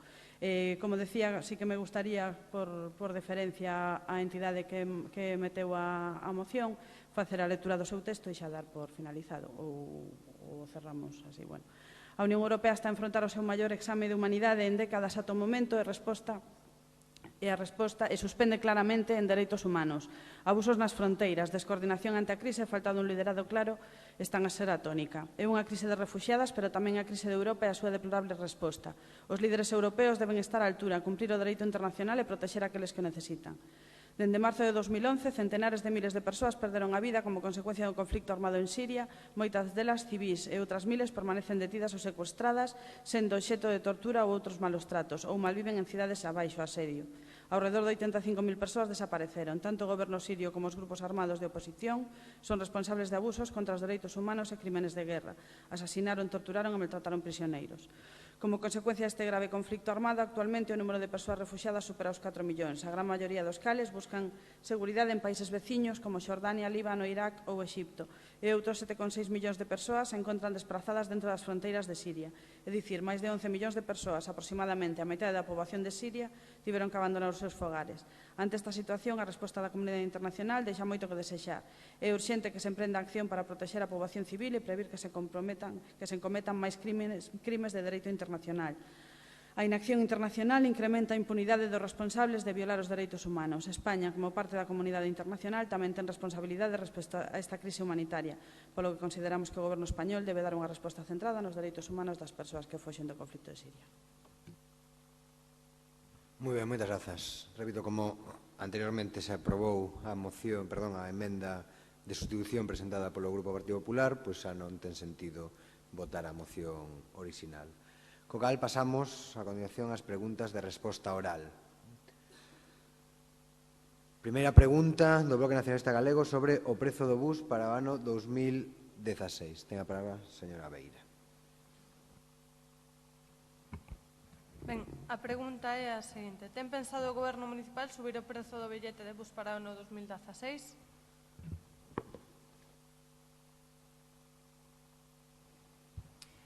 Ola, boa noite. O Goberno Municipal da Marea Atlántica ten a previsión de non incrementar a tarifa do transporte público urbano para o ano 2016. Ben, agora a pregunta é se vai acontecer, como aconteceu co goberno do Partido Popular, que esa conxelación da tarifa ou ese non aumento da tarifa do autobús para o ano 2016 supón tamén a conxelación salarial das traballadoras e dos traballadores, porque nos entendemos que non ten que ser así. Nas 99 medidas para o 99%, é dicir, no programa electoral da Marea Atlántica, sinalábase no punto 33 a necesidade da fiscalización da concesión da compañía de tranvías acompañado dunha revisión das tarifas, implantación da tarifa plana anticipada e bonificacións por familia numerosa. En coherencia co que demandamos durante os últimos 4 anos, desde o BNG insistimos na necesidade de revisar a concesión da compañía de tranvías e máis da fórmula polinómica para o cálculo do billete, porque en base a esa fórmula polinómica, si se conxela tamén o billete, pois conleva esa conxelación salarial das traballadoras e dos traballadores. Nos entendemos que esa fórmula polinómica debería contemplar o beneficio da explotación da empresa e as subvencións municipais que lle outorga o Concello. Nas iniciativas relativas ao transporte público anunciadas a mediados de xullo polo Concelleiro de Mobilidade non había nin rastro nin mención á revisión da concesión da compañía de tranvías, mas como en algunhas outras cousas houbo idas e voltas en outras informacións en prensa, ten aparecido que o Goberno está a traballar nesa fiscalización. Que versión nos cremos? Cal é a correcta? Esa é a pregunta, non? Nesas medidas que se teñen anunciado sobre o transporte público urbano para o vindeiro ano medio, non figura nin a fiscalización da concesión da compañía de tranvías nin a revisión da fórmula polinómica. Son medidas que supostamente fomentarían o uso do autobús que co sistema actual, coa fórmula polinómica e coa concesión tal cal está, suporán un maior beneficio para a empresa, pois se se cumpre o aumento de persoas usuarias, crecerá aínda máis o suculento negocio da concesionaria. Polo tanto, así, tal e como está a concesión, como digo, calquera medida tendente a abaratar o custo do billete ten que implicar necesariamente a revisión da concesión e da tarifa e da fórmula polinómica, tal e como temos pedido nos últimos anos desde o BNG. De feito, xa denunciáramos cando o Partido Popular aprobaba esa tarifa plana do Poimus que o Concello pagaría dobremente porque asumía o 100% das bonificacións e porque, pola outra banda, págalle cada ano unha millonada en subvencións á compañía de tranvías. E iso non se vai corrixir hasta que non se revise a concesión. E naquela altura tamén facíamos fincapé en que a compañía de tranvías chucharía cartos municipais tamén por unha vía dupla, pois, alén, como dicíamos, das millonarias subvencións que recibe o Concello e que cada ano aumentan, a compañía de tranvías engrosaría o seu negocio pola tarifa plana porque supostamente habería máis usuarias e usuarios. En definitivamente, o que lle solicitamos simplemente é que cumpra co que dicían no seu programa electoral, que fiscalicen esa concesión polo ben da cidade, polo ben de accedermos a un transporte asequível para as usuarias e os usuarios e tamén para as arcas municipais. Nada máis.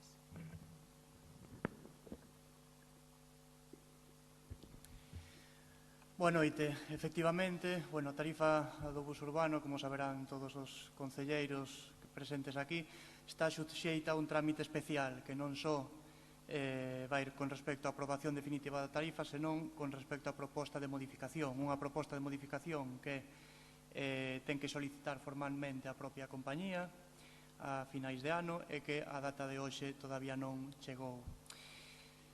Igualmente, dentro das previsións que ten este Goberno, repito, como dixen na primeira intervención, non está do incremento tarifario do sistema de transporte público para o ano 2016, ao contrario, o que está previsto, como así estaba recollido no programa electoral que ben citou a concelleira do Bloque Nacionalista Galego, é unha reordenación tarifaria para reducir os custos, o prezo a determinados colectivos, para que o sistema de pago que actualmente se aprobou a tarifa chamada tarifa PEMUS, que se aprobou por responsabilidade, sobre todo por axuda ao usuario. O que queremos é que sexa unha tarifa por anticipado e que supoña un menor custo económico para os usuarios. Todo isto deberá ser, repito, obxecto de negociación coa propia compañía de tranvías.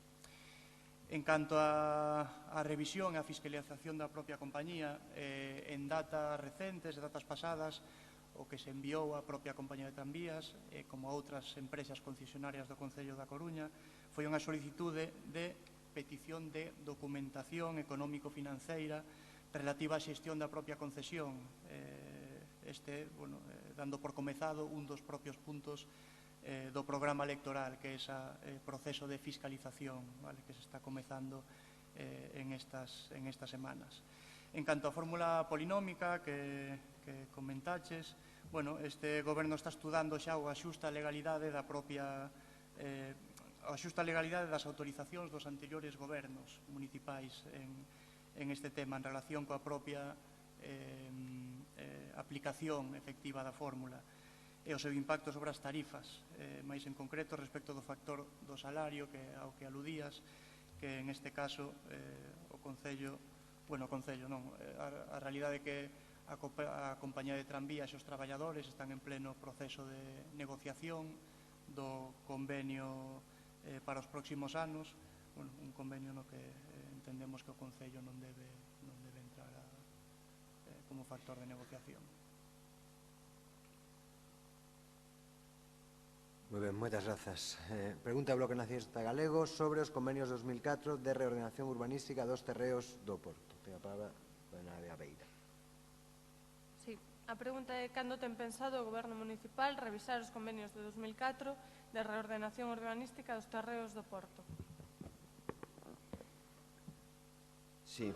Coa reunión que mantivemos o mes pasado coa ministra de Fomento, iniciamos o proceso de traballo co Ministerio para a revisión dos convenios.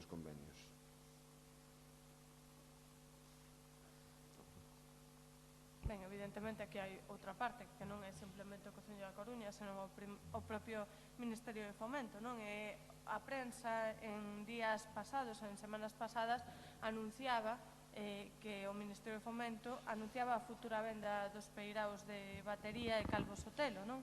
Desde o Grupo Municipal do BNG manifestamos o noso posicionamento en contra de que se empreguen estes terreos para unha operación especulativa, o que nos entendemos como unha operación especulativa, non? Hai que destacar que a actual delimitación de espazos e usos do Porto da Coruña son froito da modificación sustancial do Plan de Utilización de Espazos Portuarios amparado pola filosofía, nos entendemos, das grandes operacións inmobiliarias contempladas no propio PEXOM aprobado no anterior mandato. Nos entendemos que compre neste actual mandato combatelas, non? Porque non está pensada nos intereses da cidade, senón nos intereses urbanísticos e económicos da propia autoridade portuaria dos grandes promotores, coa venda de terreos e a construción de edificios, mesmo coa posibilidade de facer uso de determinados edificios históricos en desuso para uso hosteleiro ou hoteleiro e comercial.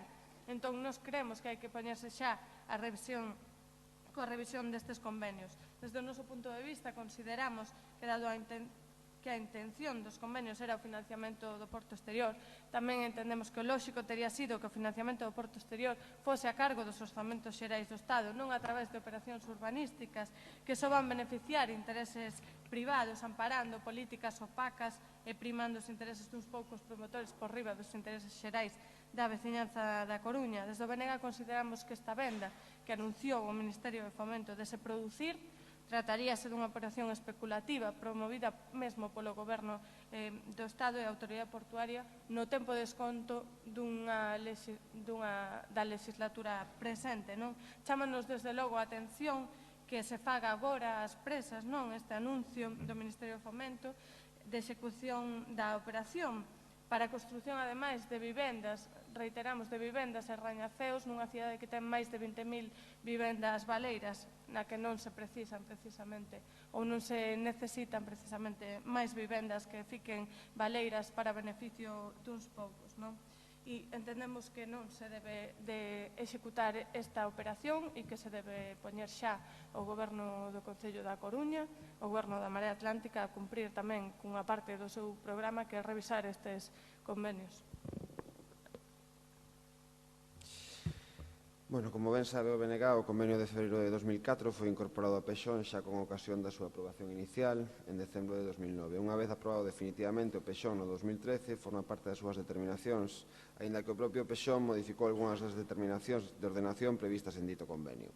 De conformidade con dito convenio e co plan xeneral, prevese unha reordenación dos terreos portuarios unha vez que estes sexan desafectados polo Ministerio de Fomento, desafectación que ata o momento non lle consta a este Goberno, aínda que o Ministerio e a Ministra en persoa nos transmitiu a súa vontade de facelo.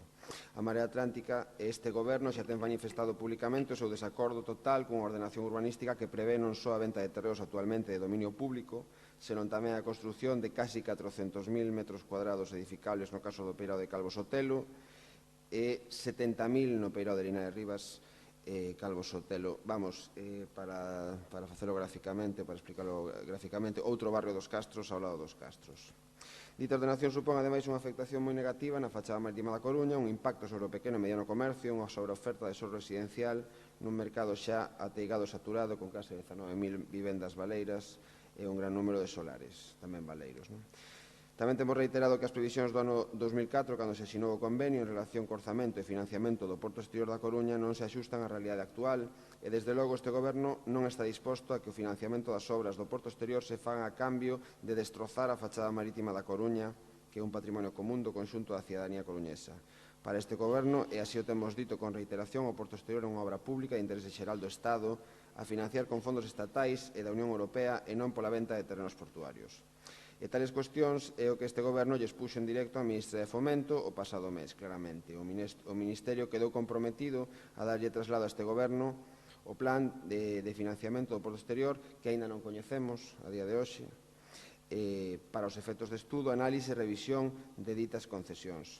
Por último, este concelleiro lembra que o propio BNG ten impugnado o Pexón da Coruña nun recurso pendente de sentenza e que, entre outras cuestións, ten por obxecto a ordenación dos espazos portuarios e a súa ilegalidade urbanística.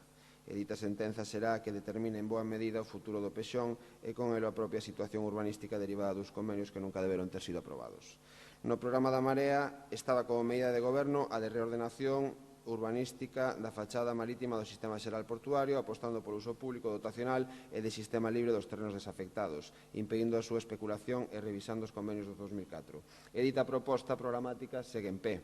Os terreos aínda non foron desafectados e, de selo, este Goberno estudará as medidas legais oportunas que salvagarden os intereses municipais en defensa da aposta polo uso público dotacional e de sistema libre dos terreos, respecto da revisión dos convenios do 2004, unha vez que se reciba información comprometida de Fomento respecto da situación de financiamento do Porto Exterior e do seu programa financeiro, estaremos en condicións de demandar dita revisión. Moi ben, moitas grazas. Pregunta do Bloque Nacionalista Galego sobre participación cidadá. Ten a palabra a dona Avia Beira. A pregunta é se ten pensado o Goberno municipal reformar o Regulamento Orgánico de Participación Cidadá. Boa noite.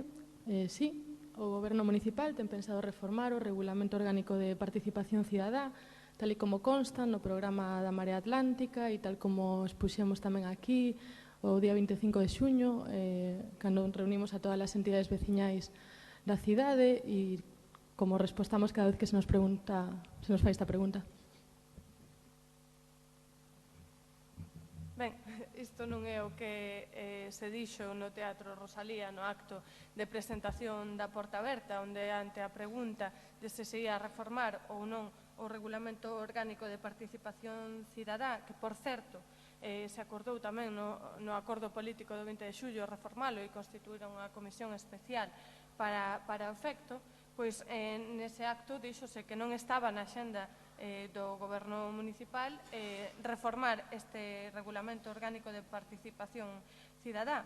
De feito, agora mesmo, no canto de modificar o Regulamento Orgánico de Participación Cidadá a través da Comisión Especial de Reforma, tendes a xente nos encontros e con todo o respeto do mundo, nos encontros dos barrios únicamente reunidas para determinar sobre un plano onde remata e onde comeza un distrito, se empeza en Ramón del Cueto ou empeza en Ángel Rebollo, pero non se está realmente debatendo sobre o fondo da cuestión. Nos creemos que para crear estes distritos dos que estades a falar coa xente, primeiro hai que reformar o Regulamento Orgánico de Participación Cidadá, que establece 2 únicos distritos e que comparto xa, adiántome, que comparto que se tiña que ter modificado anteriormente, pero hai que establecer un proceso de decisión e organización dos distritos, falar do fondo da cuestión, das competencias, da organización, do xeito de decisión. Noutras palabras, eu creo que non se debe de construir a casa polo tellado, non? Primeiro hai que reformar o regulamento, definir o modo de participación das veciñas e dos veciños, das entidades sociais na vida do Concello, e unha vez que se faga isto, con ese modo de participación, digamos, xa definido, eu creo que podemos facer entre todos, tamén coa xente, o deseño da cidade en distritos, non? O deseño xa sobre plano. Por outra banda, nos entendemos que é importante facer un recordatorio de por que é preciso modificar o Regulamento de Participación Cidadá da nosa cidade. Primeiro, porque foi elaborado o abeiro dunha legislación aprobada polo goberno do señor Aznar, e iso xa nos teria que levar a unha reflexión. Despois, porque foi elaborado na súa totalidade, no mandato de Paco Vázquez, de costas á xente, elaborado e aprobado por imperativo legal. As asociacións de veciños e de veciñas e demais entidades sociais da cidade non puideron nin tiveron posibilidade de participar da súa elaboración. Despois, porque este regulamento é tan de participación cidadá que, por exemplo, os membros do Consello Social Coruñés son designados nada máis e nada menos polo dedo directo do alcalde. E por iso, no seu momento, foi contestado públicamente, mesmo diferentes persoas remataron no xulgado por contestar a ese regulamento neste mesmo salón de plenos. E despois, porque foi aprobado hai xa 11 anos. Evidentemente, no ano 2004, Paco Vázquez aprobaba este regulamento, por certo, eu creo que sen ningunha intención de leválo á práctica, e entendemos que hoxe en día, no ano 2015, o regulamento ficou máis que obsoleto, que hoxe en día hai mecanismos para poder poñer en marcha diferentes mecanismos de participación cidadá comparado cos que había en 2004. Xa se tendo en conta os medios electrónicos, unha cosa nada máis. Nos creemos que hai argumentos de fondo para modificar o regulamento, ademais do compromiso electoral, e que hai que empezar a casa, non hai que empezar a casa polo tellado, senón polos alicerces, e creemos que se está facendo o contrario, co proceso da porta aberta. Pois, efectivamente, o regulamento de participación que ten esta cidade está obsoleto, efectivamente, o regulamento de participación cidadá desta cidade nunca se puxo en práctica, e efectivamente hai mecanismos para poñer en marcha a participación cidadá, e iso é o que estamos facendo coa porta aberta. Estamos facendo un proceso participativo que nunca tal se viu nesta cidade, onde toda a cidadanía, organizada e non organizada, está formando parte dunha decisión relevante para esta cidade, que é a organización da cidade en distritos. Organización, ordenación territorial descentralizada, os distritos, que son un instrumento fundamental para a participación cidadá, non só para a súa delimitación, sino para o seu posterior funcionamento. E como xa dixemos no Teatro Rosalía, e como xa vimos dicindo, este goberno ten un compromiso coa participación e con articular mecanismos de participación estables e efectivos, amparados efectivamente por un regulamento de participación real e actualizado cos tempos que vivimos, obviamente. Por iso, imos a reformar o Regulamento Orgánico de Participación, imos tamén a reformar o Regulamento Orgánico Municipal, pero imos a reformalo e, sobre todo, a actualizalo. Consensuadamente, agardamos con todos os partidos políticos e moi especialmente coas entidades veciñais e con toda a cidadanía. Ademais, contamos co traballo en rede con diversas cidades do Estado que tamén plantexan facer unha reforma e actualización dos seus propios regulamentos, porque vivimos uns tempos de innovación democrática e compre estar acorde cos tempos. Informarvos do que estamos facendo. O persoal desta Concellería está a estudar e a analizar polo miúdo as propostas de reforma caídas para que o dereito básico de participación cidadá sexa unha realidade no menor tempo posible. Convén tamén explicar que estamos desenvolvendo algúns puntos do actual regulamento que estaban pendentes de levarse a cabo.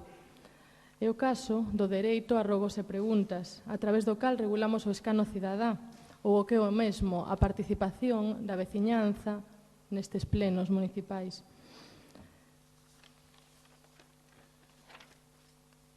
En definitiva, este goberno ten un compromiso coa participación e agardamos que así o teña tamén a oposición, nomeadamente o Partido Socialista, que a pesar de non asistir á dita presentación das políticas de participación, presentou para este mesmo pleno unha pregunta escrita sobre ese proceso participativo. Lembramos que a presentación das políticas de participación se puido ver por streaming, hai un vídeo colgado e podedes revisalo, revelo, para recordar o que ali se dixo.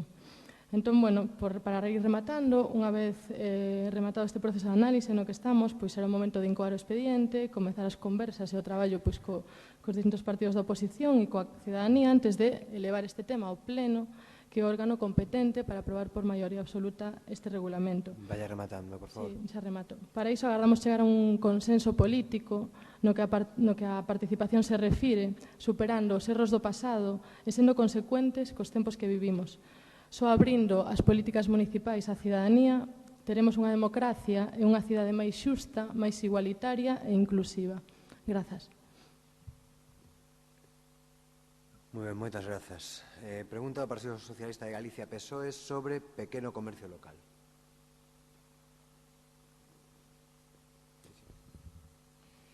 ¿Tienen previsto desarrollar alguna campaña concreta de apoyo al pequeño comercio local durante las Navidades?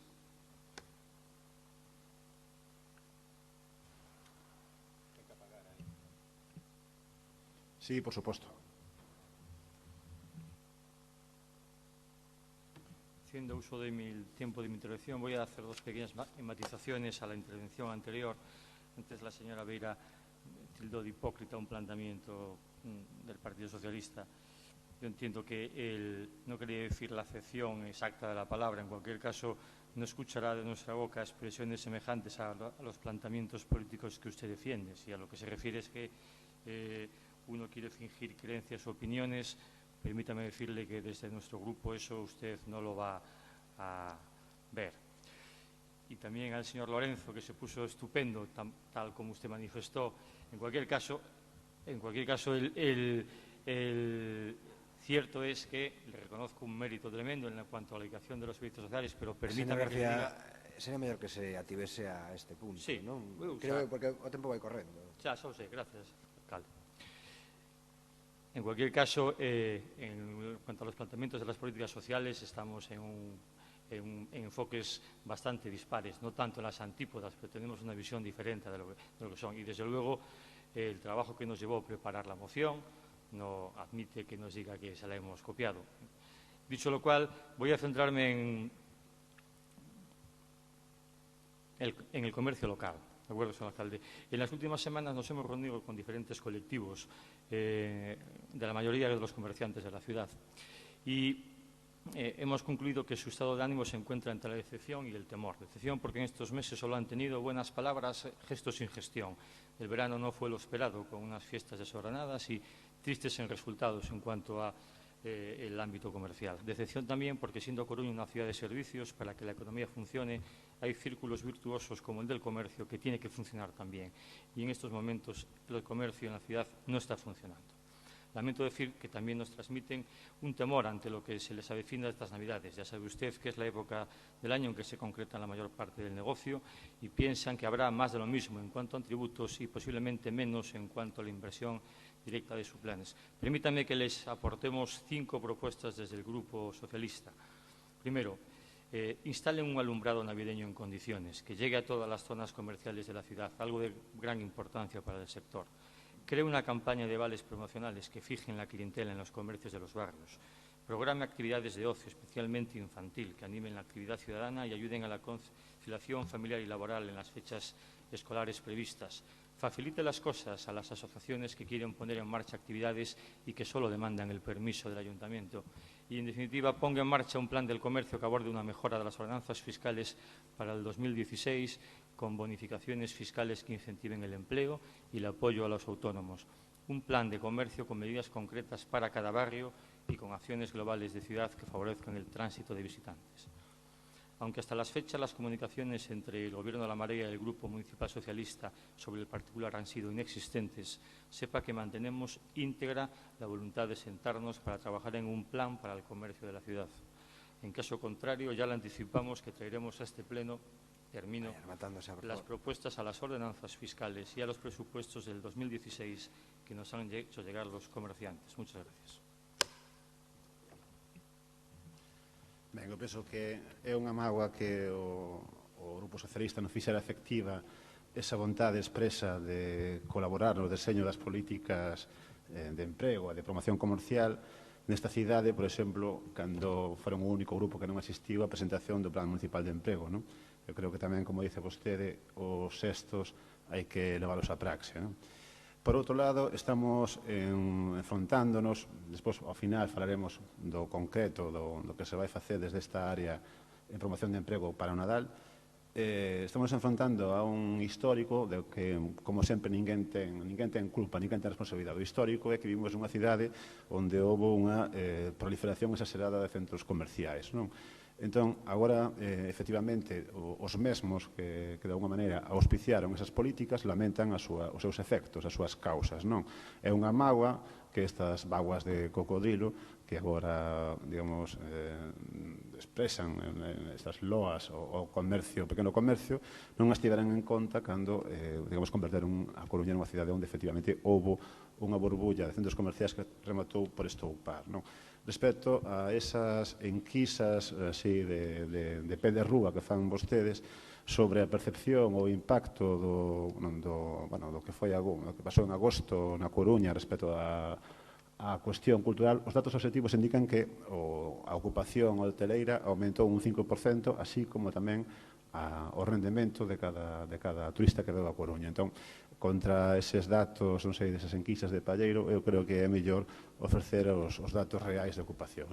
Indo xa máis o concreto da cuestión de que vostede me preguntaba, de que se vai facer aquí, respecto da xestión do comercio local para a campaña de Nadal, está publicado no perfil do contratante da página do Concello unha campaña de Nadal que se chama Campaña de Papá Noéis de Nadal, creo, que vai ter lugar, desde o luns pasado, unha oferta pública aberta, libre concorrencia,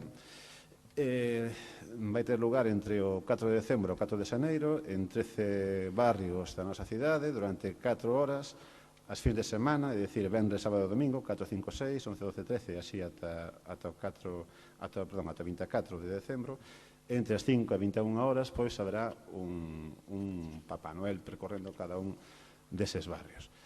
Ademais diso, na Praza de María Pita concentraremos outras actuacións, o ditoso poboado Lapón, unha pista de SEO, tamén pretendemos facer un mercadillo, é dicir, habitaremos 20 postos para os comerciantes coruñeses que queiran instalar un posto aí en Nadal.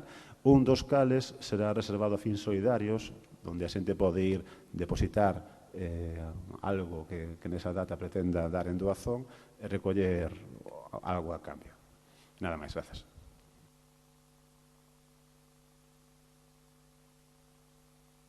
Moi ben, pregunta do Partido Socialista de Galicia sobre falta de resposta do alcalde ás entidades da cidade. ¿Cómo justifica que asociaciones que solicitaron una entrevista con el alcalde hace 3 meses aún no hayan recibido respuesta? O alcalde está recibindo a todas as entidades da cidade que así llo solicitan de xeito profuso e de xeito intensivo. Bueno, antes de comenzar le voy a decir a la señora Lema y al señor Delso que nosotros no fuimos a las presentaciones, tanto de Rosalía como ni del Plan del Empleo, porque habían quedado de crear las comisiones de trabajo, cosa que hicieron el martes pasado a prisa, un cuarto de hora cada uno, supongo que para que llegáramos al Pleno y en este Pleno pudieran decir ya tenemos las comisiones, pero desde hace 3 meses esas comisiones ya podían estar trabajando. Además, bueno, según nos enteramos después, en el Teatro Rosalía se dice que se va a incumplir uno de los pactos de gobierno que tenemos, que es la Comisión para la Reforma de Participación Ciudadana, del Reglamento de Participación Ciudadana. bueno, entenderán por qué no fuimos. Y a la señora Avia le voy a decir también, yo no sé, en el 2003, por supuesto que hoy en el 2011 tenemos que hacer un nuevo reglamento, que estamos en otra sociedad, estamos en otros tiempos. Pero yo en el 2003, que no era militante del Partido Socialista, participé en la elaboración de ese, como militante de Milhomes. Sí, y había allí asociaciones de vecinos. Bueno, usted de aquella aún no eran novios del PSOE y luego fueron novios del PSOE y ahora no sabemos de quién son novios. O sea, referente a la pregunta que le hacía el alcalde. Bueno, ustedes llevan 3 meses gobernando y uno de los supuestos puntos fuertes del programa electoral de La Marea era la participación ciudadana, escuchar a la ciudadanía y a la sociedad civil. Cuando se accede a gobernar una ciudad, en este caso una gran ciudad, la ciudad está en movimiento. Existen unos colectivos, asociaciones, que llevan trabajando por el deporte, la cultura, la historia, la vida democrática de nuestra ciudad. Gente de nuestra ciudad que realiza actividades por el bien de la comunidad, luchando por sus derechos, para revitalizar un barrio o para hacer una fiesta. Son muchos vecinos y vecinas, da lo mismo de donde vengan, del barrio que sean, su condición sexual, su religión, su procedencia. El alcalde está para gobernar para todos los ciudadanos de nuestra ciudad. En las últimas semanas hemos mantenido reuniones con colectivos y asociaciones donde una de las quejas principales era la falta de contestación a las peticiones de citas y reuniones con las diferentes concejalías, así como la no contestación a las peticiones de actividades. Algunas actividades se han tenido que suspender por falta de respuesta a tiempo por parte del Gobierno local. Otros colectivos reciben amenazas de acabar con lo que venían haciendo sin razón ni justificación alguna. El no por el no. El Gobierno municipal está dando a entender que no le gusta el tejido social que hay en la ciudad y que ustedes van a organizar a la sociedad civil desde el Gobierno municipal o desde La Marea. Con mucha frecuencia, ustedes mezclan los temas institucionales con los del partido. Otros colectivos no reciben las subvenciones que le corresponden, poniendo como excusa el modificativo, que ustedes no fueron capaces de aprobar. Cuando las subvenciones están aprobadas en el presupuesto y salvo que los gobiernos municipales hicieran una mala gestión, ese dinero debe estar en su partida. Además, parece ser que las peticiones... Sí. Bueno, pues voy acabando. ¿Con qué criterios se rige el Gobierno municipal para decidir qué colectivos y asociaciones de la ciudad sean recibidos por ustedes? Es cierto que el Gobierno municipal va a organizar la sociedad civil de nuestra ciudad, tutelando a los colectivos, como sucede en ciertos países. Y sí, se constituyó la Comisión de Participación Ciudadana. Gracias, alcalde. Por favor. Vale, gracias. Bueno, a verdad que esta cidade ten unha longa historia de intentos de gobernos municipais por controlar a sociedade civil. Unha longa historia. Desde logo non va a estar aí a Marea Atlántica. A Marea Atlántica e este goberno municipal recoñece o que hai na cidade, colabora co que hai na cidade e escoita o que hai na cidade. Escoitar, atender, participar é o ADN deste goberno municipal. Un dos aspectos nos que xa se nota o cambio no goberno municipal desde que nos estamos aquí. Ningunha das entidades que tiña interlocución co goberno municipal deixou de telo. Pero moita xente que antes nunca entraba neste concello, agora sí está entrando e ten interlocución. Unha das frases que máis escoito nestes 4 meses son nunca un alcalde estivera aquí, nunca me recibiron alcalde. Son as dúas frases que máis escoito. Nestes tempos, cerca de 500 reunións só deste alcalde, con entidades, persoas, colectivos, e máis de 600 das concellarías. Esas son datos da senda do alcalde que pode consultar. Dende a Asociación de Festas da Virxe do Rosario até a Asociación de Salvemos Bens. Todo o espectro social, político que hai entre ambas está sendo recibido por esta alcaldía e por as concelleiras. Establecemos novos canles de participación. Os procedementos para políticas municipais, para participación, para falar co tecido social son instrumentos participativos. Pódese ver no procedemento a porta aberta como un procedemento en sí mesmo participativo para empezar a diseñar as políticas de participación cidadá pódese ver na presentación do plan de emprego onde había dúcias de asociacións convidadas, o mesmo que no acto Rosario do Castro, onde non foron, vostedes foron o único grupo municipal que non foi a ningún dos dous actos, que é un costume que están collendo e que eu creo que deberían rectificar, estar donde está toda a corporación e donde están todas as entidades da cidade. Non chegan as horas, efectivamente, para recibir a todas as asociacións que habería que recibir. E iso produce neste goberno municipal e concretamente neste alcalde desazón e preocupación. O gallá os días tivesen 36 horas para poder recibir a máis xente. Desde logo que é o que me gustaría. Podo recoñecer que, sobre todo nos primeiros días, nas primeiras semanas, houbo algún erro de axenda e, por tanto, houbo determinadas peticións que non se atenderon por ese erro de axenda. En todo caso, unha parte mínima de todas as solicitudes que está sendo remediada nestes días. Dende logo, o que nunca houbo neste goberno municipal e nunca haberá, e desde logo non vou a consentir que así se diga, é ameazas nin coaccións de ningún tipo a ninguna asociación desta cidade. Ese non é o estilo deste goberno municipal, desde logo non é o estilo deste alcalde ameazar a ninguén e nunca o será. E non vamos a consentir nin que se faga, nin que se diga. Moitas gracias.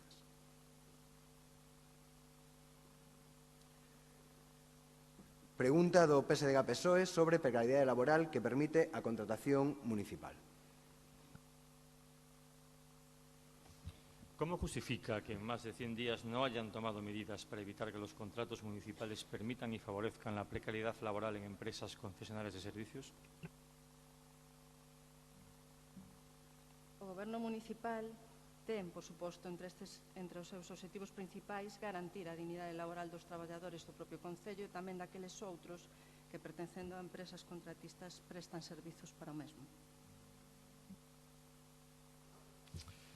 Desde que por el pacto de gobierno asistimos con voz, aunque sin voto a la mesa de contratación, lo venimos denunciando in situ, sin que hasta ahora haya surtido ningún efecto, razón por la cual traemos el asunto a este pleno, para que sirva de altavoz y así intentar hacerles ver la necesidad de cambiar la forma de actuar, dado que no hay razón para mantenerla. En estos momentos se están adjudicando contratos de servicios que priman prácticas de precarización laboral y desde el Gobierno municipal les están dando el pase de manera inexcusable. Se están llevando los contratos empresas que, como principal virtud, traducida en más puntuación, proponen rebajas en las condiciones económicas laborales de sus trabajadores, hasta límites esperpénticos. Y le apunto dos ejemplos concretos recientes. 1. Contrato de servicios de limpieza de centros cívicos por 36.000 euros. Se adjudica a la empresa que menos paga las horas extras a 0,5 euros. Curiosamente, cuando lo denunciamos públicamente, se rectifica por lo que parece ser un error técnico de baile del Excel en las ofertas. Lo grave no es que rectifiquen, que bien está que así sea, sino que rectifican por un baile de Excel y no porque tomen medidas para corregir esta situación kafkiana de premiar un contrato público por no pagar las horas extras. 2. Servicio de animación sociocultural por 477.000 euros. Se excluyen las ofertas que pagan la hora extra al precio máximo establecido en las bases del concurso y se permite avanzar en el proceso a las que ofertan 0 euros y 1 céntimo la hora extra. Esperemos que el Papa Noel, que va a estar de gira por el comercio en Navidades, cobre un poco más que las empresas adjudicatarias de estos servicios. Mismo criterio, misma injusticia. Entenderán ustedes que esto es algo que desde el Grupo Municipal Socialista no podemos dejar pasar.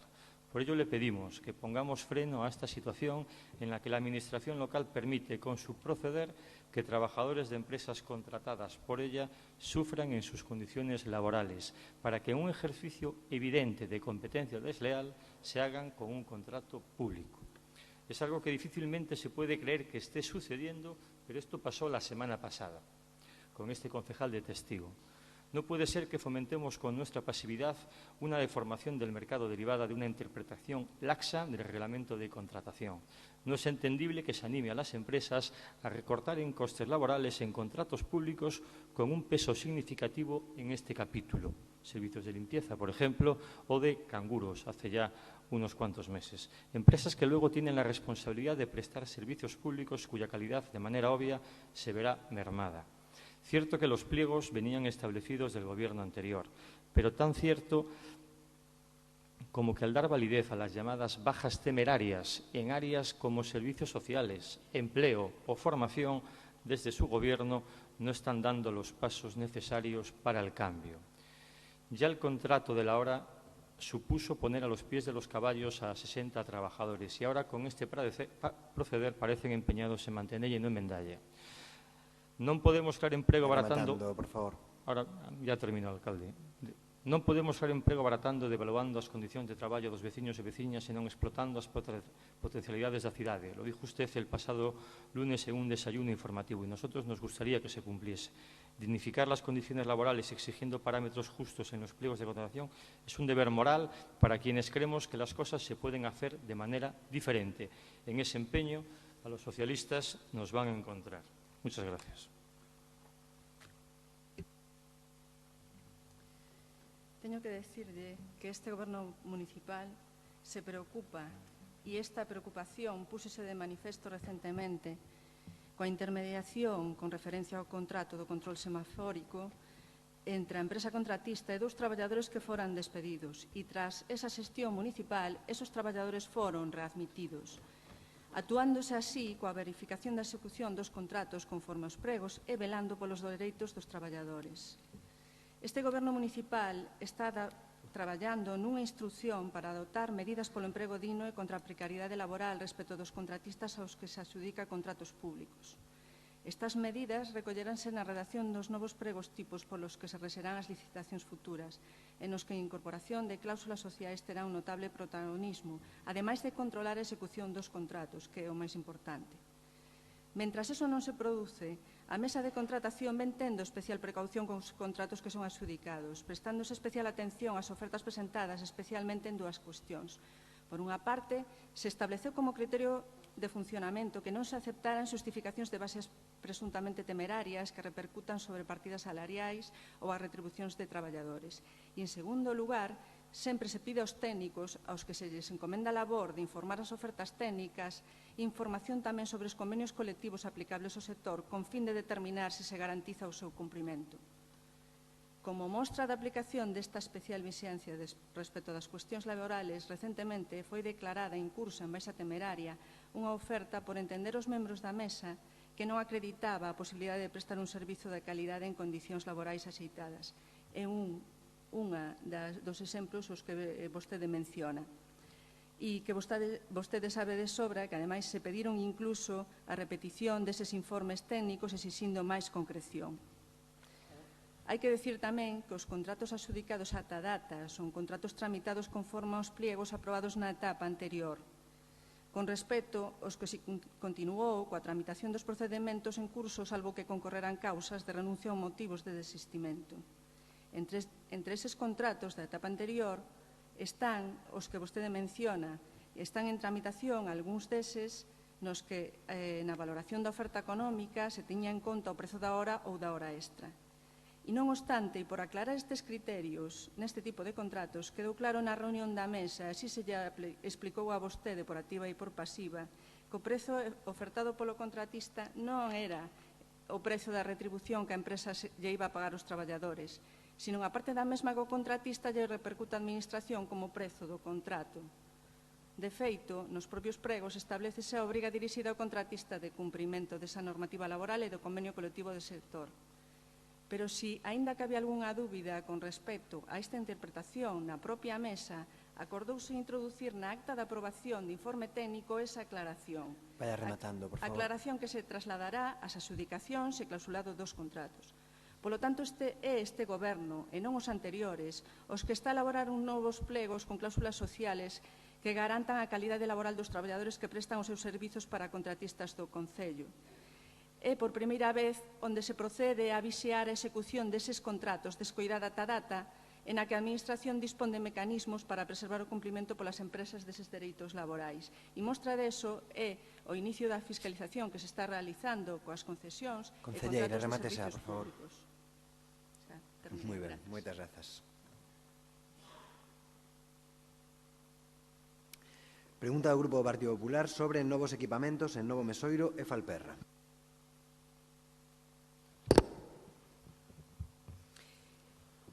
¿Cuándo tiene previsto Xulo Ferreiro poner a disposición de la Xunta los terrenos para la construcción del nuevo colegio en Novo Mesoiro y el espacio para el nuevo Centro de Salud de Santa Lucía?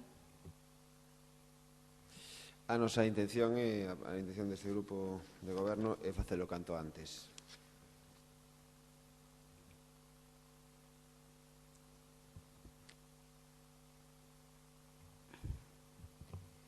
Pues al hilo de la pregunta que aquí formulamos, pues es preciso recordar que el consejero de Educación anunció el 16 de septiembre que la Xunta construirá el tan demandado Colegio Novo Mesoiro, para lo que se necesita que el Ayuntamiento ceda el terreno necesario, como es lógico y habitual en este tipo de procesos y de procedimientos, ya que de lo contrario no se podrá proyectar, presupuestar ni ejecutar la obra. Por tanto, es responsabilidad del señor Ferreiro gestionar los terrenos cuanto antes para que se puedan comprometer las partidas correspondientes para su ejecución. Es necesario que, de una vez por todas, que el Gobierno local de La Marea pase de las declaraciones de intenciones y las fotos al trabajo responsable. Es justo recordar también que el pasado 21 de abril el actual portavoz del Partido Popular anunció su compromiso de un colegio sí o sí en Novo Mesoiro en este mandato, porque era una necesidad vital en un barrio que cuenta con el mayor índice de natalidad de toda la ciudad. Y es una buena noticia que el consejero haya reiterado su intención de construir el colegio atendiendo a las gestiones de Carlos Negreira, pero está claro que si el señor Ferreiro no hace sus deberes, no podrán comenzar los trámites para su construcción. Lo mismo sucede con el Centro de Salud de Santa Lucía, que beneficiará a una población sanitaria de 7.000 vecinos de La Falperra. Fueron representantes de gobiernos del Partido Popular los que acordaron en 2014 la conclusión de ese centro de salud que ahora todos demandan, y una vez que el Grupo Popular ha conseguido que la Consellería mantenga su compromiso para su construcción, es preciso que el señor Ferreiro haga sus deberes. Es necesario que el Ayuntamiento ceda el espacio a la Consellería para que se pueda elaborar el proyecto constructivo adaptado a la realidad de la disposición del espacio y se pueda presupuestar la obra para así seguir avanzando en los trámites. El Grupo Popular quiere agradecer que, una vez más, la Xunta mantenga los compromisos adquiridos con nuestra ciudad y confía en que la incapacidad de gestión de La Marea de que ha hecho gala hasta ahora no impida que estos dos equipamientos tan demandados en los barrios sean una realidad. Esperamos que La Marea no retrase estos equipamientos porque son proyectos del Partido Popular. El tiempo pasa. Dicen, lo haremos lo antes posible, pero el tiempo pasa. Ya hemos visto aquí 4 meses para traer un informe propuesta de 2 folios con una cesión de uso de una parcela que ya debían tenerlo previsto y haberlo traído a pleno desde hace tiempo. Pero bueno, tienen la obligación de ponerse a trabajar.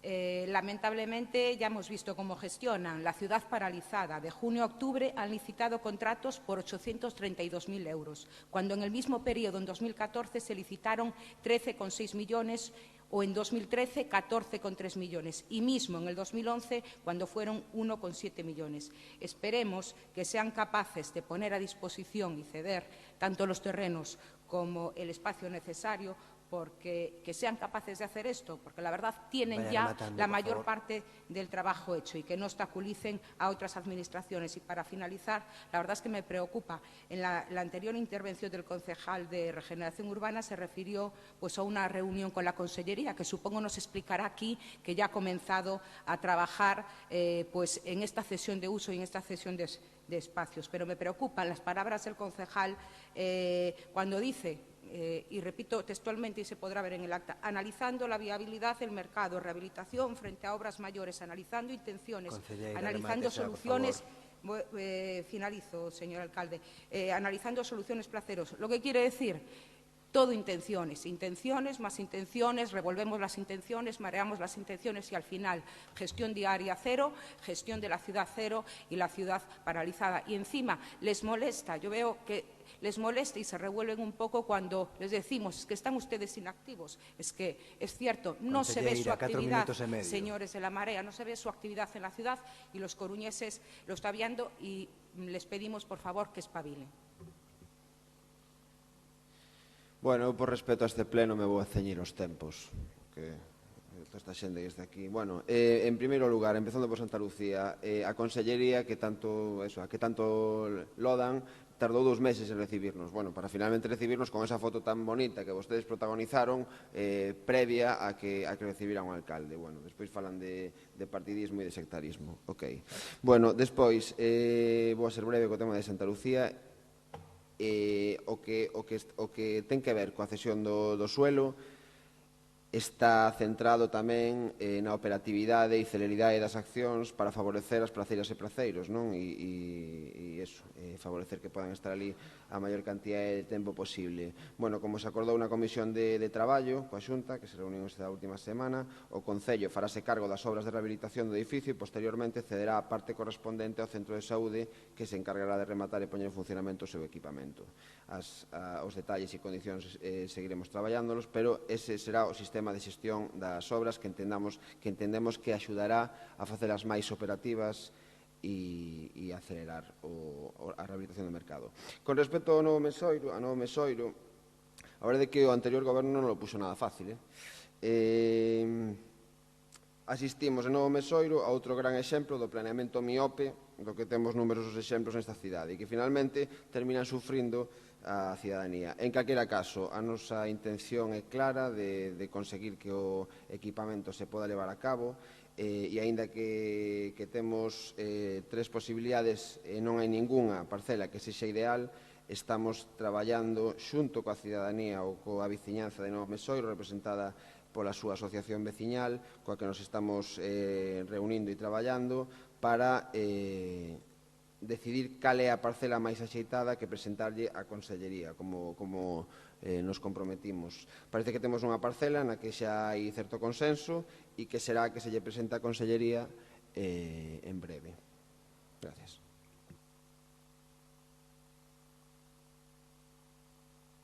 Moi ben, moitas grazas. Pregunta do Grupo Partido Popular sobre Aeroporto de Alvedro. Sí, muchas gracias. ¿Por qué está de acuerdo Xulo Ferreiro con Martín Noriega en que Lavacolla sea el único aeropuerto internacional de Galicia? Non estamos de acordo de ninguna maneira. Será culpa otra vez del Mensajero. Leo el Mensajero. Agencias, 24 de septiembre de 2015. El alcalde Santiago ha defendido que Lavacolla sea el aeropuerto internacional de Galicia porque dice estar convencido de que la centralidad beneficiará a Vigo, a Coruña y al resto de la comunidad. Noriega ha revelado que ha mantenido un encuentro con Xulo Ferreiro basado en la voluntad de cambiar los términos en este sentido. Cierro comillas y cita del Mensajero. Lamentamos que esta nueva subordinación de Ferreiro a Noriega, de la Marea Coruñesa a la de Santiago, tras una reunión que, por cierto, Ferreiro mantuvo oculta y solo se conoció a través de su homólogo compostelano para así presumir de que Coruña se pliega a sus intereses. La verdad que duele y nos da pena escuchar estas cosas de nuestra ciudad y de nuestro alcalde, porque, sinceramente, La Coruña siempre fue una ciudad que se mantuvo libre y digna. Y en este sentido le queremos decir que nos va a tener siempre a su lado para defender los intereses de Coruña ante quien sea.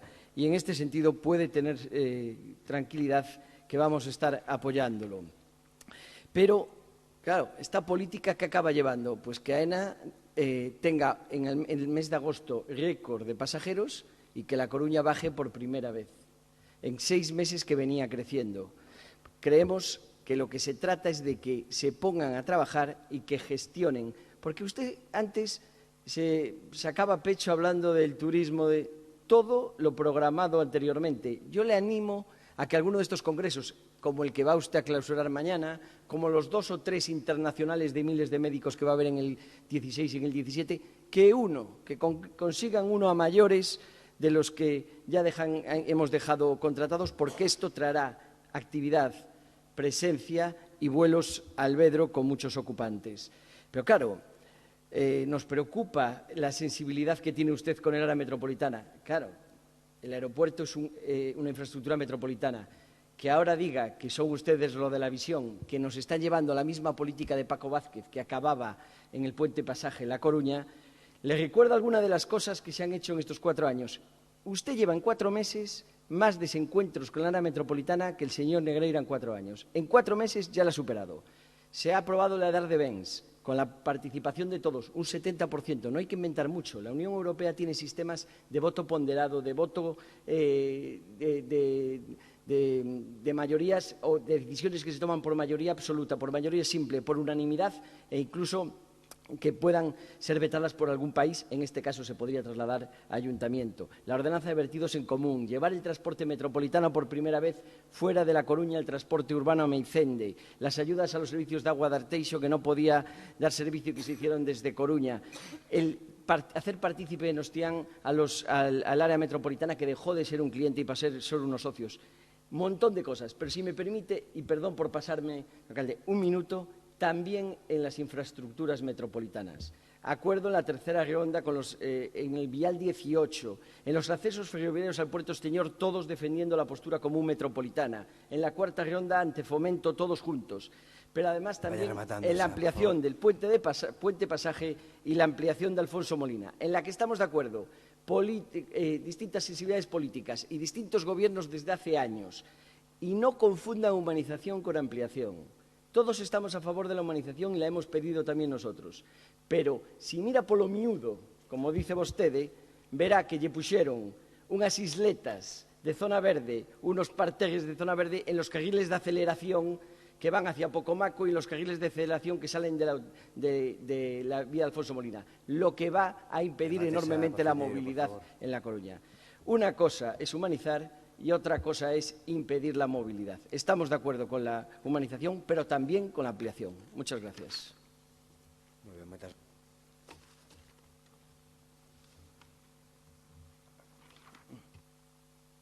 Entendo que a pregunta se refería finalmente a Alvedro, non? E non a Lavedra. Un par de cousas. Efectivamente, creo que se confundiron de fenómeno meteorolóxico a hora de justificar a caída de pasaxeiros en agosto, porque non foi a marea, foi a néboa a que impediu que aterrasen 10 voos en agosto, que é que justifica esa lixera baixada, senón seguiríamos os números normais nesa data. En canto á xestión aeroportuaria da Marea toda agora, digo o seguinte, que rebaixamos en 465.000 euros os convenios que vostedes tiñan pactados coas 3 compañías que operan desde Alvedro sin perder ningún destino polo de agora. En canto ás xuntanzas que se tiveron con Santiago de Compostela, tivemos somente unha, na que estaba eu e os concelleiros responsables desta área do Concello de Santiago. Non asistía o alcalde que usaba, co cal si me parece que tal vez ese mensaxeiro non estivera ben informado. Ben, vamos a falar un poquinho sobre esta cuestión.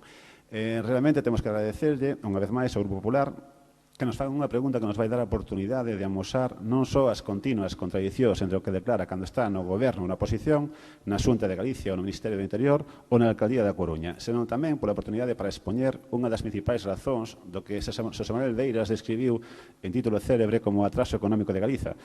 O pertinaz localismo das elites gobernantes galegas que contou na nosa cidade con ilustres promotores de lembranza cada día menos celebrada. Afortunadamente, señoras e señores do PP, as hemerotecas son teimudas. Falemos, en primeiro lugar, das continuas contradicións entre o que vostedes declaran cando están nunha ou noutra institución do Estado. Empecemos polo presidente da Xunta de Galicia. Este é o documento. Que o 4 de setembro de 2011, é dicir, cando ainda non chegara ao goberno de María Pita, a corporación presidida polo concelleiro agora Negreira, declaraban en titulares pouco susceptibles de terxiversación, refírome ao BC, o seguinte: romper o Comité de Rutas Aéreas derivou en negocios custosos.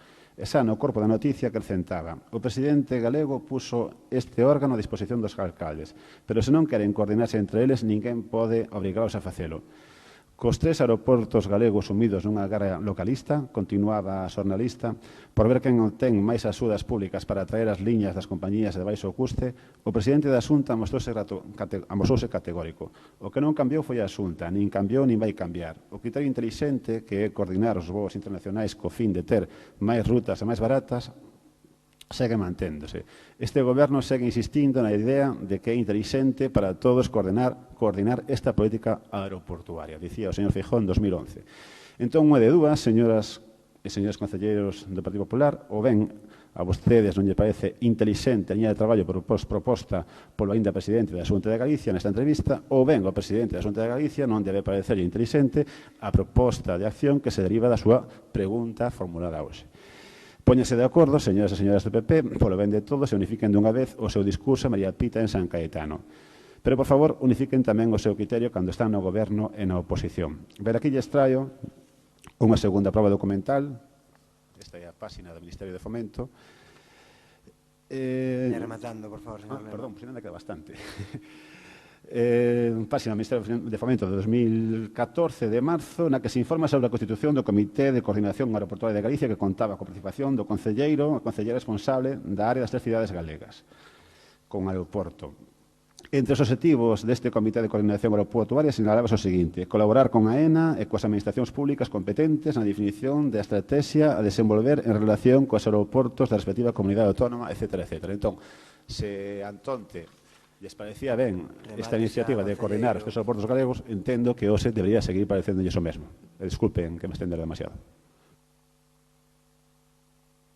Moi ben, moitas grazas. Pregunta do Grupo do Partido Popular sobre pago personalizado de impostos municipais.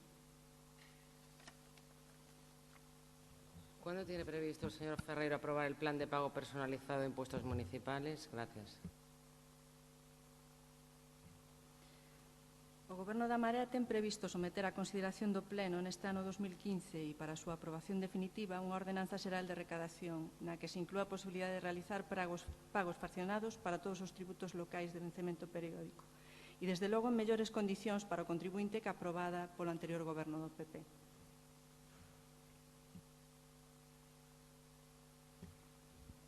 Bueno, vamos a ver.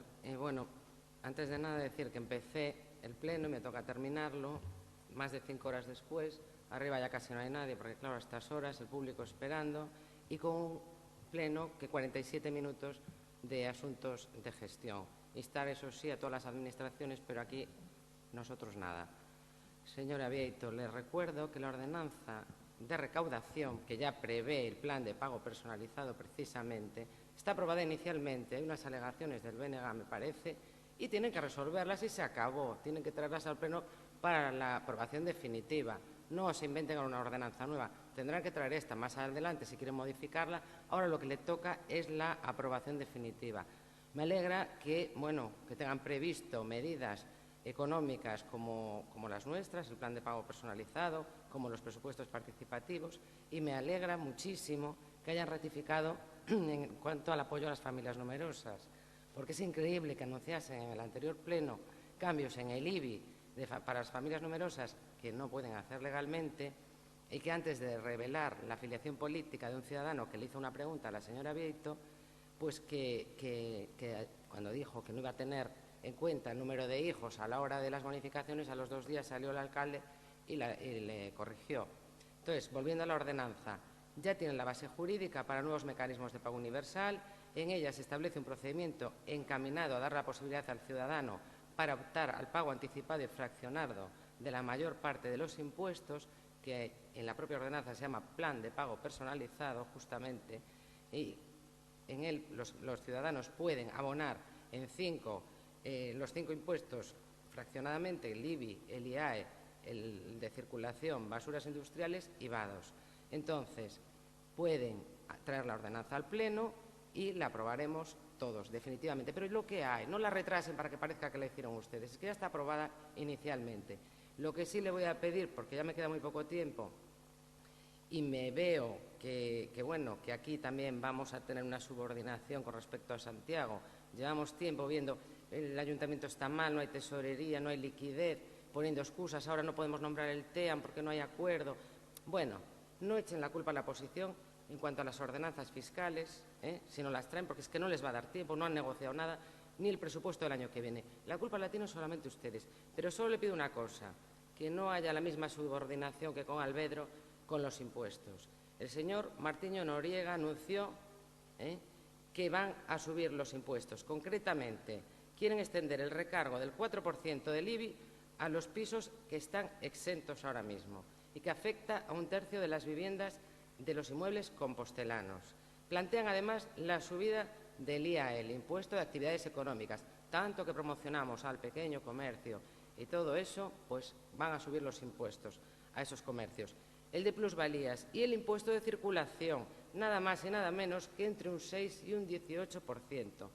Me temo que esto ya es un anuncio de que aquí va a suceder lo mismo, porque tantas ciudades rebeldes y tantos foros que están teniendo todos juntos, me da que va a ir por ahí la cosa.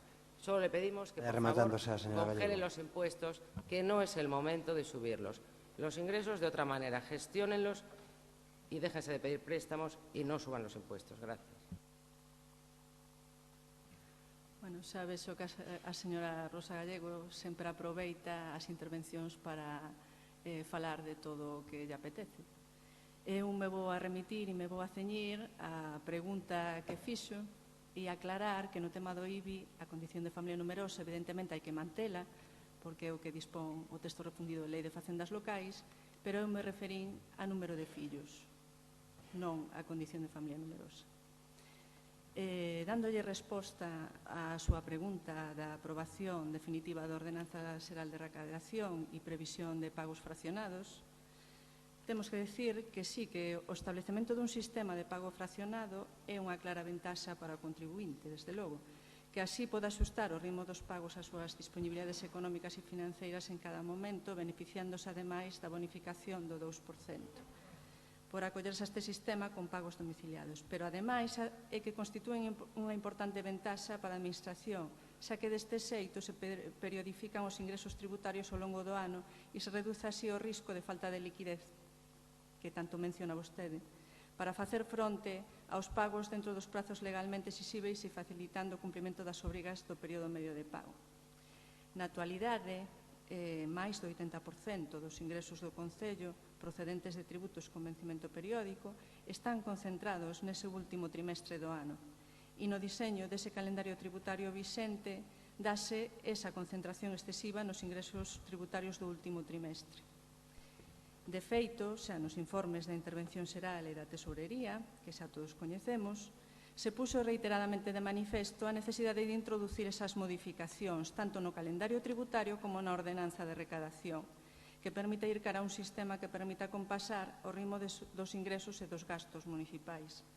Foi o pasado 9 de febreiro de 2015, cando o anterior goberno do PP someteu ao Pleno da Corporación Municipal a aprobación provisional dunha ordenanza xeral de recadación. Este proxecto de ordenanza incluía efectivamente no seu artigo 20 o denominado Plan de Pago Personalizado, que preveía a posibilidade de anticipar o pagamento das débedas de vencemento periódico mediante o seu fraccionamento. Ese expediente foi sometido a exposición ao público, BOB de 13 de febreiro, durante o cal foron presentados un total de 4 alegacións, por unha parte Musa, BNG, PSOE e Esquerda Unida os Verdes. Estas alegacións están pendentes de informe aínda polos servicios municipais, dado que é intención deste goberno aceptar varias desas alegacións presentadas, así como introducir modificacións no texto da ordenanza que faciliten o cumprimento desas obrigas tributarias a todos os contribuintes. Entre as cuestións que o goberno vai introducir nesa ordenanza, que tanto lle interesa, e que se someterá a pleno para aprobación definitiva, están as seguintes. Por unha parte, a extensión a outros tributos, ademais do IBI, como o IVTM, entre outros, rematando, por favor, da bonificación por anticipo de pago e, ademais, incrementar esa bonificación dentro do máximo previsto por o texto refundido da Lei de Facendas. Ampliar tamén a opción do contribuinte para elixir o fraccionamento de pago. Ata o momento na ordenanza aprobada eran só de 5 pagos e isto debe ampliarse. Esta ordenanza someterase, polo tanto, antes do fin deste ano a consideración do Pleno para a súa aprobación definitiva e se ben será necesario compatibilizar tamén esa entrada en vigor coa implantación do novo sistema informático, o cal é bastante importante. O programa estima que actualmente está en curso por favor, para evitar erros e molestias innecesarias para os contribuintes. E incidir que sí, a aprobación dun vocal no TEAN sí que é unha cuestión moi importante e que bloquea esta situación, que esperemos que desde logo se desbloquee e podamos aprobar as ordenanzas. Moi ben, moitas grazas. Rematan con isto as preguntas orais. En canto a rogos, existe un rogo oral por parte do Partido Popular. Ruego al Gobierno municipal que ponga en marcha el programa de prevención Smart Ángel para desplegar un sistema tecnológico de detectores Smart que vigile la emisión de humos o de gases en los domicilios de personas mayores que deseen incorporarse de forma voluntaria y que permita avisar inmediatamente al servicio de bomberos para que pueda intervenir y poner a salvo a las personas, permitiendo así incrementar los niveles de seguridad ante este tipo de riesgos entre la población mayor de nuestra ciudad, con una inversión de 1,5 millones de euros durante los próximos 4 años y una cobertura de más de 5.000 viviendas. Muchas gracias. Moi ben, moitas grazas. De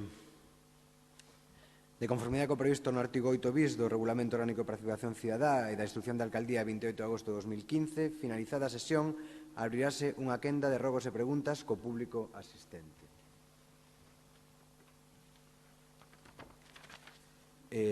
A primeira persoa que está chamada a intervir dende o escano cidadá é o presidente da Asociación de Veciños Atochas Monte Alto. Boa noite, despois de 5 horas aí arriba no Galiñeiro. O que quería decir era, en primeiro lugar, o 6 de agosto de 2012, o Pleno Municipal aprobou o Pexón. Nese Pexón, o por entón Goberno Municipal do Partido Popular trasladaba a edificabilidade na zona da Agra de Santo Amaro a zona da canteira de Durmideiras, onde está situada a Praza Galatea. Un edificio de 333 vivendas que se viña a sumar a un polígono xa de por sí bastante complicado polo feito de que só ten unha entrada e saída e polos servicios dos que dispón. Neste caso, a nosa entidade xa manifestou e a comisión por entón creada por veciñas e veciños que dito polígono, ese edificio xa fora proxectado no seu día e se desbotou, primeiro porque estaba pegado á canteira, non tiña moito sentido, e despois se dividiu en diferentes edificios da zona que se hoxe en día se miran, podese ver que teñen unha altura máis, que sería ese edificio que xa estaba, é dicir, era de facer 2 veces o mesmo edificio. Despois dunha serie de circunstancias, de movilizacións, etc., o Partido Popular, en maio, nas eleccións, desbotou a idea de construir aí, e dixo que se saía escollido e escollerían outra zona de construción, pero que aí non se ia tocar. Nos creemos que o barrio das Durmideiras carece de moitas cousas, sobre todo, por exemplo, en temas de accesibilidade.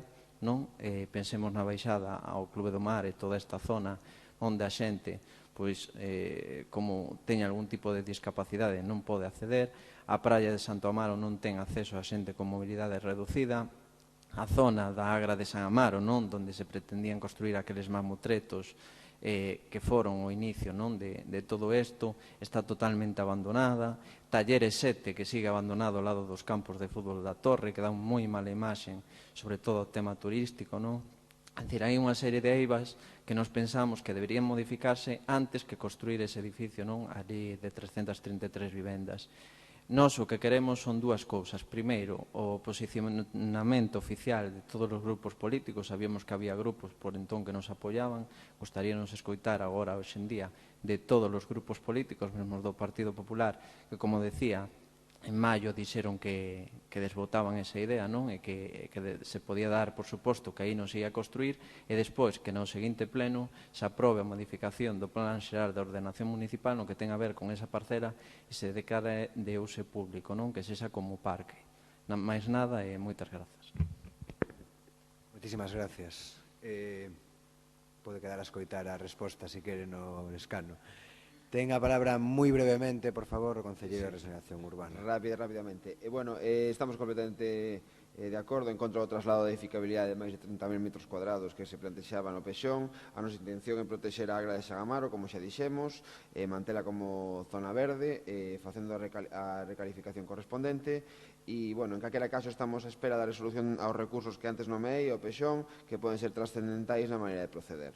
E, con respecto a Durmideiras, tamén estamos elaboraremos un plan de intervención integral para o barrio, para a mellora do barrio e a Agra de San Amaro.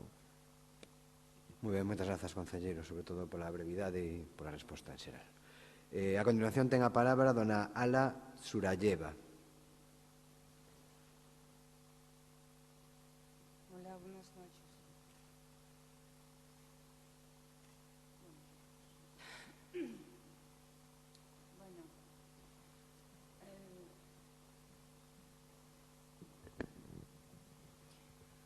al quitarme la risga, la Xunta de Galicia me catapultó al núcleo de la pobreza.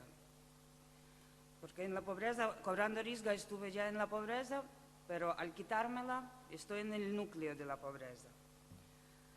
Y no tener ningún tipo de ingresos, yo hasta el viernes pasado estaba con un pie en la calle. Parece ser que esta situación se va a resolver. Mi hijo y yo no nos vamos a quedar en la calle. No obstante, estamos en 5 de octubre y carecer de ningún tipo de ingreso, mi hijo que está cursando tercero de ESO está sin libros, porque el cheque de 180 euros que me dio Xunta de Galicia solo pude adquirir 5 libros.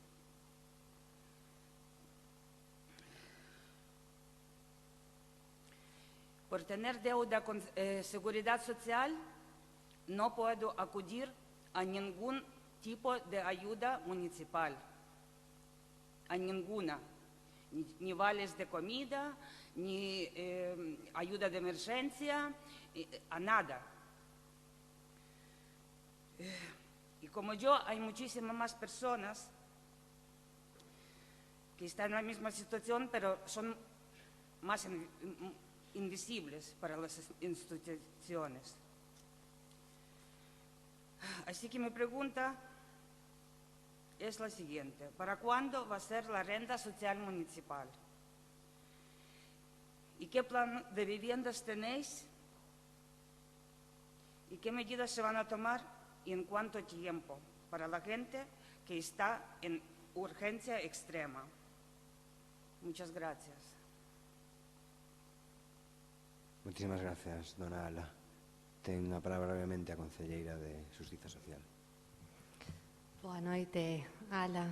De verdad que moitas grazas por estar aquí, por vir a comentar que situacións tan difíciles non está vivindo algunha xente e darchos parabéns, dende logo, por ter esta forza e esta valentía de vir aquí a comentar non só a túa situación, sino a situación de outras moitas persoas. Bueno, nos xuntamos, xa nos coñecemos, nos vimos na concellería, non? Como non pode ser de outro modo, traballamos no teu caso e, bueno, sí que é certo que ti comentabas, por exemplo, os impedimentos da lei de subvencións, non? O inxusto que é por ter débedas con a administración non poder acceder, non? Tamén, bueno, falamos do tema da vivenda municipal, antes dicíamos, non ten sentido ter vivendas municipais nesta cidade e que non estén a disposición da xente. Nos creemos que as vivendas municipais son para a xente e así imos a poñer en disposición da xente, como é o teu caso e como é o caso como son outros casos. Entendemos que, bueno, necesitamos tamén máis vivendas, non xa puxemos a rehabilitar o noso compañeiro, algunhas que estaban en mal estado. Continuaremos insistindo ás entidades financeiras en que cedan esas vivendas baleiras e continuaremos traballando para que a xente poida vivir con máis dignidade. E de novo insistir, Alan, que moitas grazas por estar aquí hoxe. Moitas grazas, Ada. A continuación ten a palabra dona María José Mosteiro Rodríguez.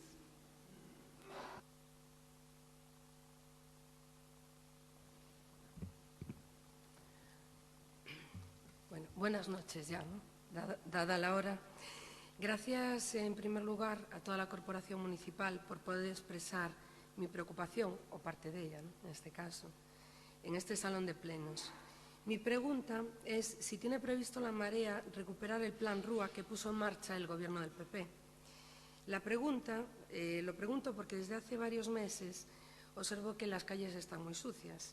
Hay deficiencias que no se solucionan como antes, ¿no? Por ejemplo, cuando se rompen las papeleras, los contenedores, las fuentes que no funcionan.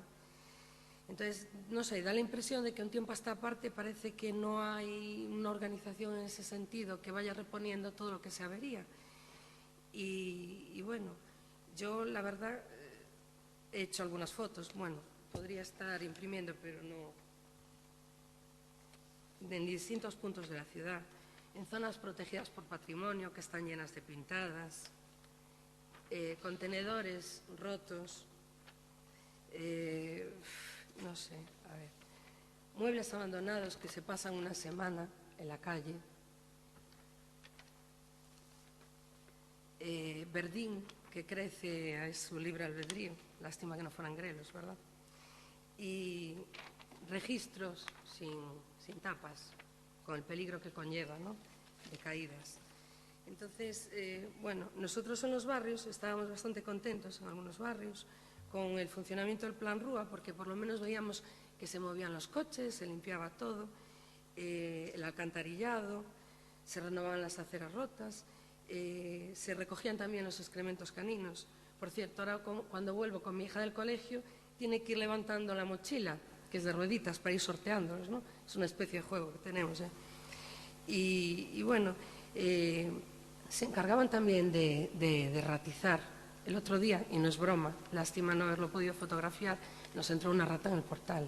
Yo creo que en siglo XXI que estamos, y una ciudad tan bonita como tenemos, pues es una pena con todos los turistas que vienen, que en pleno centro y paseo marítimo veamos estas cosas. Y nada más, por ello, bueno, me gustaría saber cuál es su plan de actuación. Muchas gracias. Ben, moitas gracias. Me recordas a min que vou sacando fotos ás papeleiras rotas tamén polas rúas, non? E despois as enviamos aí a infraestructuras e ás veces se soluciona. Ten a palabra brevemente a Concelleira de Medio Ambiente. Boa tarde, María José. A verdade é que me agradezo a pregunta. Si temos pensado continuar co Plan Rúa, me parece unha boa iniciativa e eu creo que tamén hai que recoñecelo e aproveitar a experiencia anterior, non? Porque partir de cero en todo. Pero, bueno, tamén teño que decir que hai servicios que se siguen levando a cabo. Todo o tema de control de contenedores, de papeleras, se está levando a cabo. Todo o tema de control de plagas, sexa de pulgas, de ratas, de gaviotas, se está levando a cabo da maneira habitual. E o que si se cara podemos retomar, proseguir, esa coordinación entre concellerías que era a característica do Plan Rúa, non? A cuestión da limpeza é unha cuestión recurrente na cidadanía. Xa durante o verán nos reunimos varias veces coa empresa de limpeza para solucionar cuestións que había se cara de cheiros na rúa. Temos que saber, seguramente, o sabe todo o mundo, que o tema das fregadoras, de limpar a rúa con fregadoras, non está previsto no contrato, é un extra que pon a empresa. Entonces, con moi pouquiños recursos, temos que repartirlos por toda a cidade.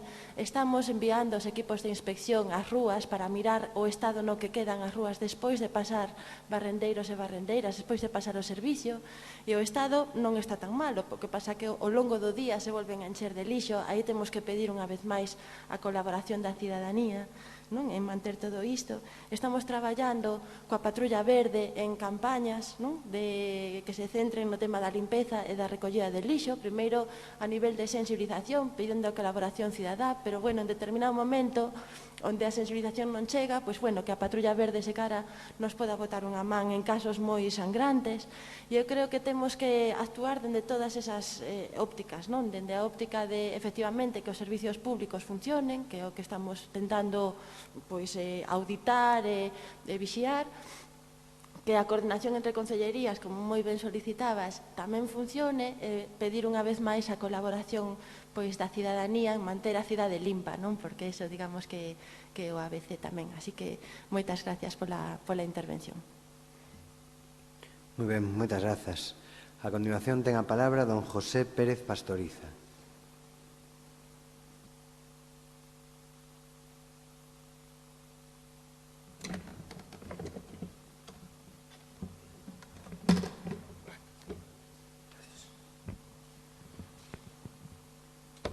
Boa noite, señor alcalde. Por suposto, os concejales, tanto de un lado como de outro, e algún asistente que damos aí arriba, non? Quedou aí arriba. A pregunta miña, en principio, vai con respecto a policía local, concretamente, non? A seguridade ciudadana, que en concreto creo que leva usted personalmente. Vale.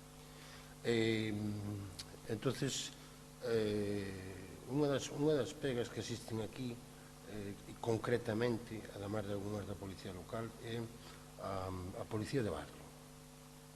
Eu, lamentablemente, estou no paro, teño tempo de andar pola calle, polo tanto, cando ando pola calle, se é observador, pois sí que ves moitas cousas, non? e teño contacto bastante ao día con algún policía local, porque eu estuve en seguridade tamén. Entón, moitos dos que hai son antigos conocidos meus. Entón, a pregunta ia para aí. Onde está a policía local? Que estes anos atrás había policía por todos os lados, o coche estaba dando velofila e desaparecía, non te atrevías a facer un giro porque iso era moi peligroso. Ahora aquí gira todo o mundo, por todos os lados, incluso onde está Millán Astrai, onde se fai a rotonda hacia a Hípica, fan a rotonda ao revés. Cuidado, fíjate, que se encontra o coche co outro. Nadie está controlando eso. Incluso facendo eso, está a policía facendo cedo ao paso e non vai detrás dese señor a poñer unha sanción. Entón, non acabo de entender. En calquer caso, en ese aspecto non estou botando a culpa da policía, ni moito menos. Aquí o problema que cabe é que eu entendo que usted ten moitísima capacidade, entendo, pero o que está claro é que usted non pode ter 8 brazos, 10 brazos, usted ten 2, entende? Entón non vai igualar usted as concejalías, policía, bomberos, non sei quanto. Entón, estou falando con eles, bueno, incluso aquí con algúns compañeros, creemos que é imprescindible, non necesario, imprescindible, unha concejalía de seguridade, na cual este incluída a policía local, porque a policía local ahora mismo ten un mando superintendente, pero iso é un mando, iso non é un concejal que marca as pautas, oye, hai que corregir a disciplina na calle porque non sei que, oye, hai que facer isto porque non sei quanto. O sea, alguén ten que marcar as pautas para que ese superintendente vai marcando baixo. É como o Ministerio de Defensa se non está o ministro. Eso sí é terrible. Me explico. Vamos a ver. Respecto dos barrios, bueno, eu falando con xente que conozco nos barrios, Monte Alto, San Agustín, que son os que máis piso, non? Digamos, incluso a Plaza do Lugo, de vez en cando, non? Falo con eles. E claro, onde está o mercado concretamente suele haber un policía local, suele haber, non? Pero despois, esas parexas que había de policías locales por barrios non existen, desapareceron. A mí gustaríame saber por qué, porque a xente estaba encantado con esa parexa da policía local, pero en todos os sentidos, por seguridade, por prevención, porque unha cousa moi importante para usted, os que están, esas patrullas que están na calle de patrulla de barrio, traenlle moita información a usted, moita, porque os propios veciños, os placeros, toda a leche, lanzanlle un montón de preguntas que acaban aquí.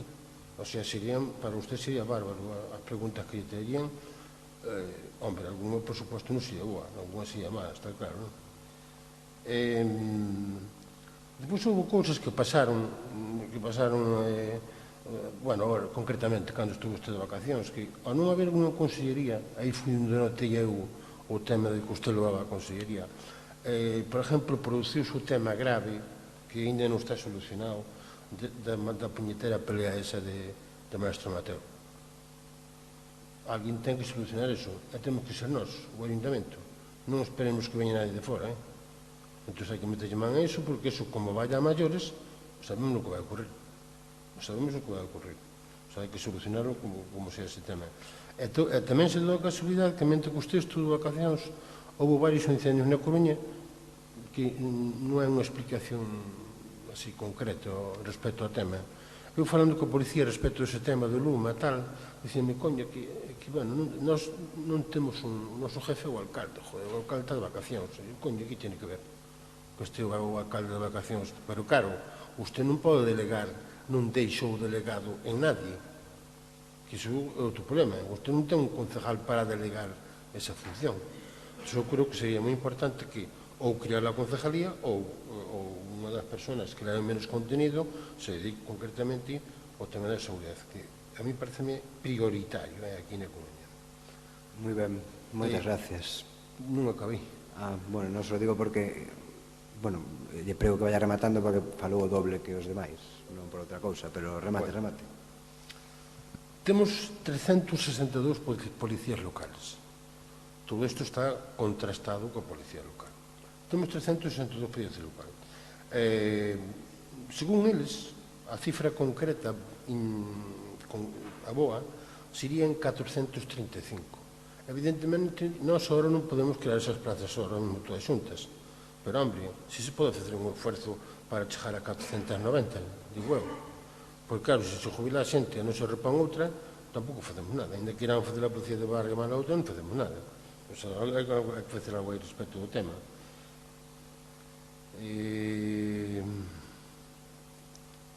Bueno, por suposto, os barrios estaban moi agradecidos co tema da policía local. Está previsto continuar co programa da policía comunitaria, algo que fixo o partido anterior, que ao principio había dudas, pero que ao final funcionou ben.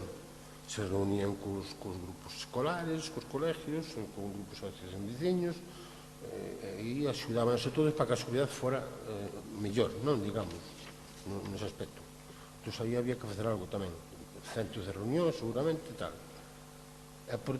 Bueno, a todo isto, para non alargar mal o tema, porque non é por nada, pero, bueno, isto vexo que cada día que nos alargamos máis, o sea que... Pero, bueno, estas 11:15 como outro día, ainda nos quede, o sea...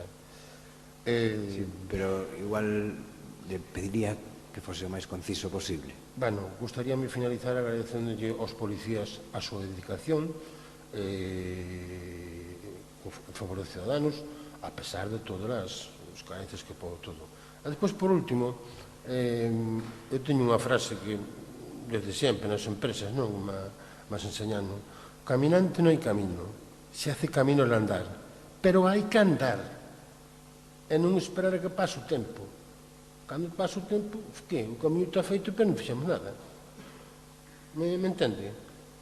A nivel personal, deseolle moitísima sorte, sobre todo cos acertos, sobre todo, ojalá que teña moitos, e moitas gracias a todos por deixarme participar neste tema, vale? Moitísimas grazas, don José. Brevemente, a Policía Local está onde estaba, non agachamos a ningún, é dicir, nin votamos a ningún, hai a mesma Policía Local que había e non fixemos moi poquinhos cambios nesa área por agora, non? Entendíamos que era un área sensible e que non pode ser algo que se faga do día a noite, se cambie todo, senón que hai pouquiño a pouco, como digo sempre, consentidiño, non? É certo que asumín eu directamente as competencias de seguridade cidadá porque a verdade é que, bueno, somos poucos concelleiros e concelleiras e, por tanto, non encaixaba a lo mellor en ningunha das concellarías, pero si é certo que temos un director de área de seguridade, que se encarga tanto dos bombeiros como da protección civil como da policía, ademais do xefe da policía. Por tanto, si que hai esa persoa que é a que se encarga do día a día e que despois, evidentemente, me consulta a min as decisións máis importantes. Algúnas, efectivamente, que teñen que ver coa seguridade, ainda que xa sabe que as competencias de seguridade non son propias da Policía Local, son máis ben da Delegación do Goberno e da Policía Nacional, pero, desde logo, a Policía Local presta todo apoio e o sigue prestando. Por exemplo, no que comentaba vostede de Maestro Mateo, aí si tivemos unha actuación especial, se reforzaron as patrullas aí, se falou cos veciños e cos rapaces, porque, os rapaces provocan problemas, moitas veces, cuestións de convivencia, e, de feito, me consta que houve felicitacións dos veciños á Policía Local aí pola súa actuación. No dos incendios é certo que se detectou non que un non nos apagase directamente, porque a miña pericia é pouca coa mangueira, pero sí que hai, digamos, se detectou a falta de cuidado dos montes de bens durante os meses da primavera, que a lo mellor se debería ter atendido, e para o ano que ven isto xa o temos previsto.